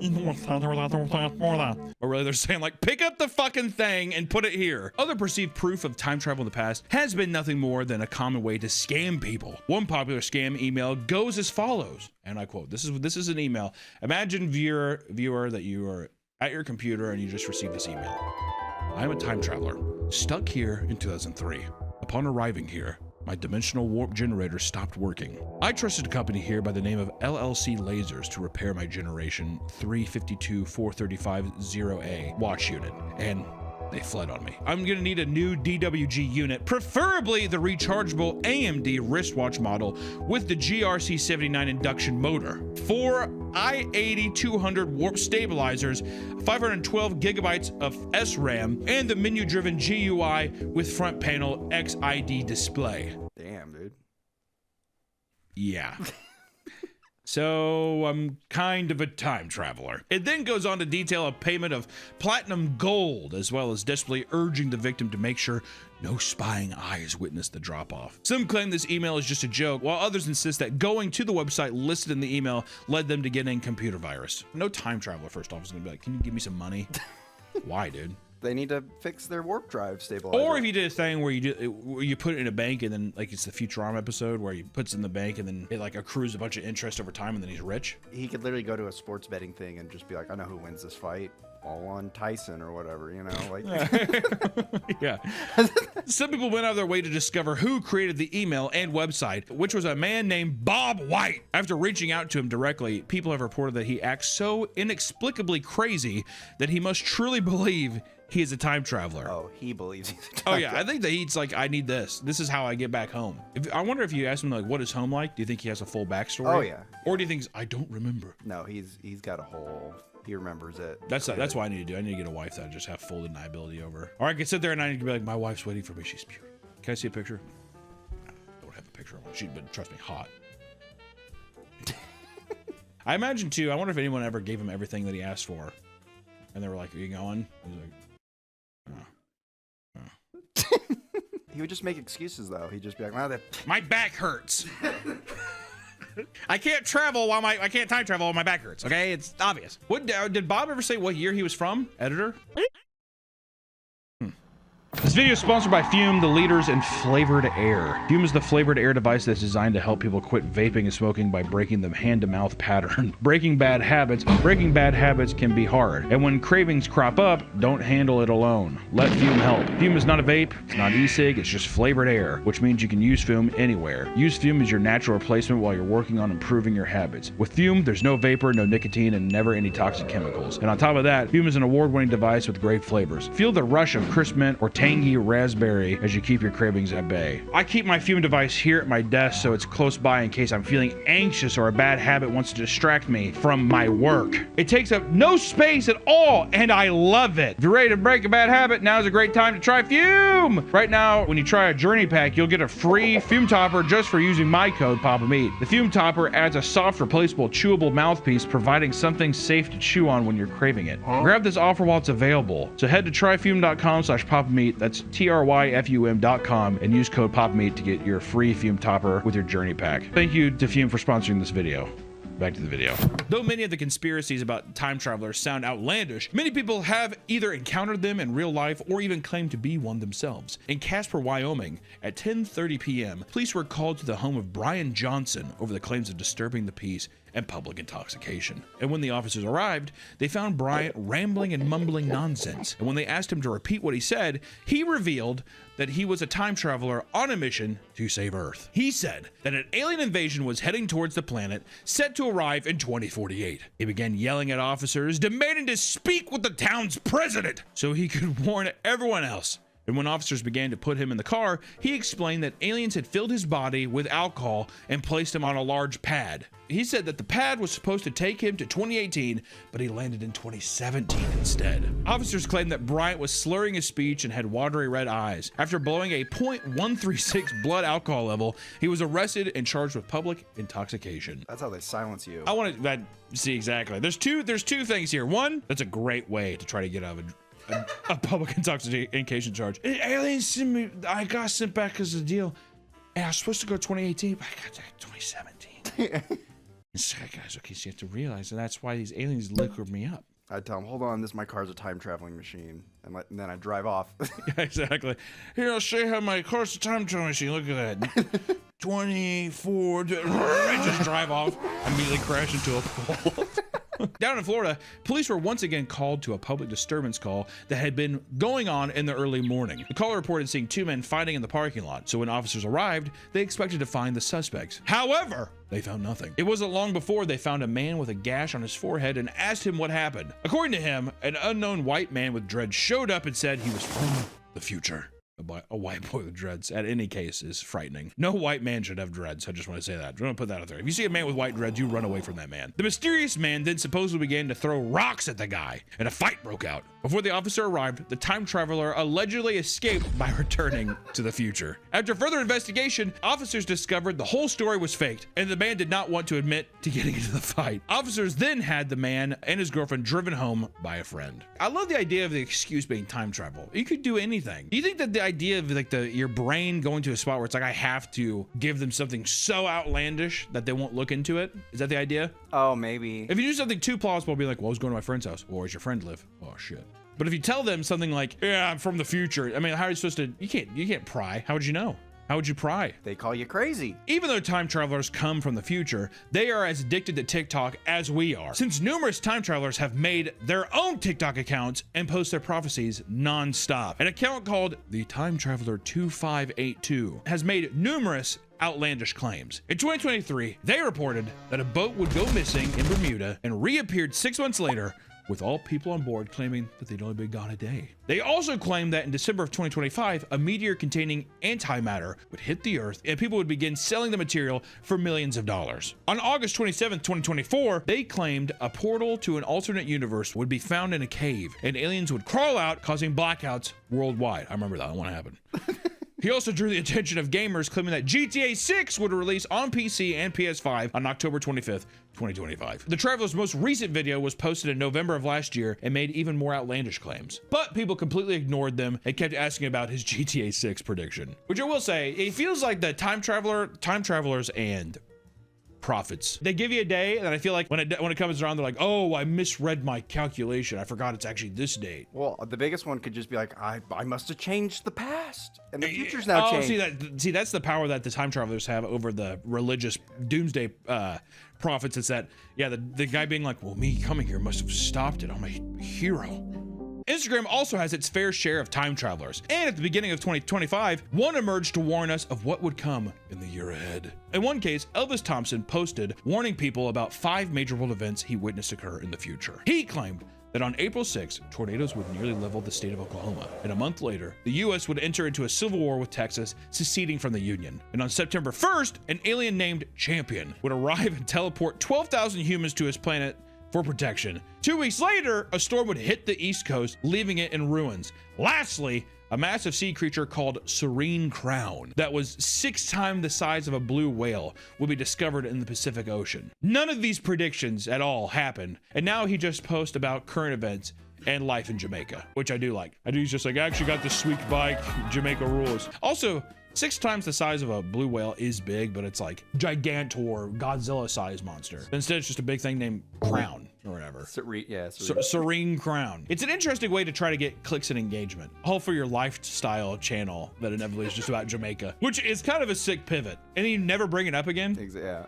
I feel like you'd have to trickle in some time travel shit. I mean, if I followed along, I at least want something where it's just like, oh, I remember in the future. If anything, you know what I would do if I was a time travel content channel? I would be like, oh man, in the future, there's these chocolate bars. I would tell people about food or something that hasn't been made yet, and people would be like, you should try making it. I'm not a chef. Yeah, you could have the Dubai chocolate craze. You could have predicted that. What is up with the Dubai chocolate? It looks like shit. It looks like baby shit. Well, people think it's a conspiracy to cover up the Dubai chocolate thing. Like Saudi princes would invite Instagram models over and like shit on them, and they called it Dubai chocolate. So then when that started spreading around the internet, the Saudi prince are like, well, we got to cover this up. So they made a chocolate called Dubai chocolate and paid influencers to try it. So now that overshadows the Dubai chocolate prostitution thing, kind of like the Beyonce bodyguard thing. There's all conspiracies. Like Beyonce made a song called Bodyguard to cover up her story that she slept with a bodyguard. There's a lot more examples I can't think of, but It's fucked up. I believe all of it. I believe every conspiracy theory I'm told. Leave your favorite down below. Time travelers like this can be found all around the world. And in 2006, a man wearing a Soviet uniform and carrying a Soviet ID emerged, claiming to have traveled through time. Sergei Ponomarenko was found wandering the streets in Kiev, Ukraine, looking lost and asking for streets that no longer existed. It's kind of funny. Bowler? Bowler? So I was like, what? See, that's the best thing too, is being like, oh yeah, back in the day there used to be this. Who the fuck's gonna be like, let me go look at a map from back in the day. When confronted, he said he was from 1932 and had traveled to 2050 before coming back to the present. His original Soviet uniform and ID confused the police, but his story became more believable when they took his 1950s camera and developed the film. On his camera were random pictures seemingly from the 50s. One showed a picture of his fiance, and another showed a supposed UFO responsible for taking him to the future. Not believing his story, officials combed through records and found the woman in the photo, and she confirmed that her husband had gone missing decades prior. The story of the Ukrainian time traveler seemed legit. That was until YouTuber Joe Scott debunked the entire story. He found out that all the photos on the man's camera were actually from an old Ukrainian television show called Aliens, which featured crazy stories about UFOs and supernatural phenomena. The show even said that the stories were based on witnesses' testimony and that the viewers should do their own research, since nothing they showed was conclusive evidence. What a bummer, man. I was kind of getting hyped there for a second. I was going to say, this sounds like an actual time traveler. I will say, do you think that the person that does the time travel like this, do you think that's to get fame? Yeah. This is long before the age of social experiments. This is, to me, I think this is him trying to get a little guap. You think he was trying to get laid with that girl who lost her husband? Maybe. I think he was trying to get some pussy anywhere he could. Got that time traveler dick, you know what I mean? In 2013, an Iranian scientist claimed to have built his own time machine, but the Iranian government was quick to cover the story before the rest of the world could read about it. Ali Razeki called his machine the Arayak time traveling machine. It couldn't physically move people through time, but instead let the user view 5 to 8 years into the future with 98% accuracy. 2% a little fickle. He claimed he had been working on the device since 2003, that it could fit inside any laptop case, and that it would satisfy all of humanity's needs. However, before Ali could share his work with the world, the Iranian government covered up the story, claiming that Ali's device, quote, has not been registered in the Iran State Organization for Registration of Deeds and Properties. No one has heard anything of this device since. Nick, do you think it's real, yes or no? I think it's real. Why would they fucking scrub it if it wasn't real? This seems like something that would happen in China, though. A Chinese boy would be like, I made a time travel machine. And they like bag him over his head and throw him into a fucking, we have to profit on this ourselves, or we can't let the world know. In recent news, someone traveled to Yosemite National Park and claimed to have captured pictures of a time portal used by time travelers. After taking a photo of the walking path, someone noticed they captured a floating rainbow orb with light rings emanating from the center. The person who took the photo said the energy in the area felt overwhelmingly intense. While the photographer suspected it might be like a natural light phenomena, others who saw the image insisted that it was some kind of portal. I think it took it just like a glare. No! Portal, my friend, portal. Other people who saw the past reported experiencing something similar at Glacier National Park, but were conveniently unable to capture on camera. Although some thought it was caused by the time traveler, one comment pointed out it was most likely a rare occurrence called an earthquake light. These lights usually appear near areas of seismic activity and are often multicolored. There's no definite explanation for the cause, but one theory suggests that they result from electrical charges released into the air by the shifting tectonic plates. Here's our, this is where we found that information. I don't know, all right? Who fucking knows? Earthquake light. Did you know that was a thing? I had no idea that was a fucking thing. Earthquake light. The world is moving, and all of a sudden it's just like, light. I want to believe portals and magic. I want to believe everything. I'm tired of not believing in anything, dude. I want to fucking believe in everything. If I was there, I'd try to jump through it. Give me a fake. Yeah, I would. That's a good idea. If you're talking about the earthquake just makes light, how do we know that the earthquake isn't just making a fucking portal? What if you jump? What if the portal's making the earthquake? The time travel. Stop. We have got to be careful with this information. Every time there's an earthquake, it's just a fucking time traveler's portal. That'd be an interesting little story, huh? Just sitting there every time someone comes back, a fucking city gets decimated. Oh yeah, that'd be really good. A huge national disaster. Then you have a thing too where it's like the moral or ethical dilemma of being like, we have to go back and tell them, but by doing so, innocent lives will be lost. TM, trademark. That's car copyright. Copyright. Nick, trademark it. It's like the trolley problem. Do I go back in time to save millions and kill thousands, or do I let millions die? I'm gonna choose a scenario where I save everyone and no one dies. That's not an option. It is in my reality. There are all sorts of wild time traveler stories that have captivated people and left them unsure of what to believe. Look no further than the story of Missouri time traveler. Some consider his story to be an urban legend, while others are left unsure. Coast to Coast AM was a late night radio show hosted by Art Bell that revolved around conspiracies as well as paranormal activity. And in 1995, they did an interview with a strange character dubbed Michael Madman Markham, a man who claimed to have successfully invented a time machine. During the interview, 21-year-old Michael explained how he had built what seemed to be a time-traveling device from modified Jacob's ladder. At one point, he saw a soft light appear over the device. He tested it by throwing a screw into it, only to have it disappear and reappear on a table nearby, potentially sending it briefly through time. After 3 attempts, the device caught fire and was destroyed. This caused him to put it together and plan to create a much larger and more powerful version, something that requires much more voltage. Instead of spending several thousands of dollars for his own power transformers, he formulated a heist to steal them. He got a couple buddies into a pickup truck and went to a power company in broad daylight to steal 6 industrial power transformers, okay? I can't even imagine how much that is. Also, how fucking dangerous is that? All right, boys, we gonna steal them. We going back in time. Let me just say this. Would you want to go back in time or in the future? Probably the future to see how it all ends. How fucking bleak. My God. I mean, maybe go back in time and see, like, cavemen. take pictures of them. Like animals. I love this idea of like, make like some cave noise sounds.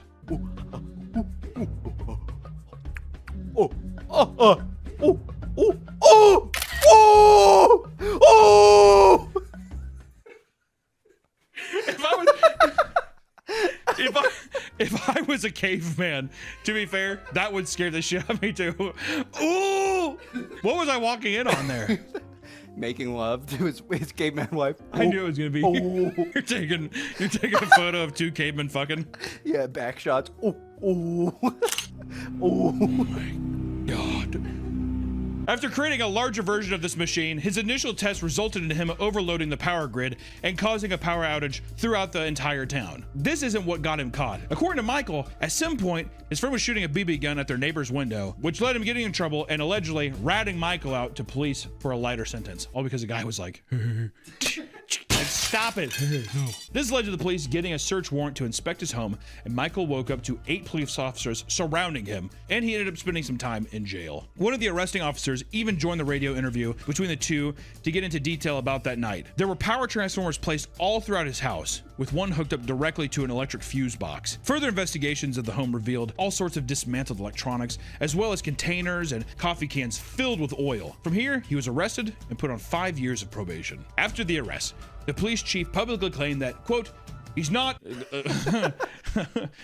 nuts, and that he was clearly intelligent, but just lacked common sense. After the whole ordeal, he decided to move away from his home, feeling that the neighborhood wanted his head on a pike for supposedly damaging many of their electronic devices during his experiments. He then set out to redo the experiment legally, this time saving up for gear he needed to make a much more complex version. During a second interview in 1996, he detailed his new and improved building plan, funding in part by donors who were fascinated by his story. Then, after that interview, he disappeared completely. It was not until 2015, almost 20 years later, where he was finally tracked down and interviewed for the 3rd time by Art Bell. This is where Michael's story starts to become very, very suspicious. He claims he was sending cats through the device and seeing them disappear for 1 to 2 minutes at a time before reappearing. And after 200 tests, only one time did an object go missing. Luckily, it was just a fruit. He admits that in 1998, he cranked everything to the max and climbed through it himself, which felt like being hit with a flashbang. He claims to have woken up 800 miles away in an Ohio field and 2 years into the future with total amnesia. He got his bearings over time, but was forced to stay at a homeless shelter and work temporary jobs until he could pay to travel back home. Conveniently, when he returned, everything from his warehouse was gone, including all of his documentations for his time machine. Michael claims he will once again rebuild and experiment with his time machine. Though there are not many updates on his story, to most, he is simply a Missouri urban legend. Sounds like an extremely intelligent man who is just like, I don't know, maybe, not, I hate to say the word going insane, but it does it not seem like that super intelligent guy we talked about that like, he was like doing experiments in his garage with like mercury and he like blew himself up or something? Or the radioactive guy? Oh, the radioactive thing? Yeah, He wanted to get like a fucking radioactive bar for his experiments. It's like that kind of thing. I think he's a smart guy, but he's like very fixated on time travel, so he seems crazy because it's like... What is it with the fixation thing? That's the same thing with the guy who did Temple OS to me. It's like a brilliant coder, but then they get fixated with a thing and like you could tell like, it's like unchecked mental... Well, the Temple OS guy had schizophrenia, so he actually believed, like he was hearing voices and the voices... which he thinks is God, told them like, build this machine and you can talk to me directly. Which it doesn't sound like that's what's happening here. No. But it seems like, not to say that they're similar, but it's just the idea of like hyper intelligent person is obviously doing something, which I don't know if he's lying about. I mean, obviously it seems like the tester lies or they're fabricated in some way, but but it's just this idea of like hyper intelligence mixed with like some kind of mental delusion in some way. Time travel, like most things, sounds simply too good to be true. As much as we want to believe, it's hard not to be on guard when you hear stories like this, right? It's the same as prophetic doomsdayers and, you know, like almost like cult-like stuff, or it has that kind of smell or stink to it. There's always a chance that time travel will become a thing at some point, although likely in a far less interesting way than it's portrayed in social media. Regardless, one thing is probably true. It won't be discovered by some random 21-year-old in Missouri who breaks apart CD players and steals industrial batteries. Or it might. Actually, that would probably, I take that back. It might exactly be that person. Also, the person whoever discovers it too, that's another thing. People who are all on board with these conspiracy things and they're